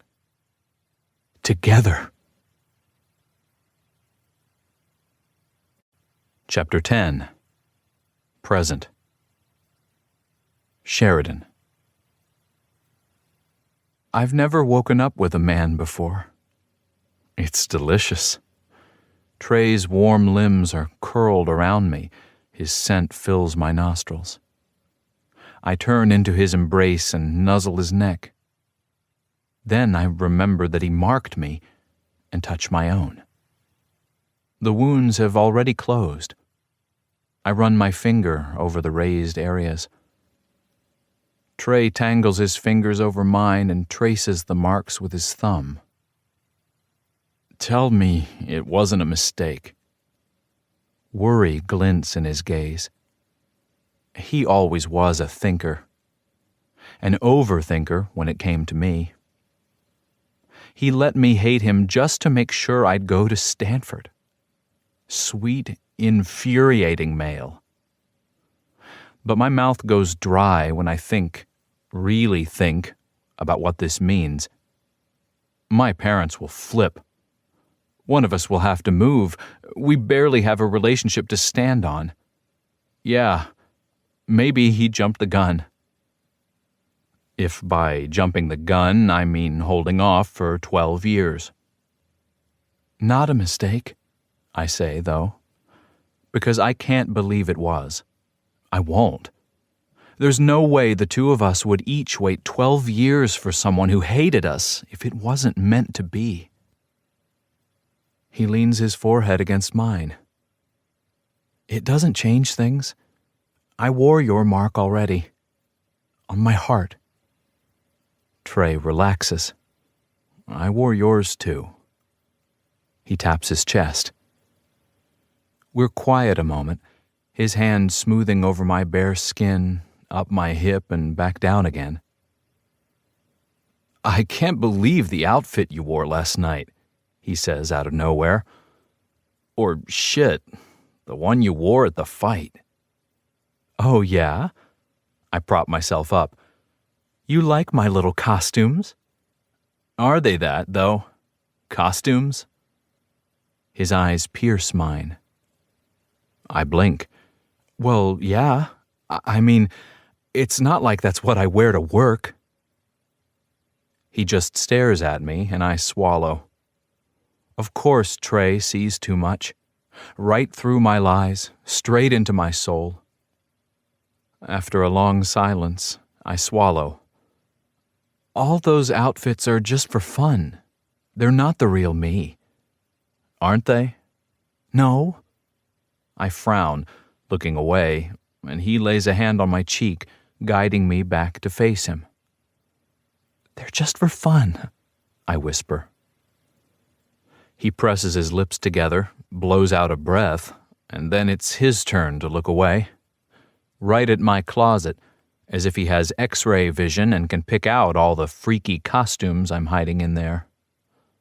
What? I ask. I see things differently. The suits you wear, the daddy's girl act, I think that's the costume. Maybe the nights you let down your hair, that's the real you. I lay down on my back, grabbing my pillow. I want to cover my face. I don't think so. Trey hasn't moved. He's still propped up, gazing down at me. Only now, his eyes turn tender. I do. I roll away, bringing the pillow up to muffle my words. Whatever. His palm smacks down on my left butt cheek. I roll back, snarling, Hey! He laughs and grips my bottom hard for a moment, before giving it a deep massage. You can't hide from me. I'm not hiding, I pout. Not from me. Never from me. He raises a blonde brow. I know all your secrets. Dropping his head, he gives my shoulder a kiss. His lips trespass to the vulnerable spot under my ear, are. He catches my earlobe between his teeth and tugs. All. He pretends to gnaw on the outer rim of my ear. My eyes flutter closed. My ears are so sensitive. Mine. His tongue thrusts in, and sensation shoots straight through me, detonating between my legs. I try to twist away from him, and his hands grip me harder, holding me down and helpless. I writhe against the sheets, growing hotter for him by the second. He crawls lower and spreads my thighs, rolling my knees back to my shoulders. One long lap, and he has me straining against his hold, shivering for more. "Trey," I rasp. "You taste so good, baby." He smacks his lips and dives down for more, licking into me, swirling his tongue between my labia, up around my clit. I moan and wiggle and push my knees into his hands, but he continues his torture, flicking his tongue over my clit, then suctioning his lips over it to suck. Just when I'm about to go off, he stops and backs off me. "Roll over." It's on the tip of my lips to demand why, or give him crap, but I remember how much I loved his domination last night, and do what he asks. Instantly, I'm transformed to a slightly giggly, trembling bundle of anticipation. I hear the rip of a condom and Trey climbs over me, nudging my legs apart. "I have 12 years to make up for," Trey growls like it's going to be a punishment and impales me. He's still too big, but I'm a shifter, so I'm not sore and I freaking love the position. Trey's loins push against my ass. The head of his cock hits a spot inside me that makes me moan. I tangle my fingers in the sheets, grip hard to hang on as he picks up his pace, dipping deeper each time. "Trey, fates, Trey," I moan. He curses and picks up speed, smacking my ass with his loins, screwing me harder and harder. Despite holding onto the sheets, he propels me to the top of the bed, where I brace my arms against the headboard. "Oh, that's hot, baby." Trey pulls out and lifts my hips, so I'm up on my knees with my chest pressed against the bed. He enters me in this position, and I'm instantly moaning, totally ready to come. Apparently, it's good for him, too, because his fingers dig into my hips, breaths turn into snarls. "Sheridan, fuck!" He reaches around the front of me and slaps my clit. I come on a scream. He roars and flattens me to the bed, coming and coming with wild, pulsing thrusts. He kisses my neck, rocks against my ass slowly, tenderly. "How could I have let you go?" he murmurs. My heart squeezes. I haven't fully forgiven him for it, even though I understand. He gets up to dispose of the condom, and I roll over. My stomach growls loudly, and I clap a hand over it and giggle. "Gotta feed my baby." He plants a soft one on my lips. "I love a man who cooks." He strides off, the play of his muscles and his back mesmerizing. It hits me. I don't have to hide from Trey. He likes me for me. I climb out of bed and throw on a pair of panties. So he likes my wild outfits. Might as well bless him with another one. I stand in the closet, designing a new outfit I'm going to call Sheridan up front, slutty in the back, when a weird beeping noise pulls me away from trying to figure out what cardigan to wear over cut-off shorts and a crop top. I hunt under the blankets and find the ringing mobile, Trey's, just as he swaggers back in. "Food's ready." "Great." I hand him the phone. It cuts out ringing just to start ringing again. Someone's popular. This early, you'd think they'd leave a voicemail. He frowns at the screen. "It's Grizz. Hang on." Bars of light from the blinds rest on his face as he takes the call. I curl around a pillow, trying not to eavesdrop. "Yeah." His shoulders stiffen, every line in his body alert and haunted. He turns away, as if protecting me from whoever's on the line. "No. Got it." "What's wrong?" I reach out my hand and he flinches away. Close enough to touch, but so far away. "I gotta go," Trey says. "There's a dead body at Fight Club." All the oxygen sucks from the room. Shifter? No.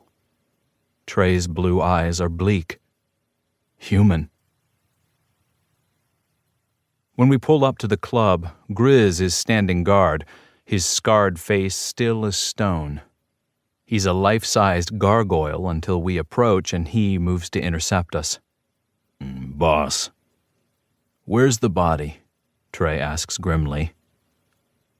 Grizz brings us to the back door. The body is a limp pile half leaning against the door, soft red hair spilling over the face. I bite my fist to stifle a cry. The redhead at the club. Could it be her? Did she scene with a vampire and disappear, a victim to Nero's bloodlust? Did he whip her flesh in a frenzy and drag her to an alcove to drain her dry because he was angry with me? Did I cause this? Then Trey stoops down, brushing the hair aside. It's not a woman, but a young man with matching red hair. That doesn't help any. It could have been her. I close my eyes, breathing deep to steady myself. My nose fills with the scent of the dead. Underneath the corpse smell is a subtle cologne that doesn't quite cover the cold scent of a vampire. Fang marks on the neck, Trey confirms. Trey looks 10 years older as he handles the body, his large, calloused hands infinitely gentle. Already stiff. Rigor mortis setting in. Must have waited till dawn to dump, Will says. I picked up his knife around 2:30. An hour later, and I finished cleanup this morning.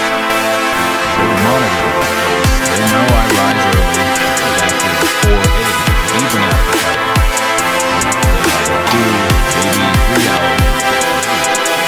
Do you have cameras? I asked, fear and violence still clogging my throat. No. Both shook their heads. We don't need them. We know. We need to know which one, I protest. Frangelico seemed to think his nest knew how to eat without killing. He might not have sanctioned this. Grizz shakes his head. Only good vampires. He growls before giving it a back. A jolt as a motorcycle rolls up into the club lot, spraying gravel. Jared dismounts and strides to us. The closer he gets, the more his expression grows more shadowy. He crouches in front of the body, raising his nose to the air. One sniff is all he needs. Ah! He explodes up, pacing away while raking a hand with his hand. Trey's big hands come close. I lean into him and shiver. It's not cold. You're all right, he murmurs. I'll be fine. As Jared paces back. This is fucking bullshit, he barks. Fucking Bane, playing games. I knew we shouldn't have trusted him. We don't know if it was Frangelico, I caution. Of course it is, Jared explodes.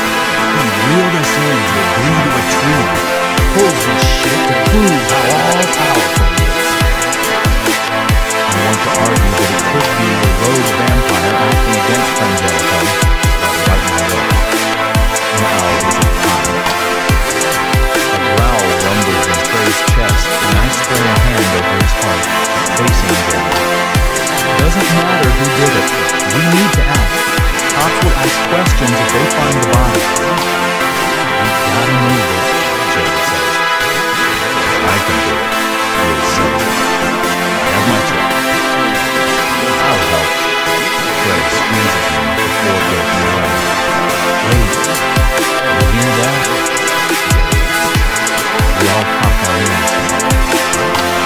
Trey starts swearing and doesn't stop as the piercing emergency sirens grow louder and louder. Trey.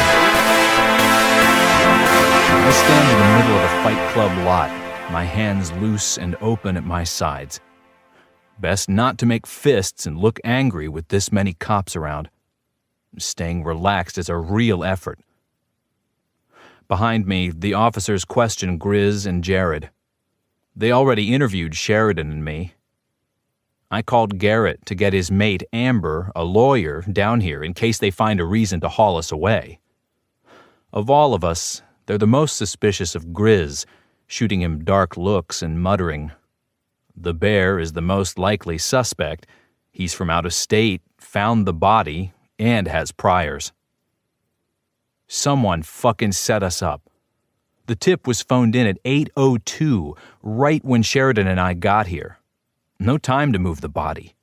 I barely had time to stuff the trash bags in the dumpster before the cars filled the lot, sirens screaming.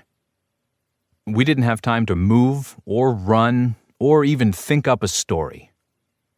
Sheridan comes up behind me. I know it's her from the soft vanilla orange scent on the breeze. I called my dad. She hugs her arms around herself. He and Alpha Green are going to pull strings, try to figure out an explanation for the bite marks on the body.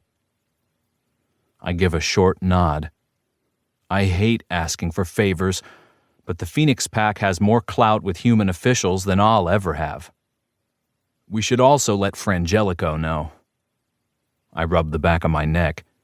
I'm getting a headache thinking about having that little conversation. Yeah, and Garrett should be here soon. He's bringing Amber. Sheridan chafes her arms. She's shivering in her jacket, the one I gave her. I want to pull her into my arms, but don't think she'll allow it. At least she's wrapped up in something of mine. We both watch the police tack up yellow tape over the door. That's it, then. There's more bitterness in my tone than I mean. I guess you got what you came for. Her eyes widen. What? Fight Club's officially closed until further investigation. That's what you wanted, right? You and the Phoenix Pack. It's a mean shot, and one I definitely shouldn't be taking after marking her as my mate. The wolves have made and accepted their claim, but the wounds between our human sides, they haven't totally healed. And we still have a hell of a lot to figure out. That isn't fair, she retorts, coldness in her tone. You think I wanted this? Fuck. No, I sigh. I'm worn out and pissed, but it's not right to take it out on her. I think it was just shit timing. I didn't want another body. I wanted to stop this from happening. She bites her lip, glancing back at the crime scene.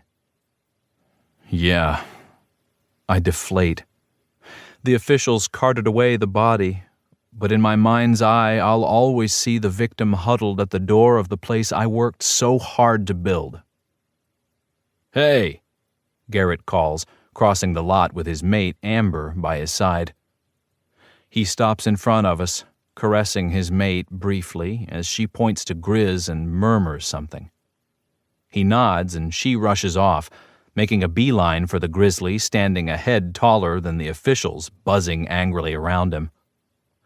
Amber elbows her way into the fray, her voice rising about my client this and jurisdiction that. Thanks for coming. I grasp my alpha's hand and accept his backslap. Of course, we'll get through this. Sheridan hovers just out of arm's reach. My dad knows? Garrett asks. Yeah, Sheridan called him. We both wince. All right, he sighs. I better brief him. Chin up. We'll figure this out. Yeah, I mutter. I know as well as he does that I put everyone's ass on the line. If word gets out about the marks on the victim's neck, all paranormals might be exposed. That would be a shitstorm like we wouldn't believe. Fuck me. How did this all go so wrong so fast? Hey, Sheridan murmurs at my elbow. Even with just the few minutes we had to change and race over here, she looks pretty and perfect. Not a hair out of place. Definitely doesn't belong in this shitty gravel lot, the site of a crime scene. I did this. I brought her here, made this part of her life, marked her, binding her forever to me, dragging her down like I did before. Soon she'll wake up and realize she's sick of slumming. Only a matter of time. You okay? She searches my face. Yeah. I can't bear to look at her anymore. Well, she hesitates, then places a hand on my biceps. At her slight touch, my dick gets hard. I guess I better go. I want to stop and drag her into my arms, apologize for being an asswipe. But it's like high school all over again. Her dad pointing out how I'm a bad influence on her. Now I've gone and marked her, and we have so much shit to figure out. It's hard to see how we'll ever get through it. I sigh. Yeah, you better. She sucks in a breath, like she didn't expect me to agree with her. I cradle her face and stroke her cheek. You shouldn't have to see any of this ugliness.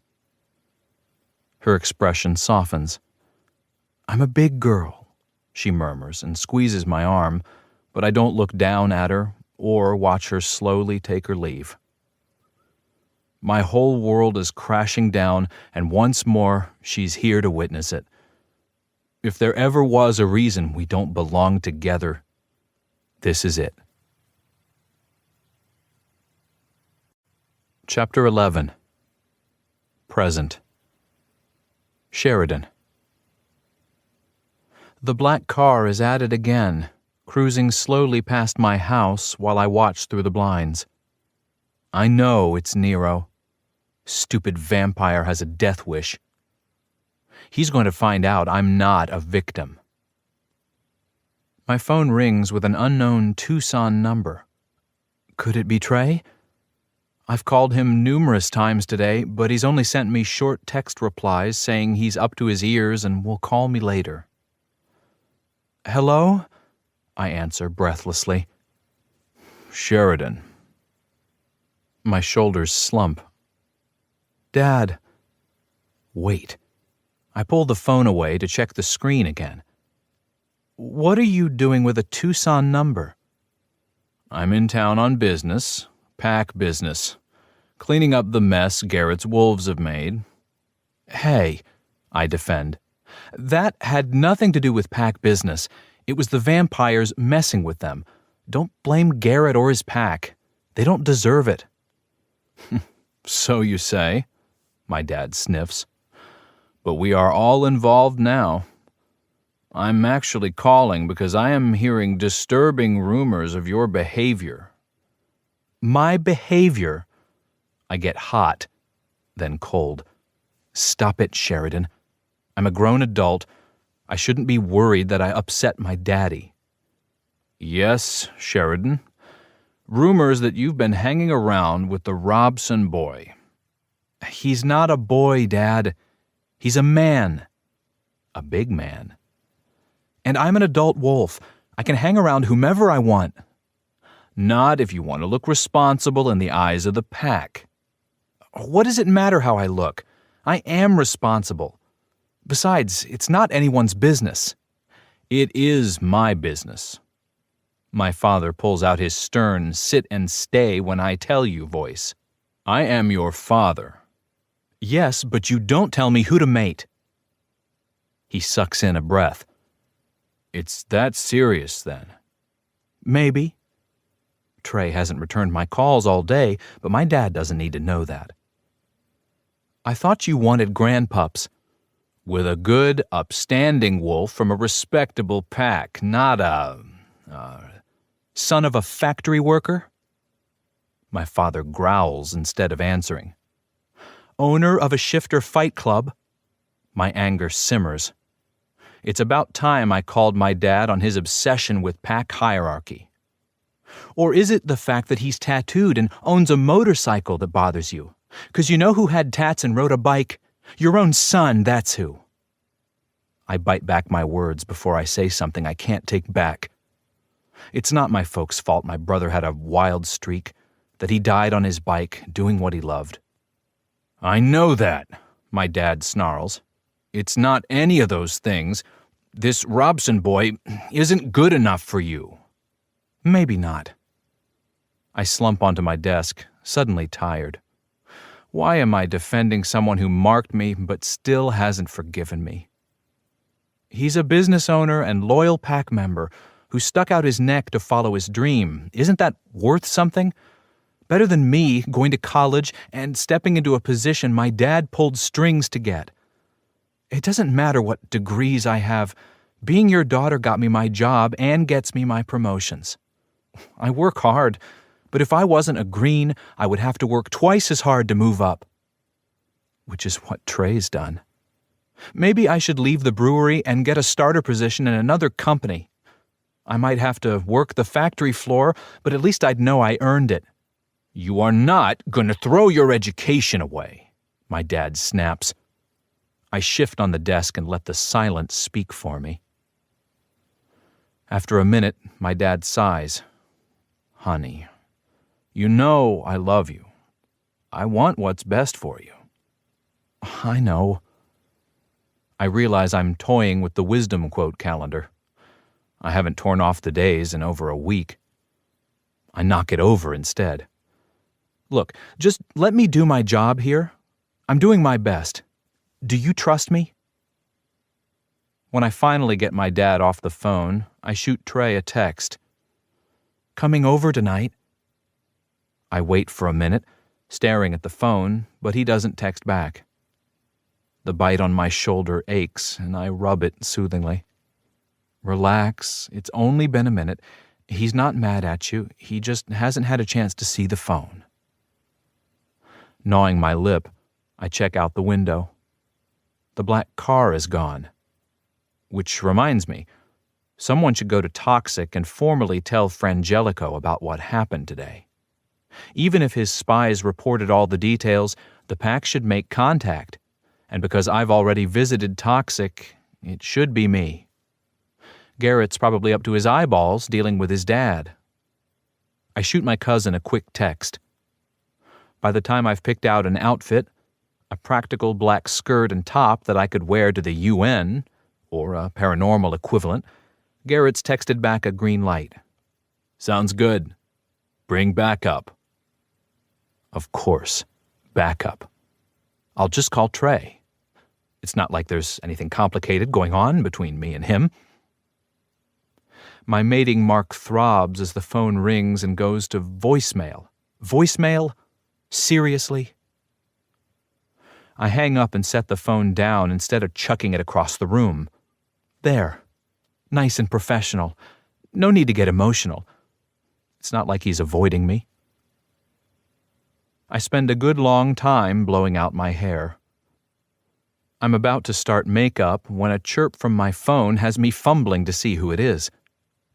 Really, Sheridan? Desperate much? It's an email from Garrett to the pack, informing us of a pack meeting. I'm BCC'd. Nice of him to include me. I forward it to my dad and let him know I'll be attending to represent the Phoenix pack. Business concluded. Trey still hasn't texted.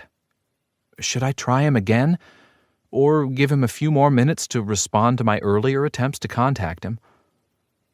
I scroll through the day's texts, mine growing more and more worried, his more terse, until finally he's no longer answering.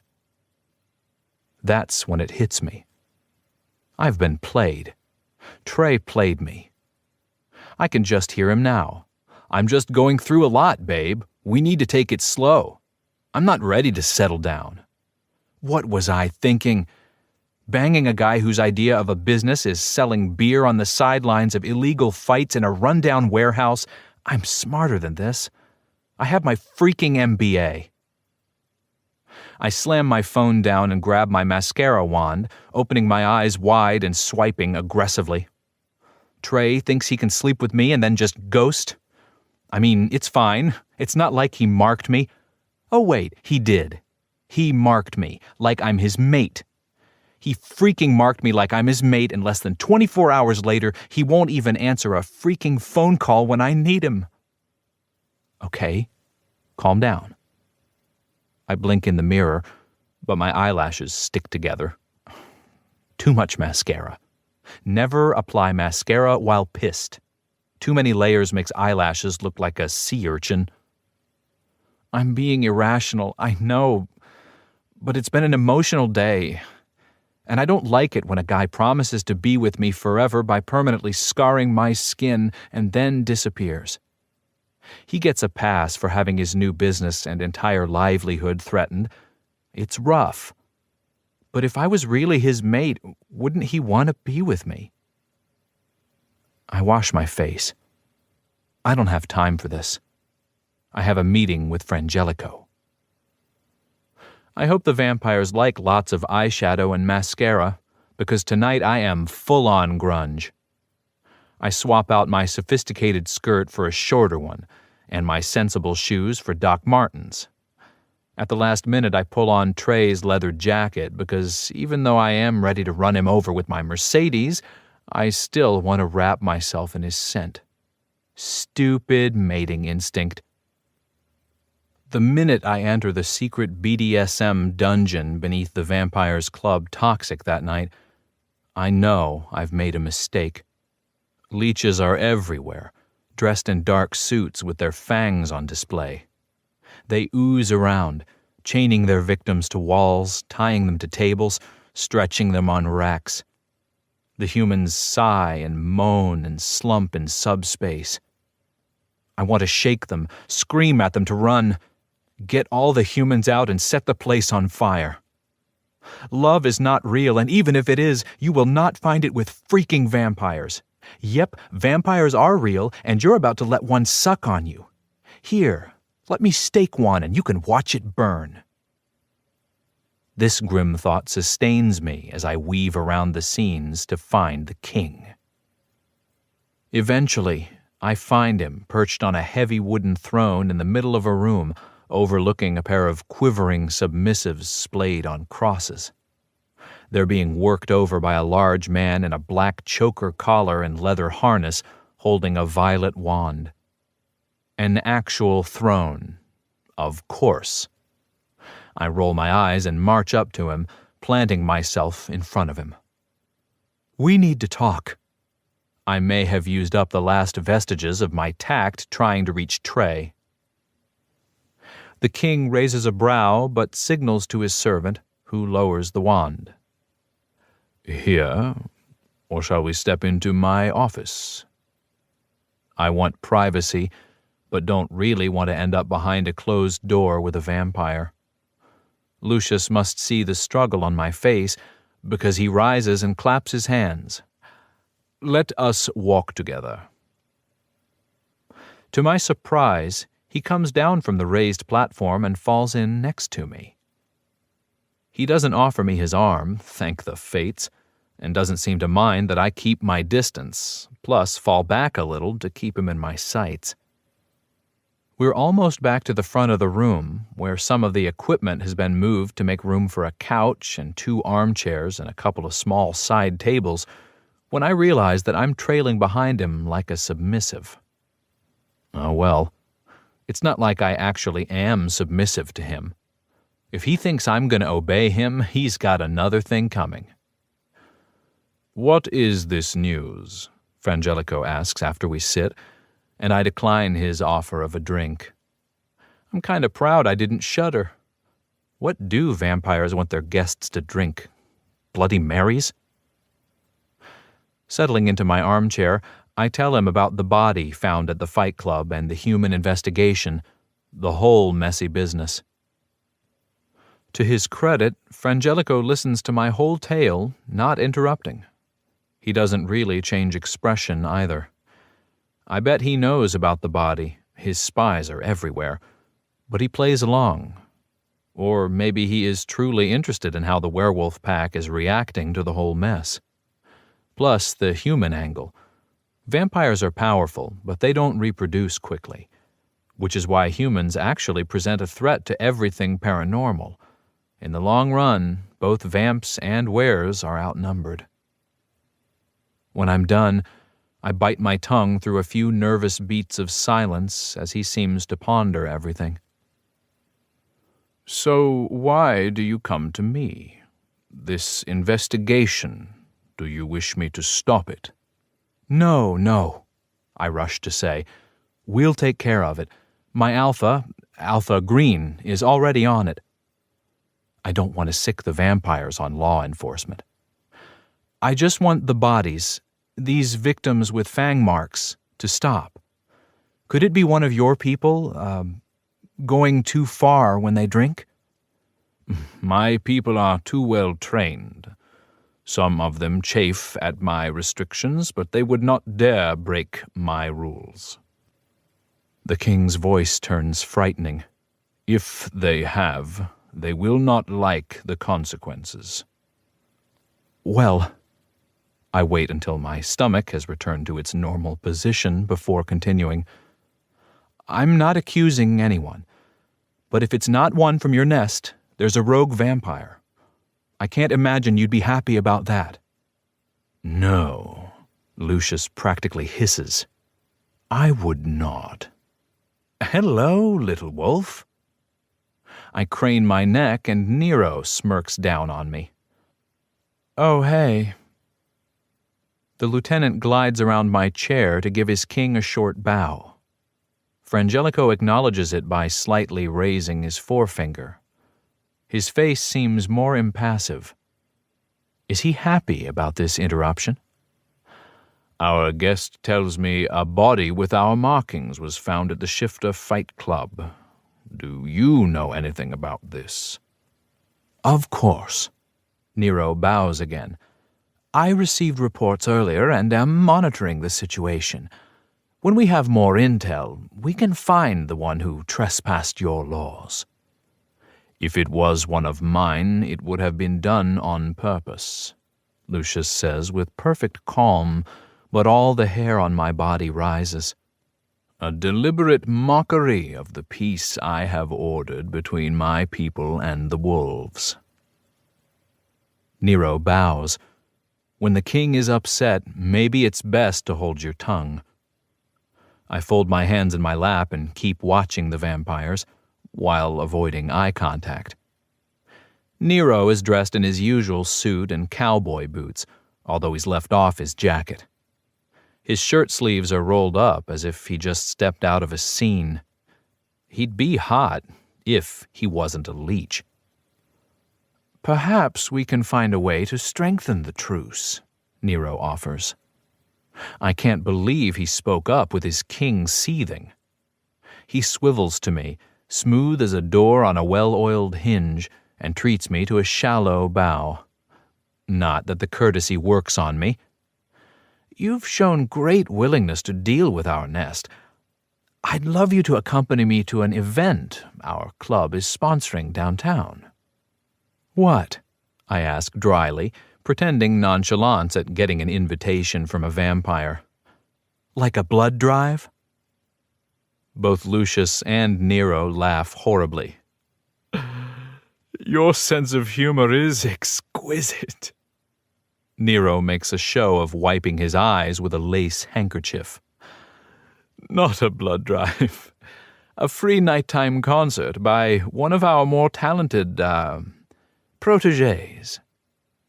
I blink, not sure if I'm more disturbed that he has extended an invitation to me, or that Toxic is sponsoring a concert for humans, or that they have protégés. The event sounds like a trap for unsuspecting victims. I would be honored if you'd accompany me, Nero continues. I tilt my head, trying to make sense of this. What, like a date? My brain is still scrambling to catch up. If you like. I'm not one of your victims, I growl. What does he think? He can wine and dine me and then convince me to come back for a scene so he can wine and dine on me?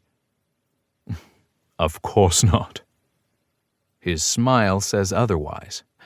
It would be a simple experiment. We can prove that vampires and wolves can enjoy each other's company. We would be seen together as equals. I press my lips together, trying to figure out the angle.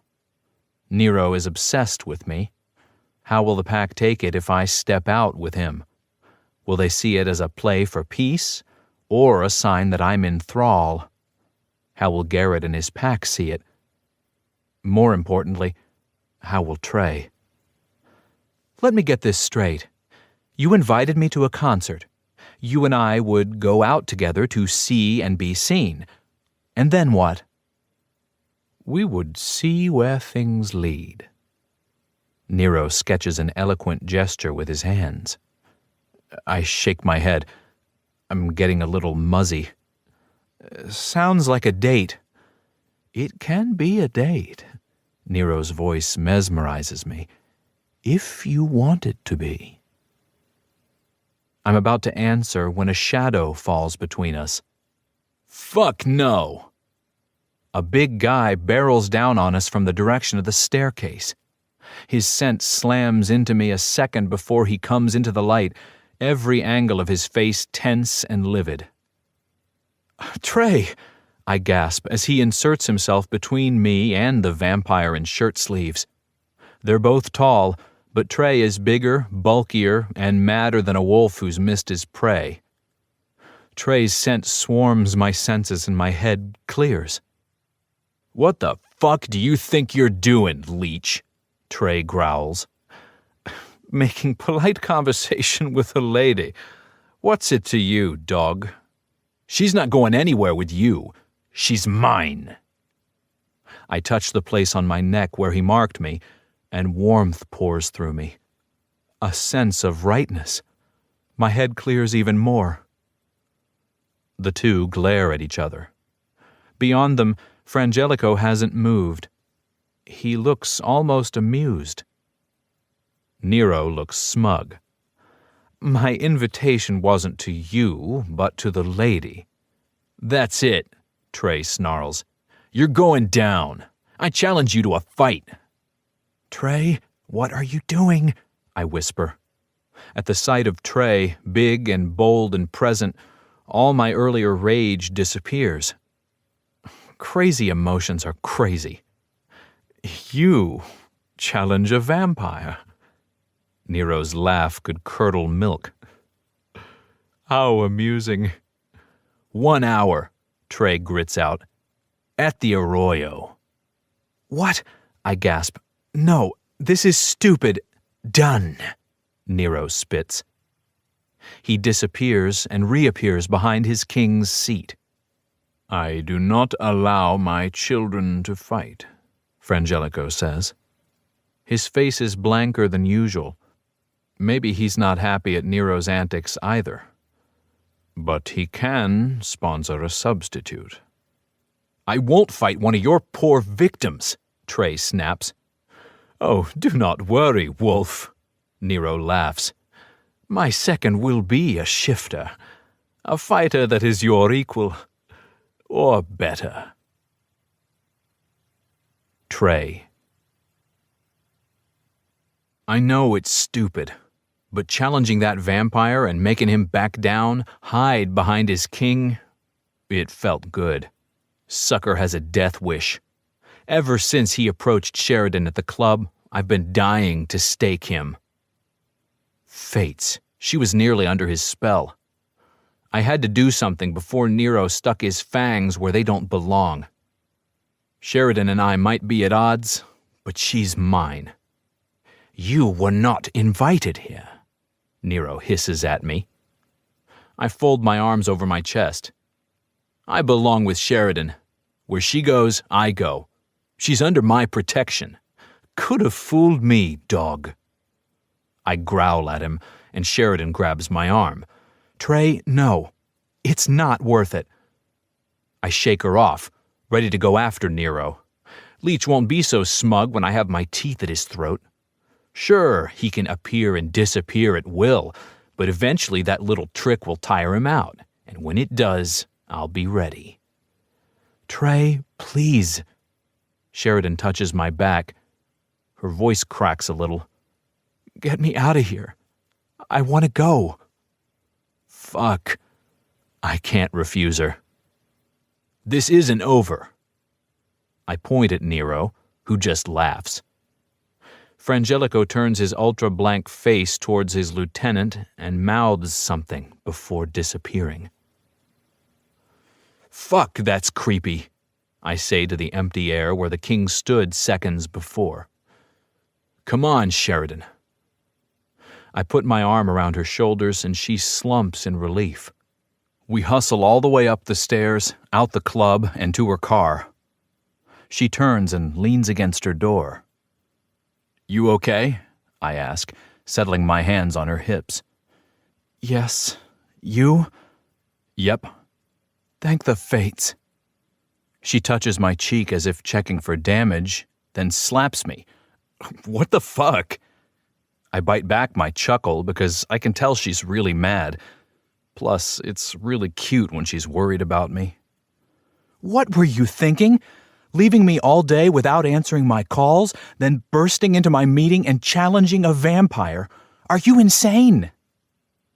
I grit my teeth because I wanted to return all those texts and calls, especially the one asking me if I'd spend the night.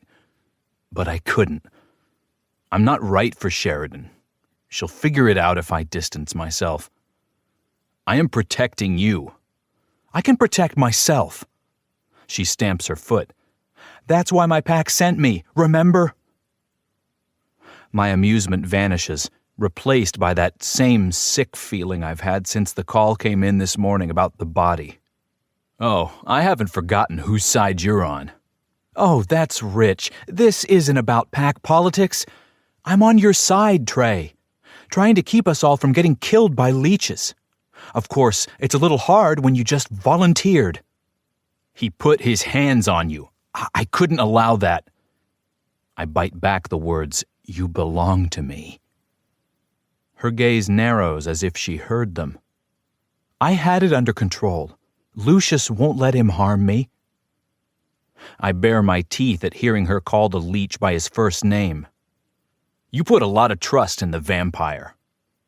He and I were the only sane ones in there.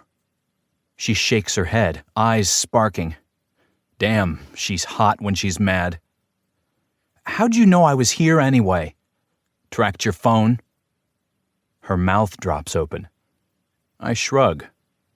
You can learn a few things outside of college, too. I don't question your intelligence, she protests. At least, I didn't until you burst into toxic and challenged a leech to a fight. What were you thinking? My wolf is still bristling and possessive, so I can't help but snap. You saying I can't fight? She blows out a breath. No, Trey. This isn't a male ego thing. Nero is dangerous. I shrug. If Nero shows up, I'll have garlic and a steak ready. I can't believe this. Sheridan throws her hands up. He could kill you. I thought you said Lucius won't let him. Sheridan growls. Sweetheart, I got it under control. Not really, but imagining ways to hurt the vampire will satisfy some of my wolf's bloodlust. It's nice that you care. Whatever. Sheridan folds her arms under her boobs. Unfortunately, it just pushes them up higher. The fight's not going to happen. There's no shifter who will agree to fight for a vampire. We'll see. I gotta go. Not gonna be late to my own challenge. Trey, this is just stupid. It's my honor, and it's over you. I mount my bike and face her. Whatever she sees in my expression makes her flinch. Not stupid to me. Chapter 12. 12 years ago. Trey. Breaking up with Sheridan, hurting her, makes me want to vomit. I shut myself in my room the next day, smoking weed and trying to forget. My mom knocks a couple times, but I don't let her in. She knows what this is, what I've done, for her. It's not just for her, though. It's for Sheridan, too. I keep reminding myself that every time her tear-bright eyes swim before my face. She may have sent the acceptance to Stanford in, but she didn't want to go. I need to do this. Not because her dad is an asshole, not because my mom's position in the pack is in danger, but because it's the right thing for Sheridan. She'll get over this hurt and make something of herself. She'll be stronger for it. She texts me around 4 in the afternoon. Sheridan, is this about Stanford? I tongue my lip ring, staring at the screen. Fuck. She's too damn smart. She knows what I'm doing. Fuck. I need to seek out and stomp that part of me that's happy she knows, that's relieved that she still believes in me, that she understands I would never hurt her unless I had to. If I let her believe I'm the good guy, she still won't leave. My mom will still be fucked. I drag my ass out of bed. A new strategy forms in my head.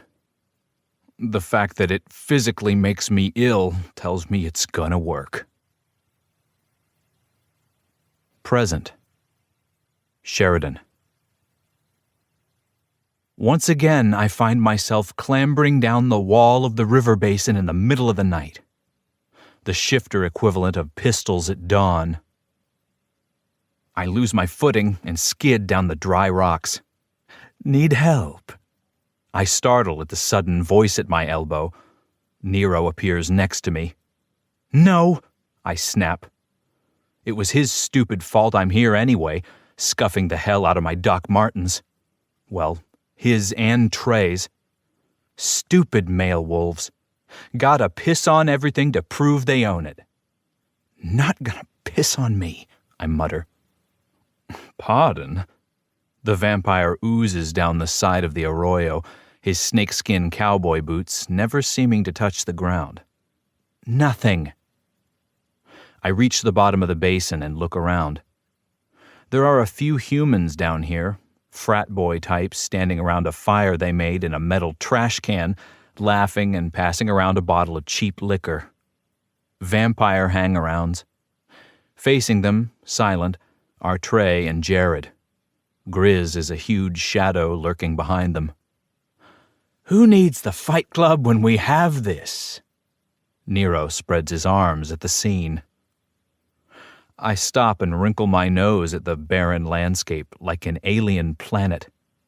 The fight club has tons of charm compared to this. Well, leech, Trey shouts as Nero and I tromp towards him. What's it gonna be? You ready to fight? Nero disappears from my side and reappears a few feet away, closer to Trey. I control my reaction, forcing my heartbeat to slow. I hate it when leeches do that. Not all of them can, but Lucius and his children seem to be particularly powerful. I will not be fighting. You heard my master. Is it my imagination? Or did Nero grimace when he said the word master? Maybe the Frangelico Empire is headed for a coup. What am I doing here then? Wasting my time? Trey stretches his arms out in mockery of the vampire's previous gesture. Don't bait the bloodsucker. It's not a quote from my wisdom calendar, but it should be. Never mock a vampire. Life advice by Dracula. No, I have someone for you to fight. Once you realize who, you may not be so eager. Like you can get a shifter to do your dirty work. Bring it on. Nero clears his throat. It takes me a moment to realize the fighter Nero refers to. When I do, my heart sinks. Slowly, Grizz prowls around Trey and Jared and takes his place next to the vampire, facing them. No, I whisper. Sorry, boss. The grizzly rubs his scarred face, a tortured expression showing his conflict. Grizz. I can't see Trey's expression, but my heart cracks at the hopelessness in his voice. How long? Jared snarls, stepping forward. Trey plants a hand on his friend's chest, holding him back from rushing the grizzly.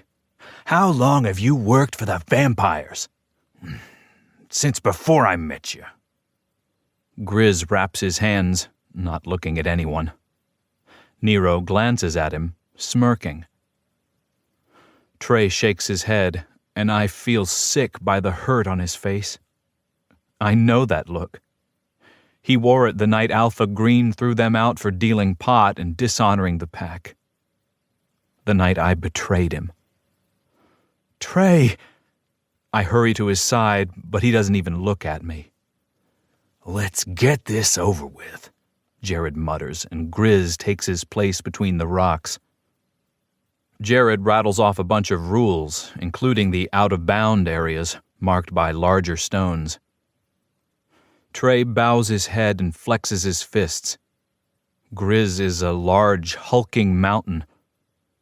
I sense his regret, even though his scarred face just looks weary. What sort of hold do the vampires have on him to get the loner grizzly under their control? Jared finishes talking and backs out from in between the fighters. Nero and I stand opposite each other. The human hang-arounds trickle over to the fight area, laughing and jeering until I growl at them. Trey and Grizz ignore everyone but Jared until he signals the fight to start. Then they focus on each other, so intent I expect electricity to crackle between them. Trey paces slowly around the edge of an imaginary circle. One of the humans throws a beer can. It hits the boundary rock with a crack like a shot. Neither Trey nor Grizz blink. Please, please let this be over soon. I fight to relax my shoulders and unclench my fists. Trey glances at me, and for a moment I think he's going to stop this madness and throw the fight.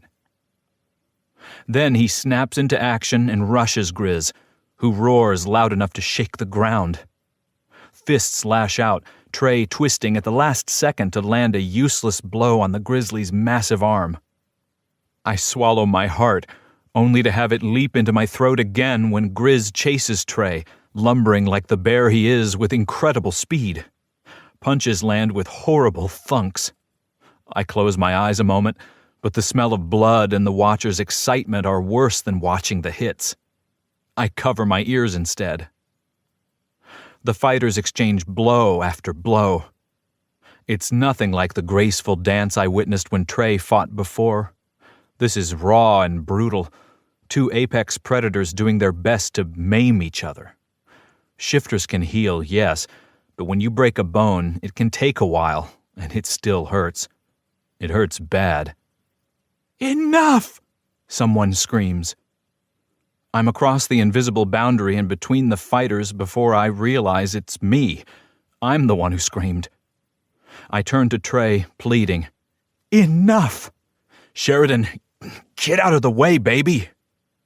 He motions to me. His face is cut and swollen. With as much damage as he's taken, his body will heal much slower. I can't watch this anymore. I can't let you do this. Sweetheart, Trey whispers. Please. A movement behind me makes me whirl in time to see 400 pounds of angry grizzly charging at me. At the last second, I pivot and duck under his claws, set my shoulder into his abs, and roll him off my back. He crashes into the dirt. The rocks around us rumble. The bigger they are, the harder they fall. The cheering cuts off like someone flipped a switch. The humans stare at me like they can't believe what I've done. That's enough, I repeat. It's over. Everyone, go home. A hiss like steam escaping slices the air. I whirl to face the vampire and fight not to duck my head or tuck my tail. His face has transformed somehow, a monstrous caricature of something once human. Is this how vampires really look? This isn't over, Wolf, Nero says, and disappears. Grizz rises slowly. You all right? I ask him, but he ignores me. There's a nasty gash from a rock on the back of his head, already healing. He ignores that, too. It wasn't personal, he tells Trey and Jared. Trey frowns and catches Jared's arm. Together they turn and walk back the way they came. The kids around the trash can fire are already gone. Trey, wait! I shout. He waits. Jared looks back, shaking his head at both Grizz and me. He doesn't say anything, but I know what he and Trey are thinking. Betrayed by one of their own. Again. I reach out to touch the wounds on Trey's face, but he jerks back. Trey, I'm sorry. He shakes his head, weariness shadowing his face, making the bruises and cuts look even more disastrous. I can't believe he fought a grizzly bear. You shouldn't be messed up in any of this, he says. He doesn't sound like himself. He sounds ancient, dead. He rubs his hand over his face. You were getting glamored by the vamp in there, and you're stepping in the middle of shifter fights in a fucking wash. You were born for so much better than this seedy life. My eyes widen in alarm. What is he saying? This sounds like a freaking breakup. And he only marked me last night. But I am sick of other people deciding what I was born for. I wasn't born to rule a pack. That job was for my brother. Or Garrett. Just because my father's pushed me into taking my brother's role doesn't mean I belong in it. Yeah, I might do a damn good job, but that doesn't mean I want it. I haven't been happy since Trey and I split 12 years ago. The first time he decided he knew better than me about what I should do with my life. You know what, Robson? I snap. My irritation catches Trey's attention, wakes him from his stupor. What? He's wary now, knows I have a bee in my bonnet. You don't get to choose for me. This is my life. I point at my chest. It's not for you to decide what's safe for me and what's dangerous, or what I should be mixed up in, or what college I go to. He recoils at the mention of our first breakup. His skin pales under the moonlight. Eyes grow haunted. I'm sorry, Sheridan. I know I hurt you. I hurt us, but... He stares over at A Mountain, the peak that bears the University of Arizona letter, and shakes his head. I'd do it all over again. I'd do whatever it takes to make sure you live the life a wolf of your potential deserves. Tears of fury spring into my eyes. I shove his chest, and when he wheezes, I realize with horror he probably has broken ribs. I stumble back from him. Can the two of us ever be together without hurting each other? You're not listening to me, Trey. You don't get to choose for me. And until you figure that out, we have no future together. Yeah, well, maybe that's how it has to be. His bloody lips barely move. Hot tears spill down my cheeks. I turn on my heel. You're an idiot, Trey Robson! I shout over my shoulder as I march off to my car. Chapter 13. 12 years ago. Sheridan. I'm too agitated to think. I have a midterm to study for, but I spend the entire day Saturday thinking about Trey. I know what he's doing, and I absolutely hate him for it. Except I could never hate Trey, especially because I know he's doing this out of love. For me. Stupid, protective male wolves. Even though I pick my phone up to text or call him every 10 minutes, I vow to give it a little time. Let him play this out for a week or two. When he sees it's impossible for us to stay apart, when he's as broken and lonely as I am, he'll change his mind. I'll promise to go to Stanford. Maybe I can get him to come with me. I know he helps support his mom, but he could send her money from California. Because I can't stand being cooped up in the house anymore, I head out to the mesa. My friends are there, texting me to come hang out with our classmates. I drive up and park, but the moment I get there, my instincts scream. Trey's motorcycle is parked with the other guys. That shouldn't upset me. Not really. But it does.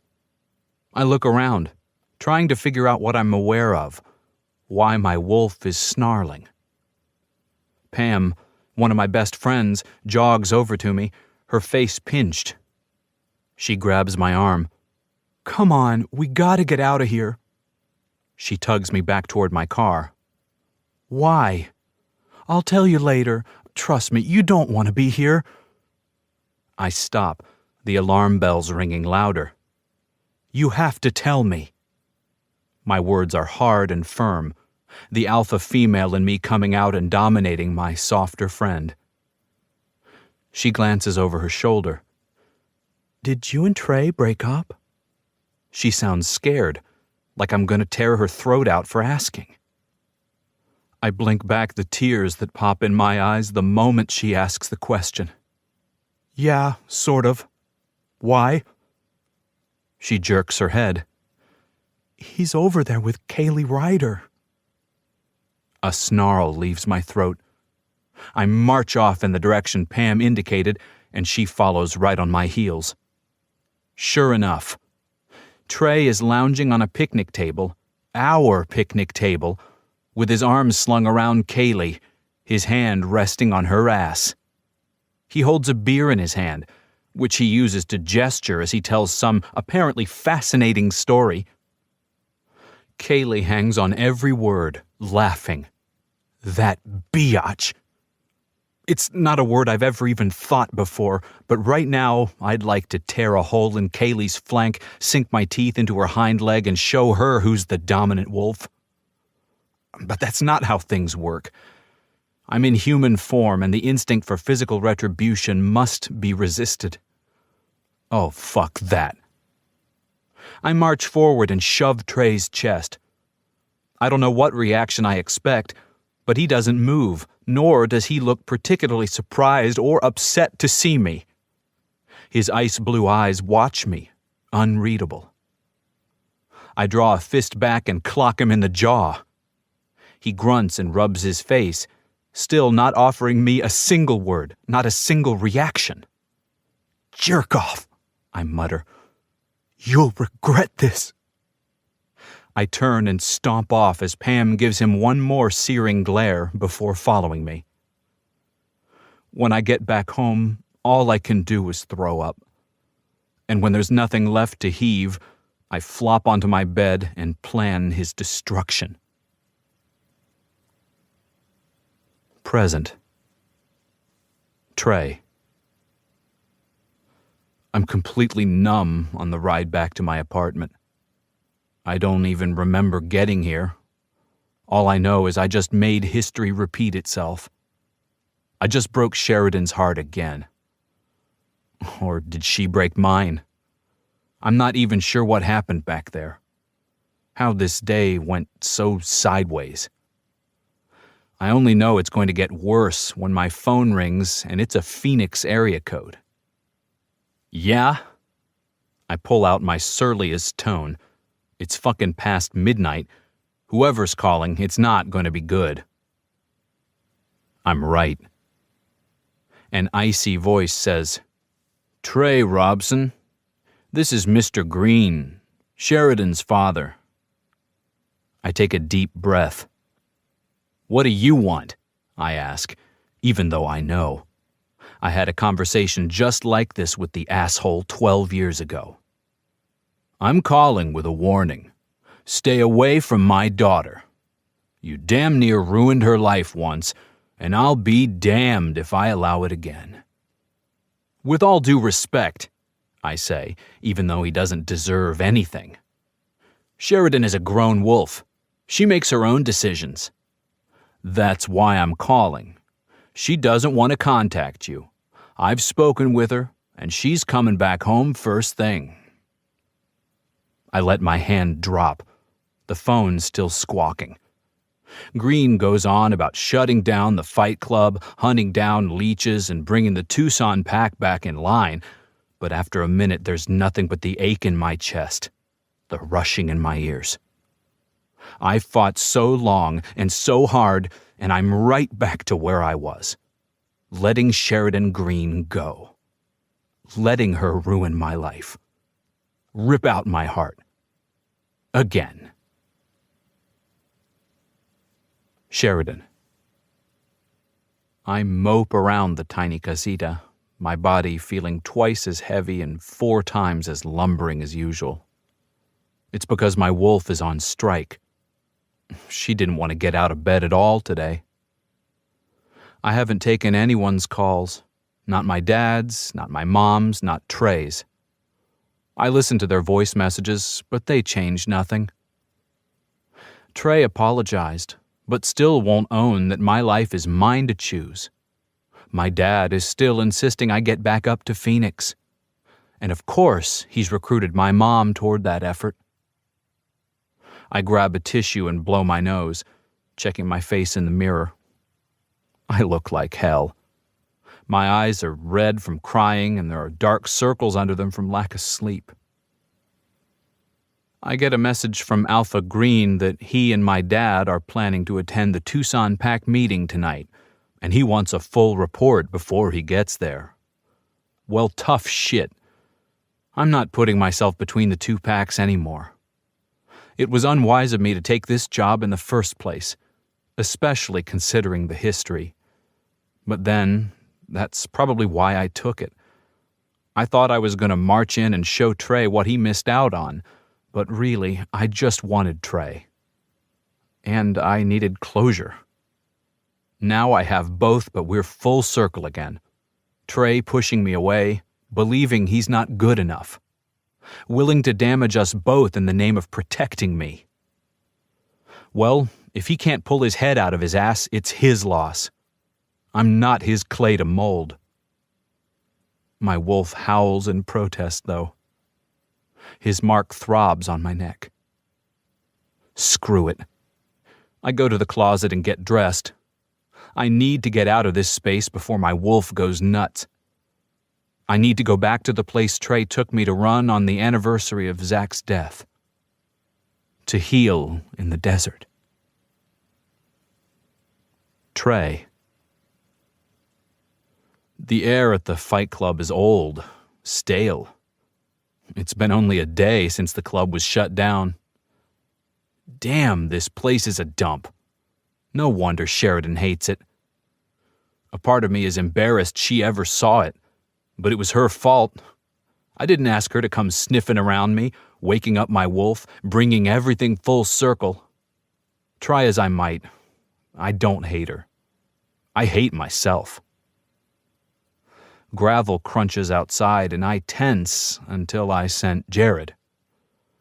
My best friend tromps inside, ignoring the police tape. "Hey," I greet him. He stops and puts his hands in his pocket. "How long you gonna mope around like a pupper who lost his favorite stuffed animal?" "What the fuck, man?" My fists clench. "I dare you to come closer and say that to my face." Jared shrugs. "I would, but you're still looking a little beat up. What's wrong, man? Not healing as fast?" "You know it takes longer when there's internal damage. Fucker got my ribs." Didn't hurt as much as Grizz's betrayal. "Yeah, about him. You want to sick the pack on him? Make him pay?" "Nah. Whatever the leeches got on him to make him theirs, it's worse punishment than we can ever dish out." Jared shrugs again, as if he doesn't care either way. "And Sheridan, what you gonna do about her? Besides lie around and cry?" "Fuck you, man. I remember what you were like with Angelina. Yeah, and now I have a gorgeous mate and get laid every night. What's the deal, bro? This is the second time you've gotten torn up over this she-wolf. My friend cocks his head to the side, suddenly serious. She's the one, isn't she? I blow out a breath. Yeah, I actually already marked her, but... But what? I cast an impatient hand around the place. What do I have to offer her? A shitstorm of no good, same as always. Jared cocks a brow. Don't you think you're selling her a little short? Her parents may be snobby assholes, but Sheridan never was. You think she would have been slinging drinks here or prancing into vampire territory if she didn't love slumming it with you? I grimace at his choice of words and shrug. Dude, you have to go and get her. It's not that simple. It is that simple. You're a fucking wolf. You gave her your mark. That means she's yours.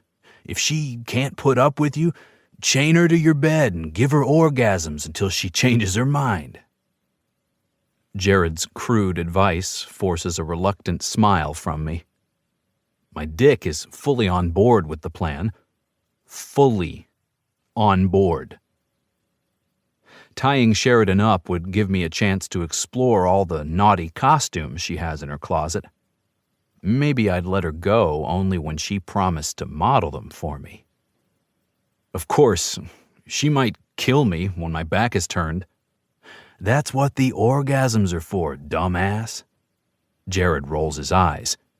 Get her sweet, keep her sweet. Add a little playful punishment, before you know it, she's begging for your dick. My friend puts his arms behind his head with the smug smile of a man who's getting it and getting it often. Then you train her to give head. Sheridan, tied and begging, opening her hot little mouth. Oh, fuck, now I'm hard as stone. That's not a bad idea, actually. Told you I'm a genius. Wait, I sigh. What about the pack? What about it? This is Sheridan. Everyone remembers what she did to us. Garrett hasn't even forgiven her, and she's his cousin. Garrett made it a human. Remember how we took it at first? Didn't exactly lay out the welcome mat. He shrugs. The way I see it, you want this female, you claim her. Lay it out and make sure she has your back like you got hers. Things will work out with the pack. Think so? He shrugs again. Anything is better than having you bum around like you're PMSing. Fuck you. I flip him off, but I do it with a smile. No, thanks, bro. That's Angelina's job. Jared smirks and adds while I groan. Pack meeting tonight at the club. Garrett wanted to make sure you knew. You haven't been answering your phone. It's off. I pull it out and wave it before powering it up. Just needed some space. Yeah, I get it. Jared claps me on the back. Welcome back to the land of the living. Thanks. I wave him out and square my shoulders. Now I just have to figure out how to fix this shit with Sheridan. Once and for all. Chapter 14. 12 years ago. Trey. I should have expected it sooner, honestly. When I ride home from Garrett's and find Lance Green at my house, I realize I've been waiting for this moment since the first time I kissed his daughter. He's sitting on our shabby couch, an untouched glass of water on the coffee table in front of him. My mom surges up from the armchair, a wild, frightened look in her eyes. Who could blame her? Mr. Green is CFO of Wolf Ridge Brewery and sits at the very head of the pack after Emmett Green, Garrett's dad. My mom is the lowest of the pack, an omega. which means keeping Lance happy is at the very top of her list, and I've fucked it up for her. "Trey, honey," my mom chirps, twisting her hard-worked fingers together. "Mr. Green stopped by to see you." I went still the moment I stepped in, but I forced myself to incline my head in his direction now. He walks toward me. "I'll have a word with you." He keeps going, right out the front door. I follow him out, attempting a reassuring smile for my mom's benefit. He walks down the steps and stands beside my motorcycle, arms crossed. He's glaring at it, like it's the monster dating his daughter instead of me. Or like it's the bike that killed his son. "She got into Stanford." "Yes, sir, I know." His head snaps up, fury blazing in his eyes. "She doesn't want to go." He speaks through clenched teeth. "Because of you, no doubt." I work to swallow. I made sure she sent in her acceptance. I don't know why I said it. He's not going to find me to be the hero here by any stretch of the imagination. He sneers like he doesn't believe me. "End it.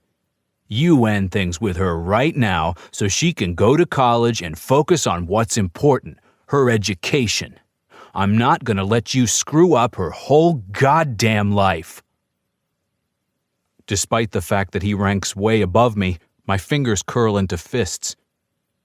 Not at the insults to me, but because my wolf can't stand the threat to his claim, to the mating that hasn't yet been completed. I somehow keep my upper lip from curling and showing my teeth. "I can't do that, Mr. Green." In a flash, he tackles me to the ground, his hand around my throat.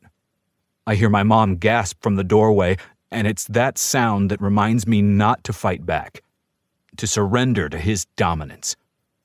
"If you don't want me to throw you and your mom out of this pack, boy, you'll do what I tell you. Break it off. You have 1 week." I glare, but lift my chin to show my throat, which he still has in a chokehold.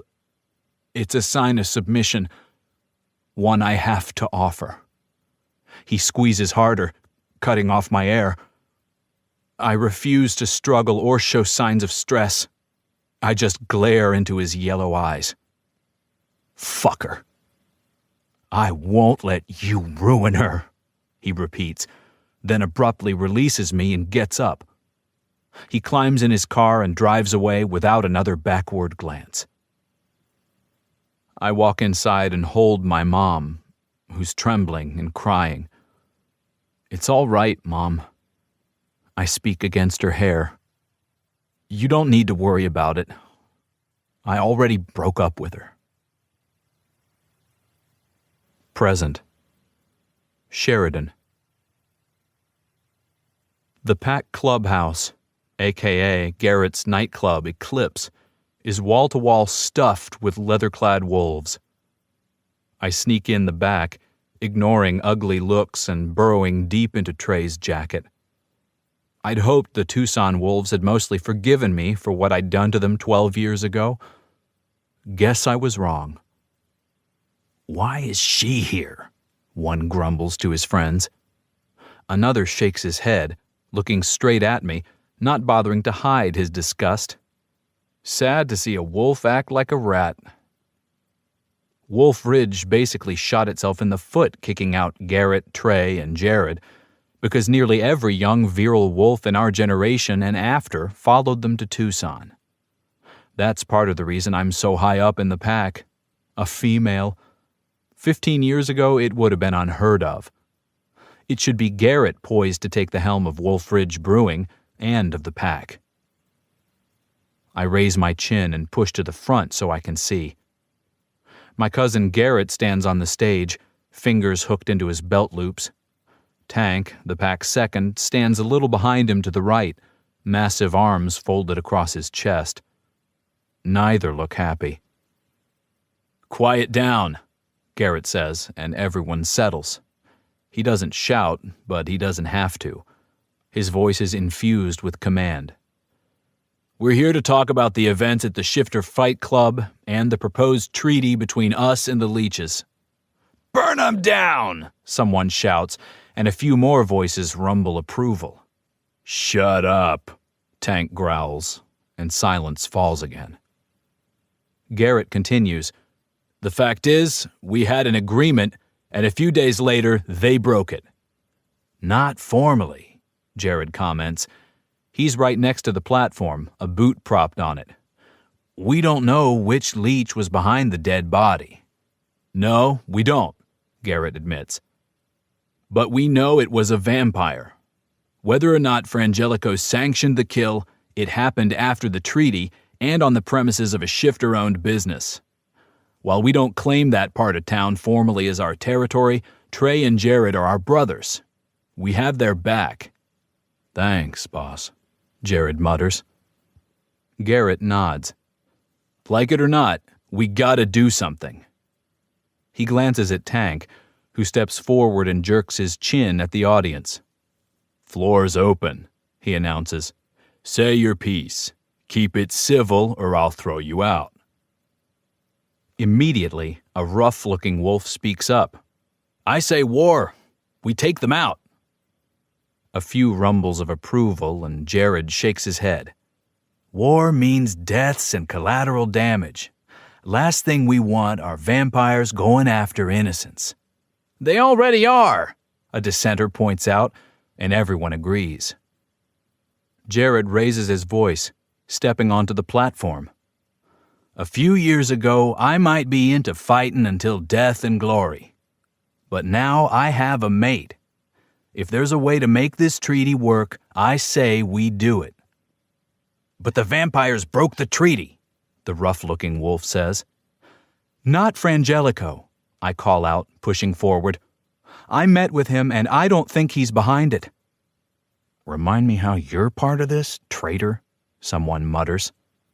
I whirl, teeth bared, but Garrett barks, Sheridan, up here, now. Tucking my head a little, I obey. My cousin looks pissed. You met with Frangelico, right? What was his reaction? He's not happy about this body either. He seemed more unhappy about his orders being disobeyed than the actual death, but I leave that part out. I think one of his lieutenants might be acting without his permission. Just a gut feeling, I hasten to explain. Nero has, a thing for me. He's been willing to stir up trouble.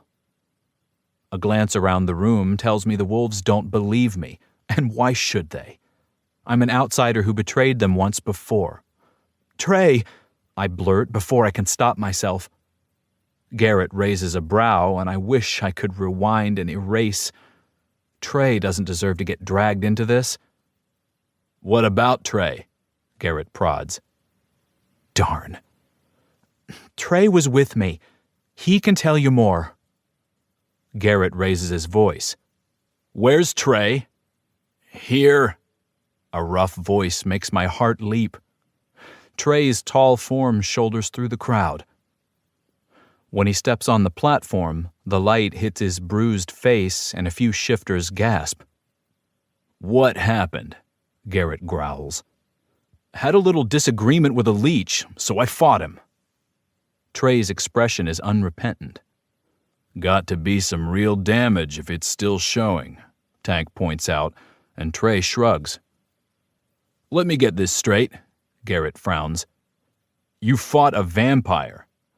Not a vampire, one of his seconds. Frangelico doesn't let his leeches fight. But what Sheridan says sounds about right.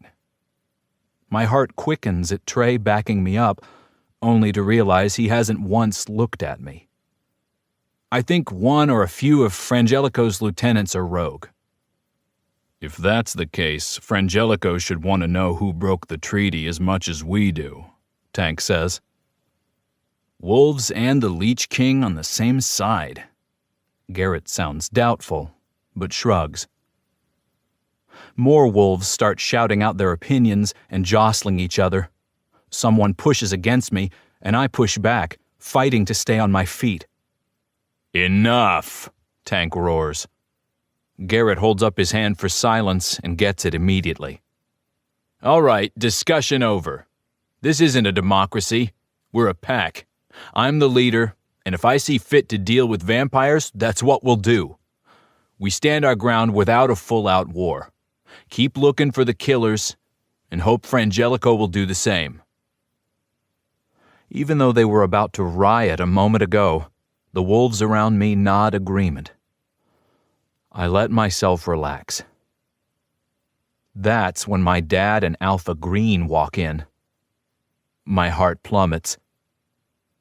They chose a back exit, so they come up behind the platform. Tank turns first, stepping off the platform to make way for Garrett's dad, the Wolf Ridge Alpha, my Alpha. Father and son face off, faces blank. They look so alike, only a few touches of gray signaling the elder. Garrett speaks first. Dad. Son. Alpha Green's voice is just a touch deeper than his eldest's. His stance is more wary, but he is the odd one out here. Most of the wolves present belong to Garrett. The split between the packs was mostly peaceful, but that could change. Fates, I hope not. A war between packs would be worse than one with vampires.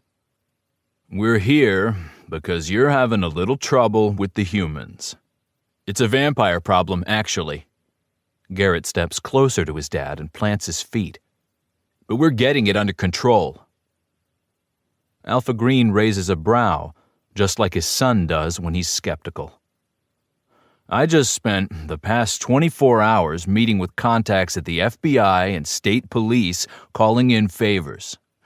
They're labeling the body a drug overdose. Elements of a toxic substance were found in the victim's bloodstream. They also agreed to keep any curious details from the human media, for now. The room seems to heave a relieved sigh. Garrett nods. I appreciate your help. The whole shifter community does. I did what I had to do to protect our species, Alpha Green answers. The question is, are you? Garrett bristles, but appears to gather patience. We're dealing with the vampires. We have reason to believe this death was caused by a rogue leech. If we catch him, we can turn him over to Frangelico, end the deaths, and keep the peace. Alpha Green nods slowly. What about the Fight Club? My dad clicks his teeth as if tasting the scent of prey. It has been causing trouble for us since it opened. It is obviously a point of weakness for us wolves. First, the authorities investigate the fights and the drug dealing, and now this body. Seems to me we won't have much time to back you against the vampires if we're too busy hiding evidence from the humans, cleaning up your mess. Well, son, Alpha Green says to Garrett, what do you intend to do about the Fight Club? I can answer that, Trey calls out. All eyes turn to him, and he steps up on the platform, facing my dad, who visibly grimaces at the cuts and bruises all over Trey's face. It was mostly my idea.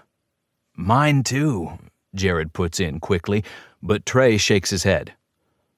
It was my idea to give the vampires free rein in the club. And I hired Grizz too. He fought for us, and I thought he was solid. Now I realize we're caught up in something big here. Possibly a vampire coup. I don't want anything I've built to jeopardize my pack. I'm willing to pull the plug on it if that's what my alpha thinks is best. He makes it obvious he's looking at Garrett, not Alpha Green. As Trey speaks, a smug look spreads over my father's face. My own hands clench into fists.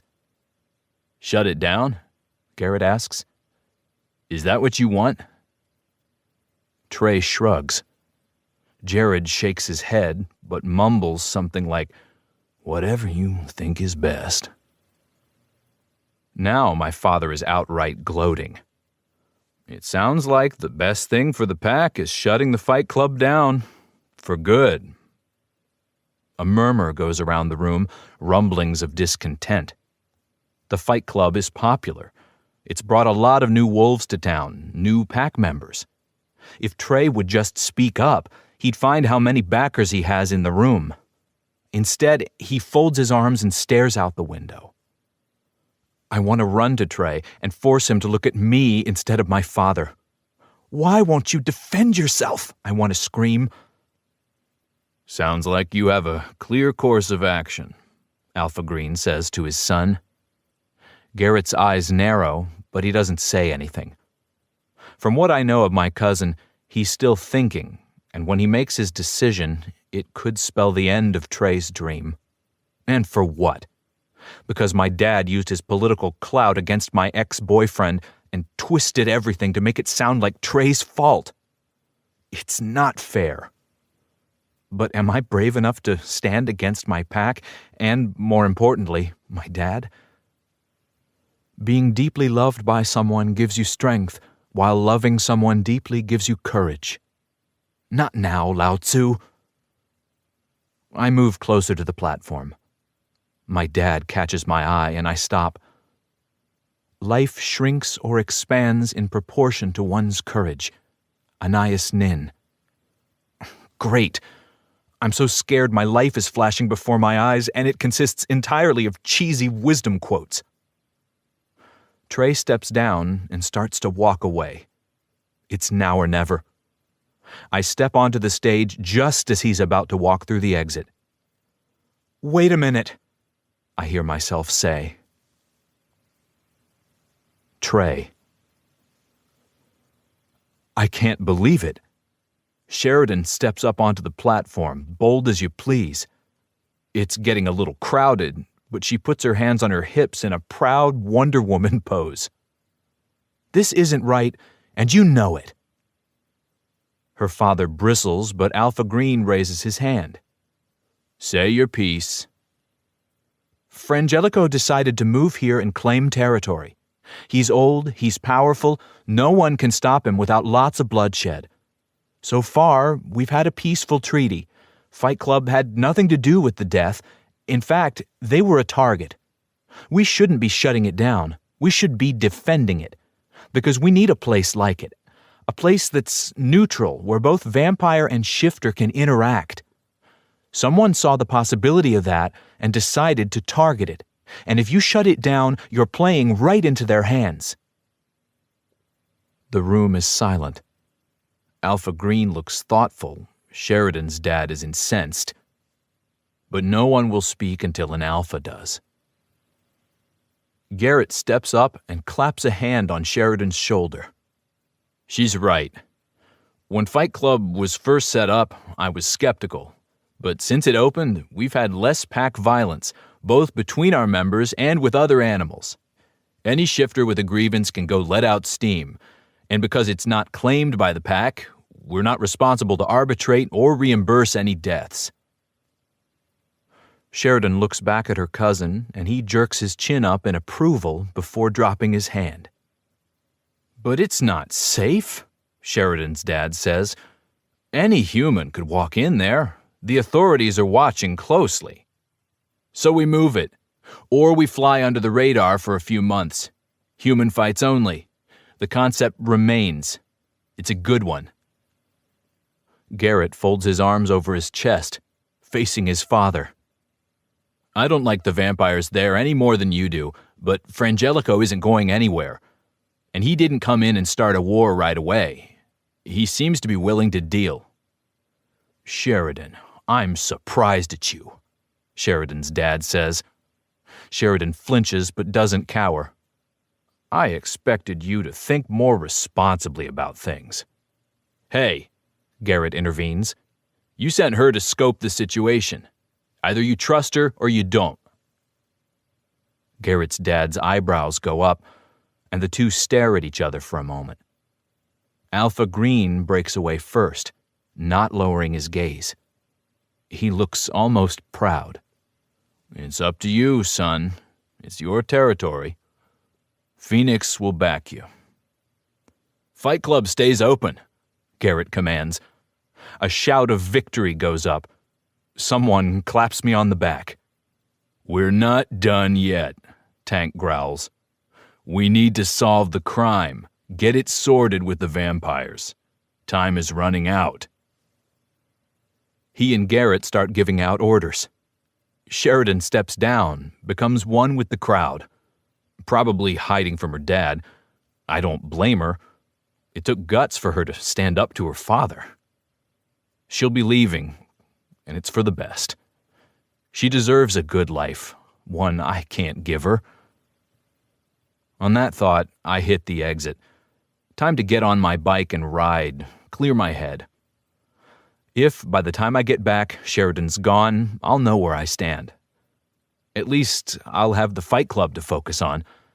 And Mr. Green's face the moment his precious little girl grew up and called him on his shit. "Robson," someone snarls behind me, and I whirl. Lance Green prowls up, his eyes shifter bright. "Stay away from my daughter." I stare down at him. Why was I ever intimidated by this guy? I can just pack up my mom and have her move. She'll probably be better off in Tucson anyway, away from those snotty wolves. Mr. Green growls, "If you try to keep her here, I will end you and your pathetic little club. Do you hear me?" "No." A vein practically leaps off his forehead. "What?" I said no. Listen, Graybeard, Sheridan's an adult. She makes her own decisions. She made it pretty clear in there, but if you won't accept it, that's between you and her. I know you want to protect her, but if you think you threatening me is going to work this time, you got another thing coming. You can't talk to me this way, you mangy. Shut it. I stab my finger into the older wolf's shoulder. He may have seniority, but I'm bigger and stronger and taller and completely done. Sheridan makes her own decisions. I know she has a good life in Phoenix, and I'm not going to push her to give it all up for me. But I'm done kowtowing to you. I rolled over once. I'm not going to do it again. I spin on my boot and stride to my bike. "How dare you talk to me?" I growl at him, and he stops in his tracks a few feet away. "It's over. You want to fight it out, get on the schedule at the club. I fight most Fridays."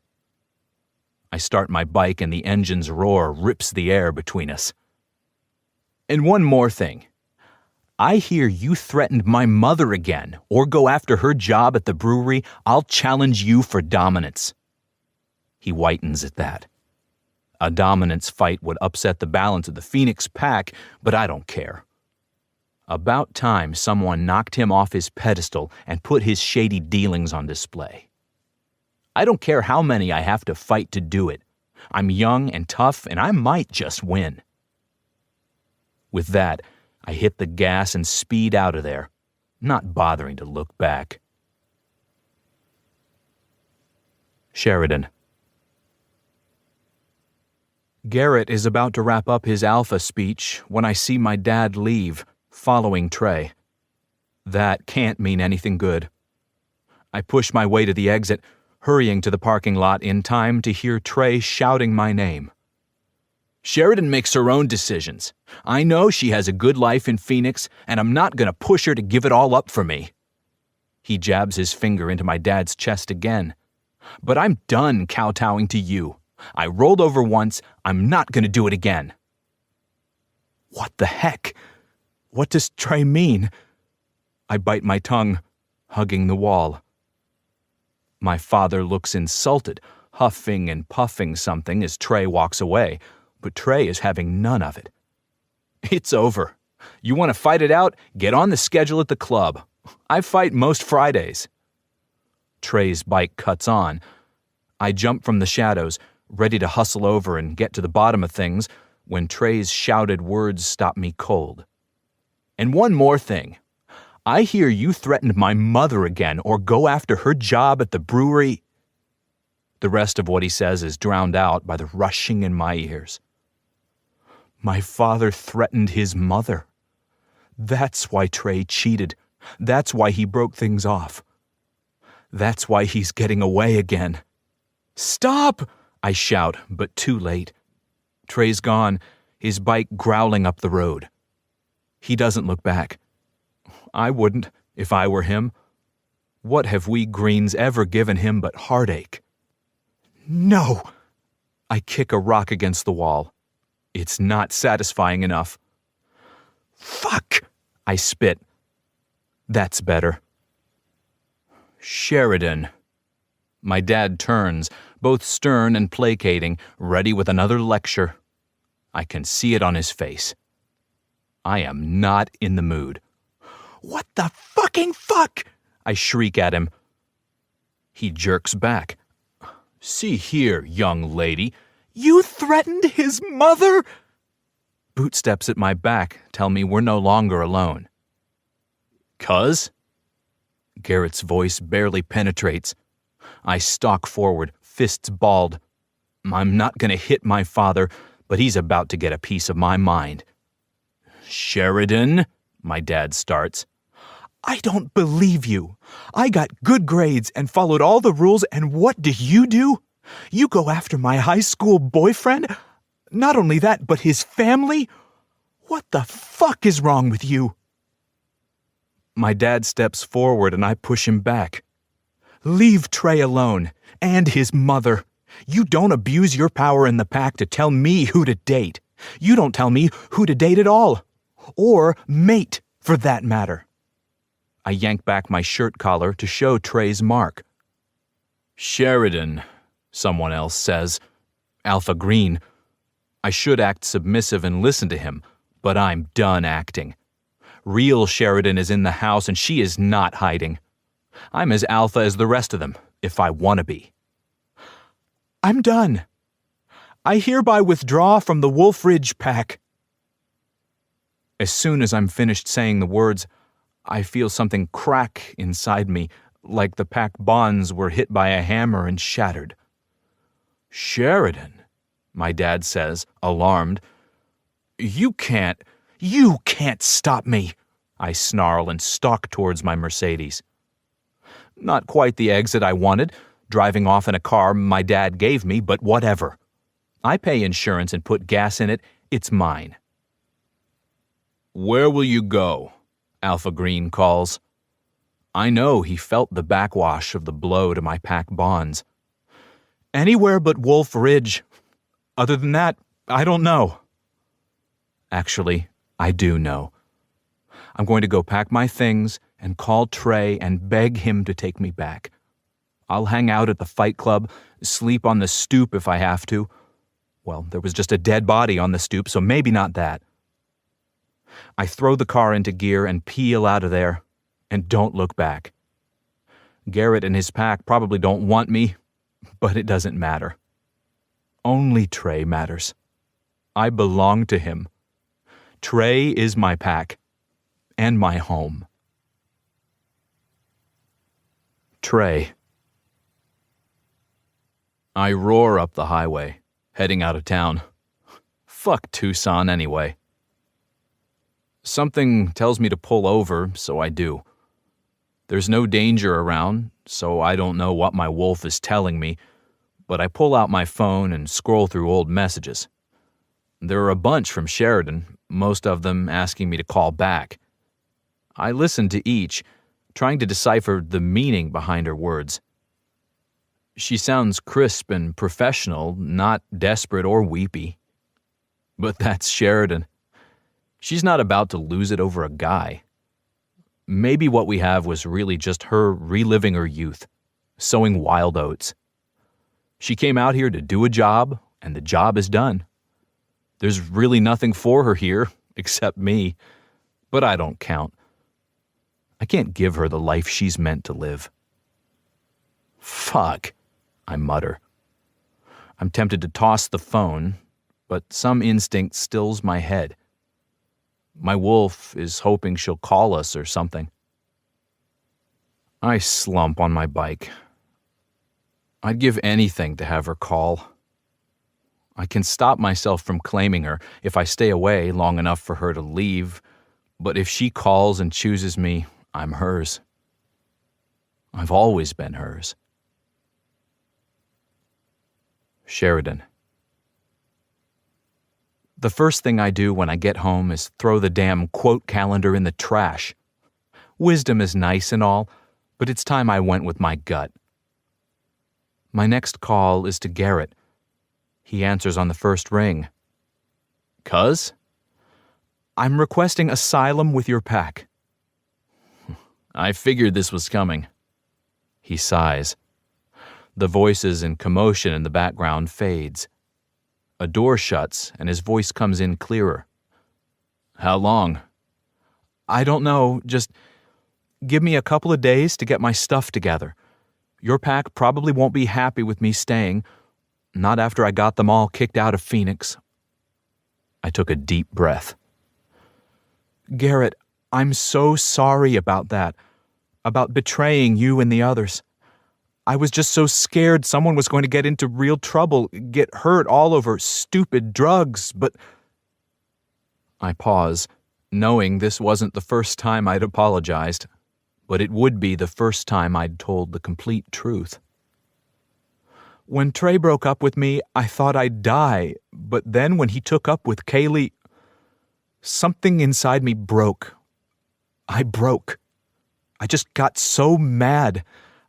I know that doesn't excuse what I did, but—" "Maybe not," Garrett says slowly. "And I won't lie and say we weren't really hurt. We were. But maybe it wasn't just you. Maybe everything happened as it did because of the fates. If you hadn't betrayed us, we wouldn't have been kicked out of the pack. If we weren't banned, we wouldn't have come to Tucson and formed a new pack. Our own pack. Most of our members have good lives here. Better, one might argue, than the scraps they would have had to fight over in Phoenix. But that doesn't mean they'll forgive you as easily as I did. If you try to join my pack, they won't make it easy on you." "I know. I deserve it." "Tell you what, kid. You got asylum as long as you need. As long as you're on our turf, no one messes with you. But to join our pack, you need a sponsor." "Sponsor?" "Yeah. And there's only one who I trust to look out for you." Trey. My heart leaps up, only to plummet. He's not talking to me. "You stood up to your father and mine tonight. Not to mention handling meets with the vampires. If Trey wants you in, I could use you." "Thanks, cuz." We end the call and I let the phone drop. Now I just need to find Trey and grovel. And for that, I need the right outfit. There's a strange scratching on the window, a figure moving in the shadows. I rip the curtain aside and glare at the creepy vampire beyond the glass. Nero. I knew it. Yep, there's his black car parked at the curb. "Hello, little wolf." He draws his nails down the window and I grit my teeth at the horrible sound. I close the curtain and open my desk drawer, drawing out a little surprise I have ready. When I open the door, Nero is waiting. He pushes back the silky blonde curtain of his hair, licking his lips. His fangs flash as he caresses the air between him and me, as if there's a solid wall keeping him from crossing the threshold. Little wolf, let me come in." "Not by the hair of my chinny chin chin," I say, and have an idea. "But if you tell me who left the dead body at Fight Club, I'll come out to you." Nero raises a brow. "Why do you wish to know?" "I'm impressed," I lie. "Lucius is so old he's practically all-powerful. Whoever dares to disobey him must be very strong." "Oh, I am, Lady Wolf. I will show you how strong." I cock my head to the side. "So it was you?" "Yes," he hisses. "Why?" "Frangelico is old, but he has forgotten his purpose. Vampires are made to rule. Me and my brethren, we keep the old ways. Brethren? Dang, there were more of them flouting Lucius's rules. They hadn't done much yet, but they were probably only beginning. Soon you will know. The world will know. Nero licks his lips. Did I ever think he was hot? Now, come out, little wolf. Okay, but first, I twitch aside my bathrobe sleeve and raise the Glock I bought after I took out a frat boy. Say hello to my little friend, I quote, and aim for the vampire's crotch. Trey. The call comes in right as I'm about to pack up and ride back. Sheridan's number scrolls across the screen as if I've conjured it. In my rush to answer, I almost drop the phone. Trey? Sheridan's voice wavers just a little, and I'm on my feet, muscles tight and ready to fight. What's wrong, sweetheart? If her father yelled at her, so help me. I have a leech problem. I kick up my bike's kickstand before she's gotten half her explanation out. Where are you? At the casita. Stay there. Stay put. I've got it mostly under control. I just... Do as I say, I order, and roll out. I break a speed record getting back to Sheridan's place. My motorcycle races through the old barrio, pulling in behind a black sedan that smells of vampire. Sheridan's sitting on the stoop in a bathrobe, her eyes vacant. I go to one knee. You okay? Yeah. She forces a smile. What happened? I had a visitor. She nods to the dark car parked on the street in front of her house. I shot him. Twitching aside a fold of her bathrobe, she uncovers a gun with an extended muzzle. Whoa. I hold out my hand. I want to know what the hell happened, but Sheridan's acting so weird, probably best to go slow. I pick the pistol up and examine it. It smells funny. And no one called the cops? I glance around, but all the houses are dark and silent.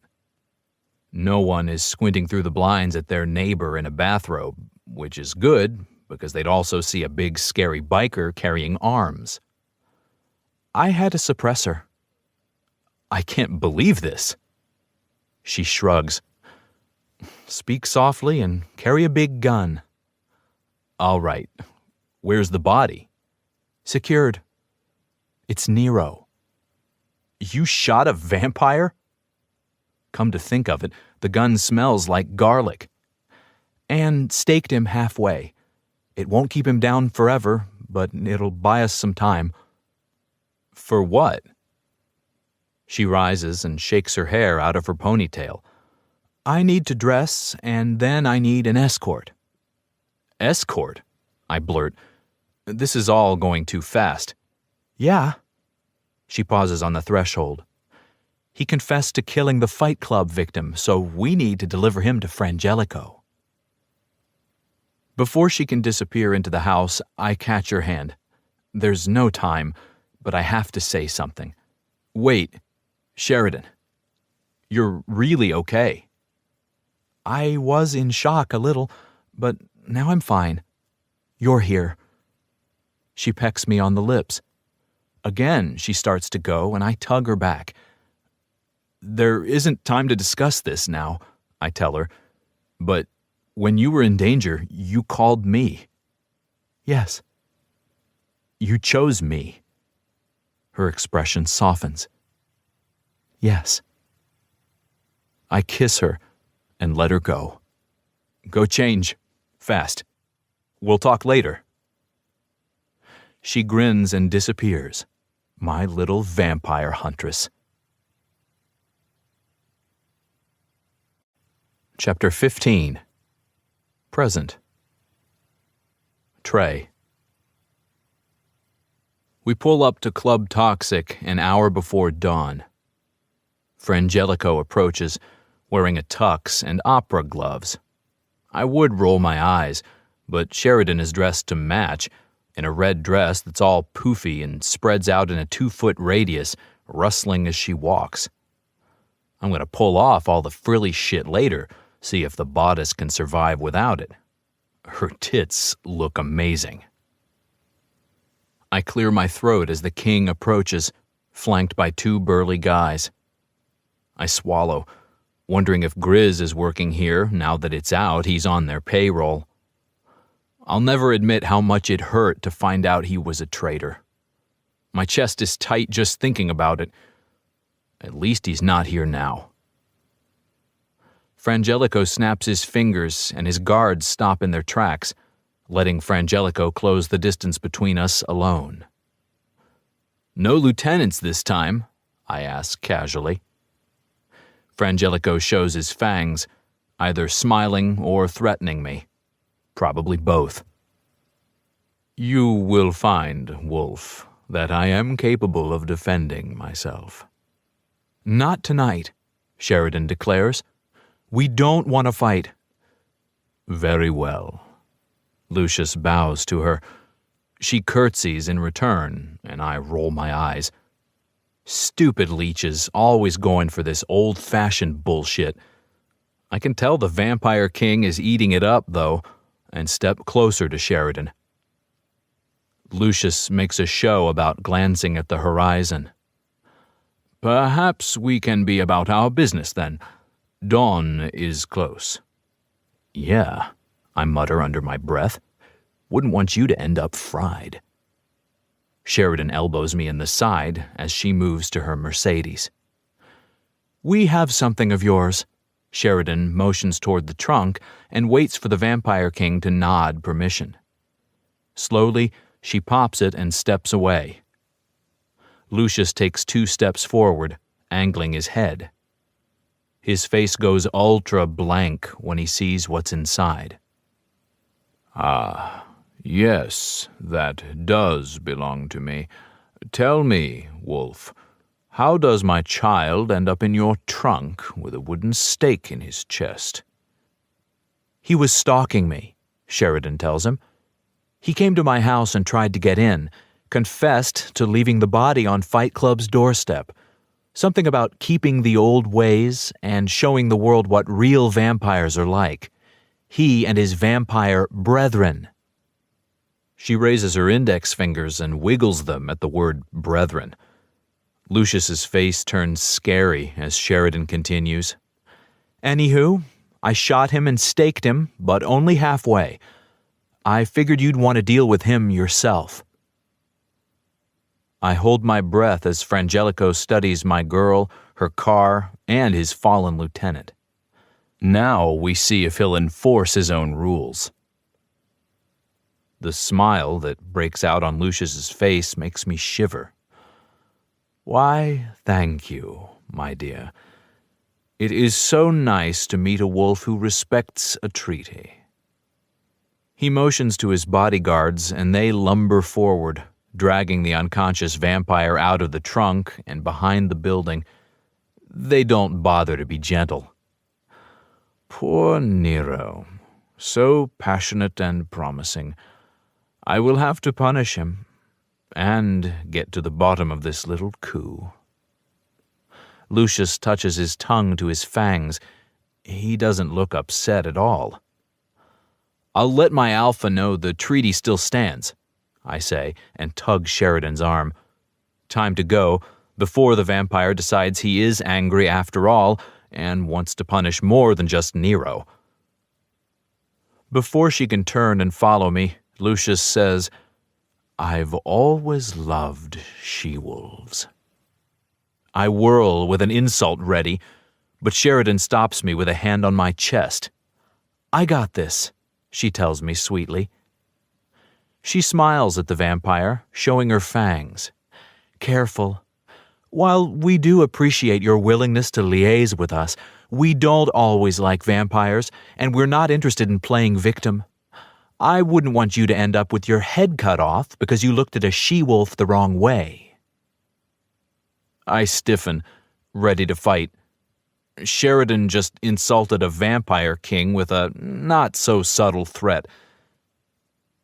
Lucius Frangelico tosses back his head and laughs. We watch the pale column of his throat work, frozen in horror. Vampire laughter is the scariest fucking thing I've ever heard. Lovely, the leech says, shaking his head with glee. Just lovely. Go now, before I decide to keep you. Trey. Instead of driving home, I head for Gates Pass and cruise up to a scenic overlook. Day breaks, and for a while we don't speak, just watch the light and color unfurl over the valley. Sheridan slips her hand into mine. Fuck, this could have all gone down so much worse. But for now, I have my lady within reach and another beautiful day on the horizon. Her hand strokes my hair.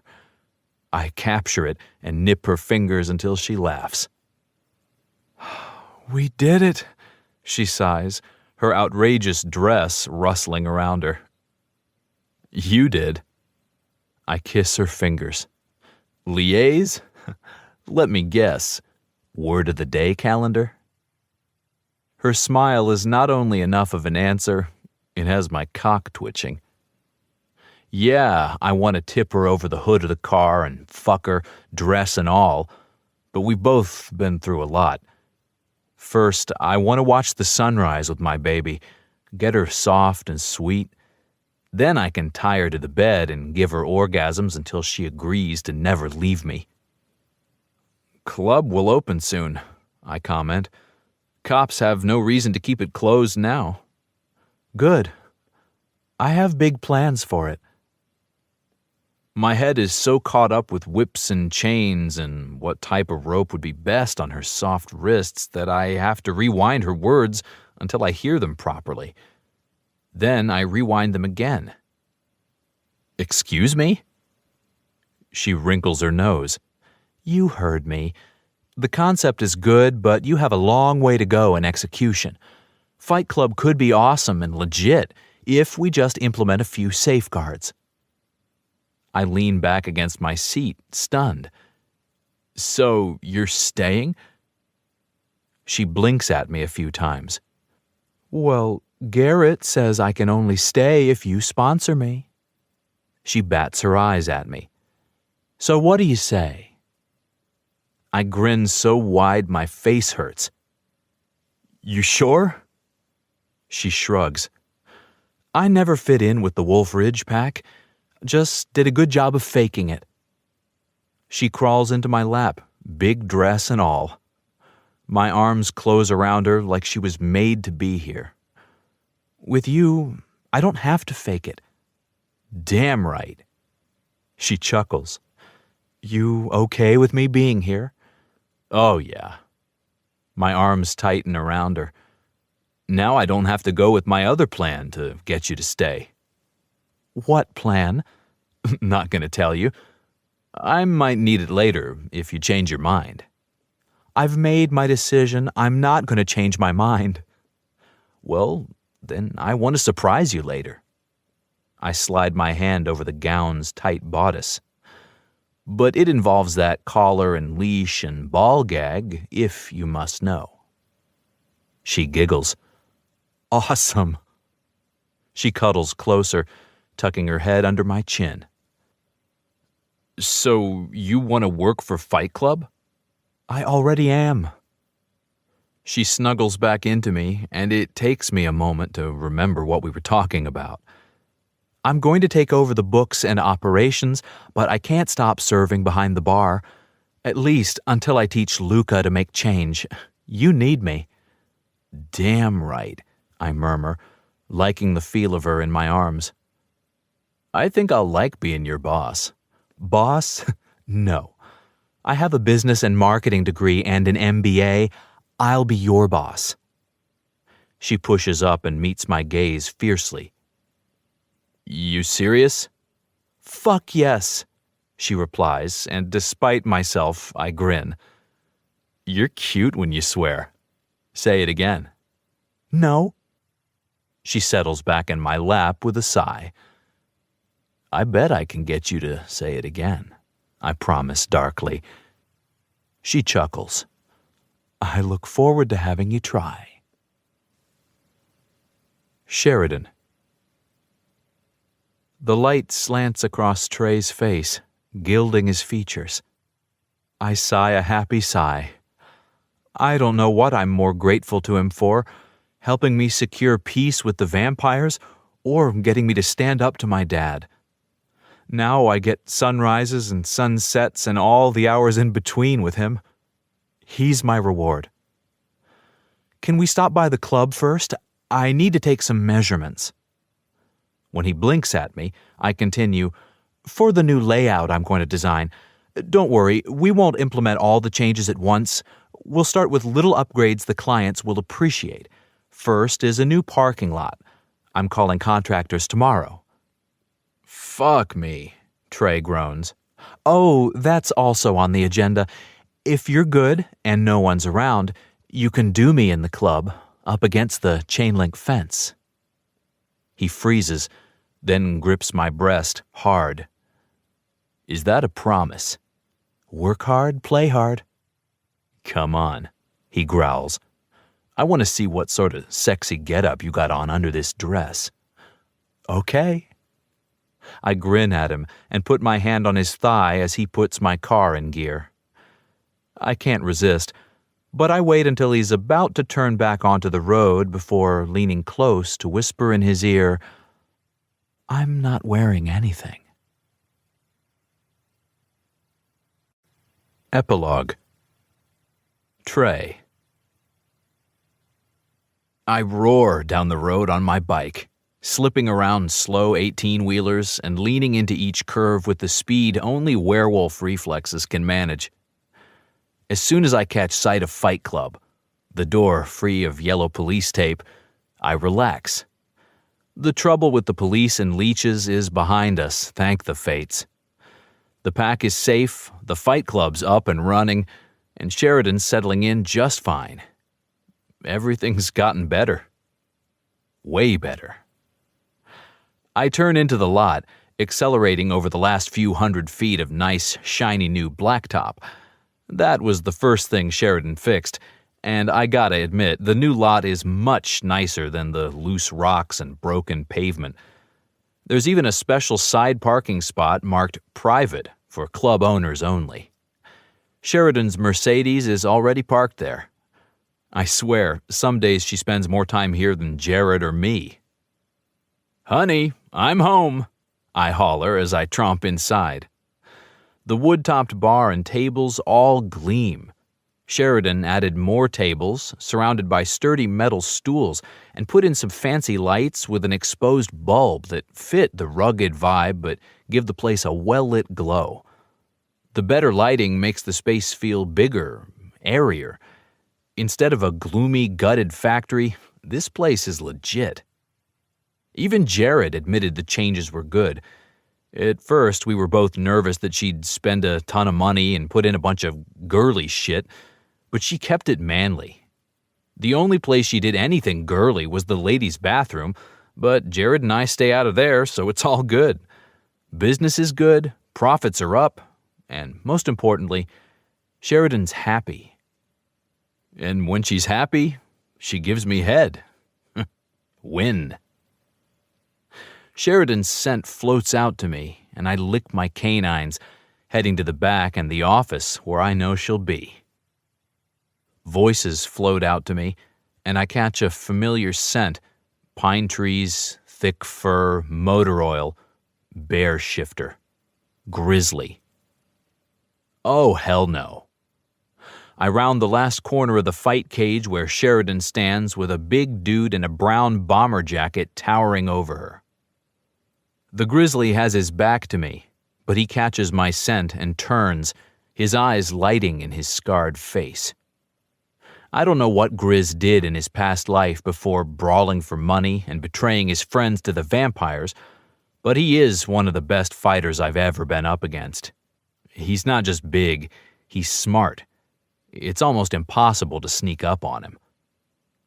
I'm this close to punching first and asking questions later. I'd have to call the pack to back me up. Get out, I point to him in order. Get the fuck out. Trey, Sheridan starts, but I step between her and the big bear. Hey, Wolf, no harm meant. Grizz steps back and raises his hands. Was just popping in to see if you're okay. We are. I fold my arms over my chest. No thanks to you. Did you think I'd forget your betrayal? Grizz sighs. Wasn't a betrayal, he rumbles. I did my job here, nothing more. I wasn't spying for the vampires. No, you're just working for them. I expected more loyalty. Even as I say it, I realize it's ridiculous. Grizz was a fighter who offered to moonlight as a bouncer. It wasn't his fault Jared and I relied on him more and more. He showed up and did his job and was reliable, but it's not like we checked his references or anything. As far as we knew, he was a loner following the fight circuit, using his fists and size to get paid under the table. Not someone to trust. His betrayal still hurts. Grizz shakes his head, his expression hard. I'm not, Pack. Loyalty is for the wolves. You better watch your back, Bear. To my surprise, he laughs. Or what? You and your wolves will jump me. You've faced me in the ring. You know it'd take an army. Is that why the vampires keep you? To be their attack dog? His face flushes and his eyes start to glow. Trey, Sheridan grips my arm. Stop. It's not worth it. Fine. After a moment, I shake it off. But you don't come around here anymore. I still want to fight. He hooks his thumbs in his belt, but looks no less intimidating than if he'd raised his fists. I may be working with the vampires, but no one owns me, Wolf. I answer with a growl. Enough! Sheridan pops between us. You two can work it out in the ring. Grizz, you know when sign-ups are. I'll have, someone contact you. I growl again, not standing down, and Sheridan turns to me, pressing her soft body against mine. Trey, it's not worth it. Remember the truce? Fuck. Yeah. I grimace. I remember. You're free to go, I tell Grizz. But watch your step.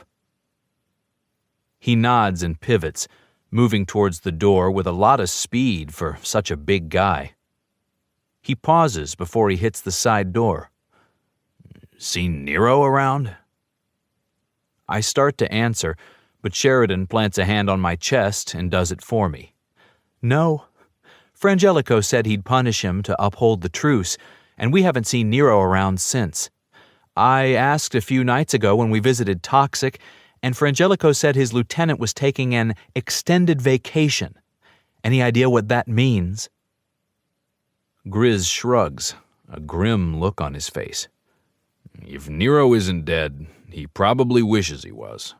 Nobody disobeys Frangelico and lives.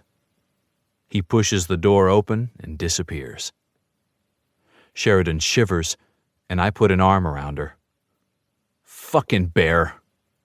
Grizzly, she corrects. He's a grizzly, and he's a good fighter. Pretty popular. Yeah, well, I've seen a she-wolf take him down. That was a fluke. I took him by surprise. She tugs on the lapels of my leather jacket, pulling me close. We'll get more from him if we play nice. Remember the saying, catch more flies with honey? Who the fuck wants flies? I say, but she grins up at me and my anger melts. Grizz is gone, my mate is safe, and everything's peaceful. For now. So, what do you think? She waves her hand around the fight club, effectively changing the subject. Looks great, sweetheart. Really, really great. Have I told you how much I appreciate you doing all this? Her cheek curves. Once or twice. You and Jared were so scared at first. Yeah, but you did good. Kept it all industrial shit. Industrial style, she corrects. Right. I chase her mouth. I think it's time I properly thanked you. Plus, we need to christen the place. Christen it, like with champagne? Yeah, if you want. I play with a lock of her vanilla-scented hair. I was thinking more along the lines of fucking you on every available surface. Ew, Trey, no. She pushes me away and I laugh, tugging her close and grabbing her ass. You don't want this. I grind my dick against her. It's been rock hard since I got her alone. Her breathing quickens, as I knew it would. She wrinkles her nose. Not in here. The cleaning service just got done. What are you going to do, fuck me in the cage? The image of her hanging onto the metal mesh while I plow into her from behind fills my mind, and I growl an affirmative. No. People bleed in there. She's so cute when she's disgusted. I fist a hand in her hair and kiss the hell out of her. All right, I say when I'm done and she's looking at me with a dazed, happy expression, her lips puffy from my punishing kiss. We don't have to fuck here. Not today, anyway. But soon I'll open a bottle of champagne and take her on the office desk. Maybe after a fight. No need to get freaky in the cage right away. We can work up to it. It's good to have goals. I'm done with everything, so let me just grab my purse and we can get out of here, she says. Sounds good. I watch her ass twitch in her skirt and heels as she trots away. Fuck me. I'm gonna have to set up that boss secretary fantasy sooner rather than later. When she returns, she's changed into jeans, leather jacket, and motorcycle boots. You got the bike, right? I figured we could leave my car. I'll pick it up later tonight. You sure it's safe? I hate admitting that this is a bad area, but having my mate's car stolen would suck. Yeah. She bites her lip and admits, Frangelico told me he has security watching the place. Protection, to uphold the truce. Fuck. Fucking leeches, sticking their fangs where they don't belong. I think it's okay, Sheridan says. He wants this truce to work. We all do. Right. I reach for her, unable to keep my hands off her any longer. The thought of leeches putting security on my place of business creeps me out, but Sheridan's probably right. It will take me a while to come to terms with it, but I'll tolerate a lot to keep her safe. Hey, she smiles and avoids my arms. Check out my new shirt. She pulls open her leather jacket, the one I gave her. I love when she wears my stuff. That's nice, I murmur, then frown. The shirt looks familiar. It's the I only do butt stuff at the gym shirt, except she's crossed out at the gym. Like it? She asks, swaying to show it off. I fixed it. I only do butt stuff, full stop. She winks at me. A light bulb goes on. Sweetheart. I hook my fingers into the loops on her jeans and pull her close. Is this a hint? No, Trey. It's a sign, literally written across my boobs. She rolls her eyes. Duh. Watch your mouth, I growl. Sassy girls get spankings. Her eyebrows go up as she grins. Promise? That's it. I mock snarl and toss her up over my shoulder. She squeals, but as I stride out the door, reaches down and rubs my ass. I pick up my pace, ready to throw her on my bike and race home. My baby wants butt stuff? She's got it. I'll give her everything she wants and more. Sheridan. Trey kicks in the door to our new home and carries me across the threshold. He waited until I unlocked the door to scoop me up in his arms. What can I say? I'm feeling traditional. I didn't know it was tradition to carry your woman across the threshold before you fuck her ass, I said, giggling. He grins. Learn something new every day. I'm still shaking with laughter as he carries me into our bedroom. I picked out curtains and bedspread and fixtures in warm, earthy colors. He let me do the decorating, not that he had any choice. When it comes to what we do in the bedroom, he takes all control. I love it. I've been waiting for this, he mutters, going to the box where we keep our kinky things and pulling out a giant bottle of lube. I'm going to make it so good for you, sweetheart, I swear. I know. I bounce on the bed, watching him. My pussy is already soaked. But first, he turns and strides towards me, and my vision fills with his big, leather-clad form. I got something for you. He pulls out a small, fancy shopping bag in a telltale robin's egg blue. Tiffany & Company. Holy hell. Trey got me something from Tiffany. Jewelry, a ring, fates. Is he proposing? To wolves, marking is everything, but we often follow human traditions of weddings and rings, too.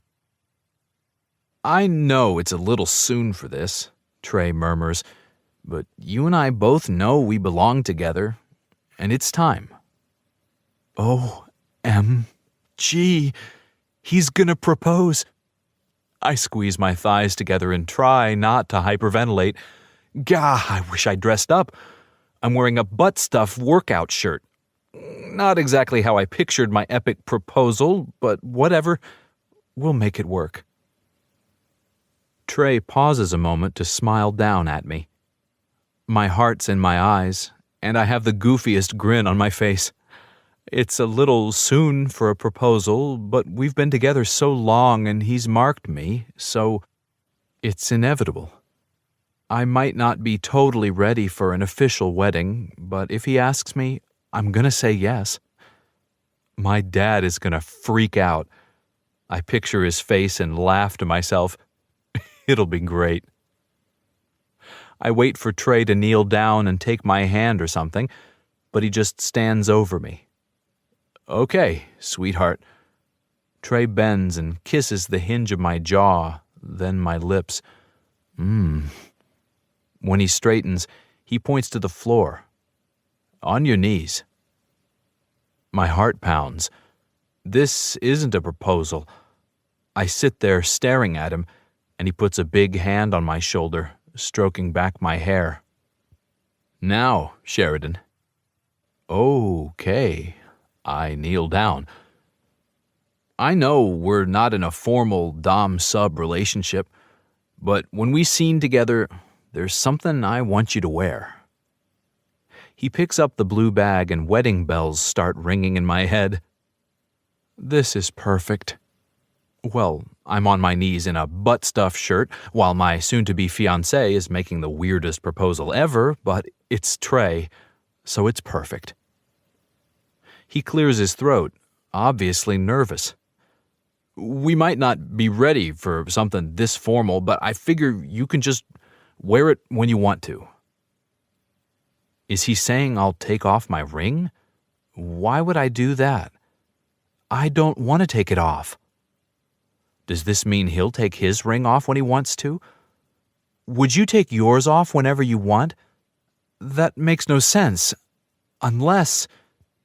Trey gives me a confused look and I gasp. Are you saying we're going to swing? What? No. I smack his leg. Then what are you saying? I'm just trying to give you something. Why are you talking about swinging? I don't know. What's in the bag? He pulls out a box. A long box. Definitely not a ring box. That's not a ring box, I say. You're not proposing? What? He freezes, eyes widening. He gets an "I'm not sure if I did something wrong here" look on his face. Oh my God. Laughter bubbles out of my chest. I was freaking out. Trey's pale as the moon. You thought I was proposing? He gestures to the floor where I kneel before him. Like this. You were so serious and, oh, Fates. I laugh so hard I start crying. Oh, Fates. I'm okay. I'm not upset, really. Are you sure? He asks, and I realize I said the last part out loud. He kneels down and puts his arm around me, setting the jewelry box on the floor. Sweetheart, I want you. This is forever. You know that.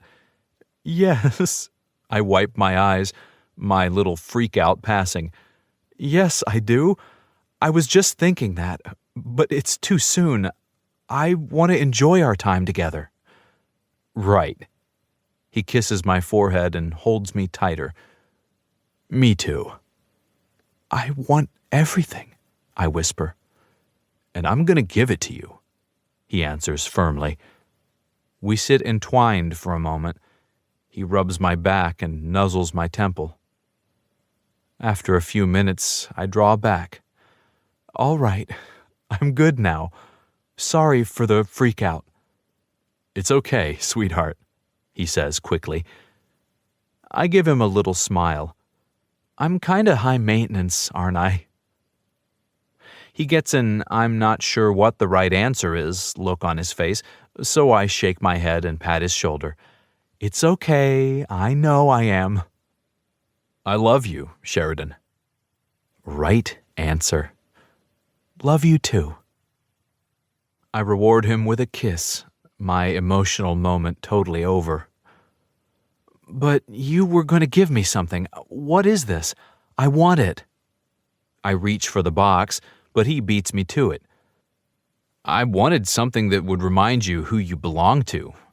You already wear my jacket, and the pack isn't big on calling our bitches property. We're not exactly a regular MC club. He smirks, and I smack his arm. Don't call us bitches. And no, we're not going to let you call us property. But you and I have something special, Sheridan, he says, suddenly solemn. Everything we've been through, we belong together. You belong to me. Yes. I nod, because in my heart of hearts, that's true. And you belong to me. So I wanted something to show it. He opens the box and I gasp at the pretty silver chain. A necklace. He got me a Tiffany necklace. No more joking, you have no taste. He clears his throat. It's not a necklace, sweetheart. It's a collar. My heart flip-flops and my insides clench. Fates, I am so turned on. Trey lifts it and holds it up to my neck. I want you to wear this when we scene together. If we go back to Toxic, I want everyone there to know you're mine. But it's perfect. I can wear it during the day, too. He nods, still solemn. If you want. I do want, I squeal and throw my arms around his neck. I love it. I'm so glad it was a collar and not an engagement ring. Not this time. Thank fuck. He lets out a sigh. You really like it. Oh, yes. Can I wear it now? That's the idea. I lift my hair and he fastens it. His fingers slide around my neck, checking the fit and making me shiver. Looks good. Yes, I squeak out. My cheeks flush and my skin is suddenly too hot. He rises and my heart somersaults again and again. I'm on my knees and he's looking down at me, my handsome and powerful dom. I can't take my eyes off him. He reaches down and smooths back my hair, lifting it away from my neck before straightening and studying me from above. I hold still, back straight and insides quivering, wanting to look good for my dom. "When I take your ass, you'll wear my collar," he orders. Yes, I agree, breathless. Oh, fates, yes. His fingers hook in my new silver choker and he tugs me to my feet. "Take off your clothes and get on the bed. All fours." Trembling, I do as he says. Once I'm naked, I go on all fours on the bed. My new collar is cool against my skin, but that's not why I'm shivering. Trey looms behind me, a monster I've invited into my bed, big, powerful, and scary. His fight-roughened hands caress my sides. "Easy, Sheridan. Relax. You know I'll make it good for you." And just like that, my body softens. I arch my back under his hand and tip my ass up. He rewards me with a "good girl" before squeezing my bottom cheeks and pulling them apart.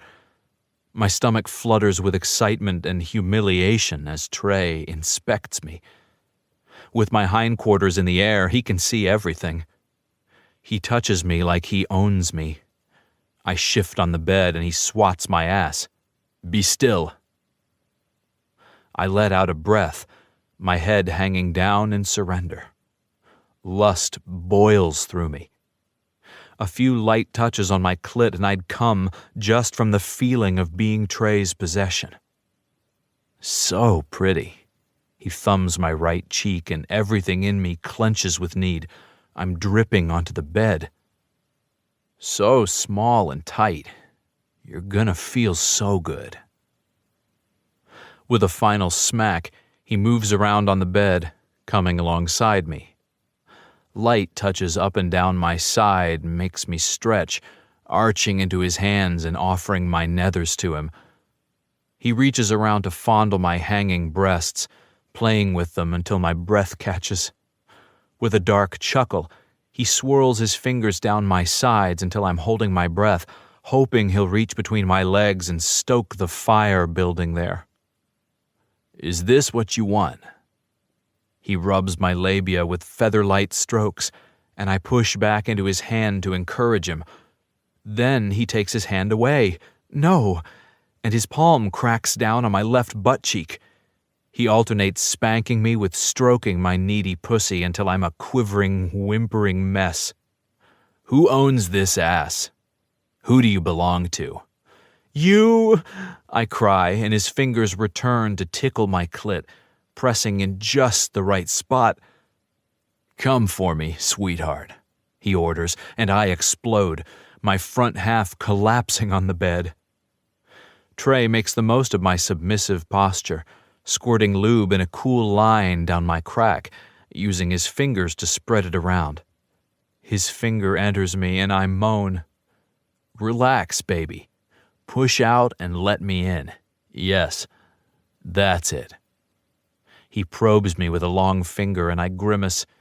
He's played with my ass before, but this is different. He's not playing now, but finger-fucking me for a purpose.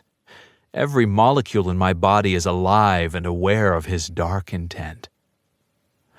I press my chest down, keeping my ass high, and try to relax like he commands. Loose and pliant after my orgasm, I still fight to keep from tensing up at the strange intrusion. It's uncomfortable and awkward, but doesn't hurt, even when Trey adds a second finger, working the tight ring of muscle so I can accept him. He goes slowly, stretching me until I'm panting and rocking back on his fingers slightly. "That's it," Trey murmurs. "Good girl." I fuck myself on his fingers, ignoring the slight burn and getting into it. This is how I show my love, giving my all to my mate, no matter the inconvenience or discomfort. "All right," he says finally, settling behind me. The bed dips with his weight and my body angles back towards him as he removes his fingers and sets his cock at my back entrance. I shuffle my knees wider and brace. He presses in, my back hole burning as the head of his cock breaches it. He's so long and so big, but his prep work does the trick, and after pushing past the tight entry point, he slides in, filling me beyond full. My brain scrambles, trying to make sense of the intruder. My pussy weeps, totally ignored. Trey slides a hand up my spine, soothing and energizing me at the same time. His fingers weave into my hair and tug my head back, then drop and catch the chain around my neck. He's going to take my ass while tugging on my collar. Fate's so hot. "I'm gonna fuck you now," he announces, and my pussy spasms. I knew Trey would make it good for me, but never thought I'd get off on butt stuff like this.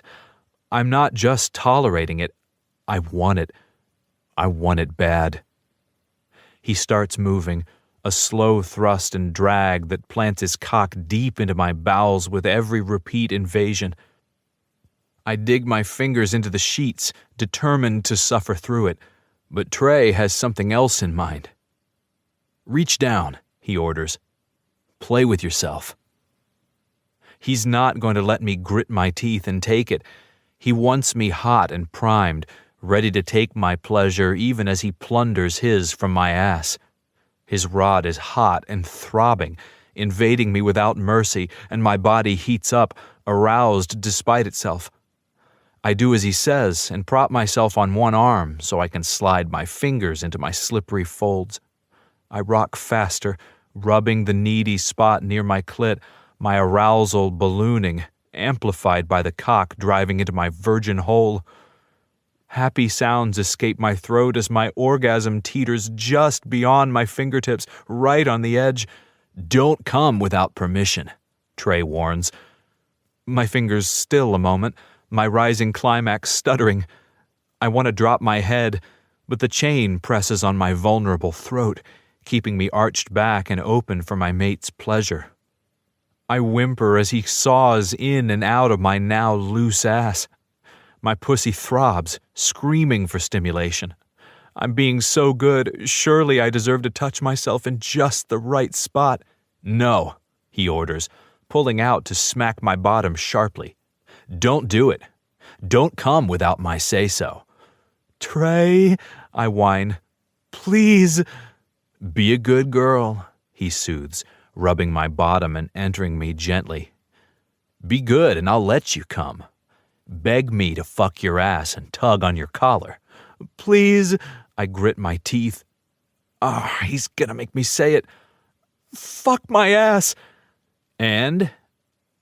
"Tug on my collar." My shoulders soften in surrender. "Please, Trey, make me yours." "Oh, fuck." He speeds up, yanking on the chain as he plows into me. The collar tightens on my throat, tighter than a hug, gripping me, choking me, owning me. Electricity shoots from my battered skin to my tight nipples to my greedy pussy. With one last tug on my chain, Trey commands, "Come, sweetheart, come for me." And I do. My muscles spasm, my ass clamping down on Trey's cock as I ride wave after wave of mind-numbing pleasure. "Fuck, baby, yes!" he growls as he hauls me back, rooting deep in my body as he fills my back channel with his cum. We sag on the bed and breathe in sync, sucking in lungfuls of air. "Good girl." Trey's fingers trail up and down my back. "Such a good girl." Slowly, he pulls out and I collapse on the bed. "Stay here." Trey murmurs a command and disappears into the master bath. My limbs are cooked spaghetti, and I couldn't move if I tried. Trey returns, his cock jutting out from his glorious naked body. He disappears long enough to set something hot and soft against my bottom, cleaning me gently. He takes the cloth to the bathroom before he returns and looms over me, climbing onto the bed and threading strong arms around me. I wriggle closer, planting my face into the crook of his neck. He tips me back and studies my face a moment, his beautiful features tranquil. The monster appeased. "Who owns you, Sheridan?" he asks, swiping sweaty tendrils of my hair off my face. "You do, Trey," I murmur. "Forever. I'm yours." This has been Alpha's Bane, a Shifter Fight Club romance. Bad Boy Alpha's Book 9. Written by Renee Rose and Lee Savino. Narrated by Benjamin Sands. Copyright 2018 by Renee Rose and Lee Savino. Production copyright 2019 by Renee Rose and Lee Savino.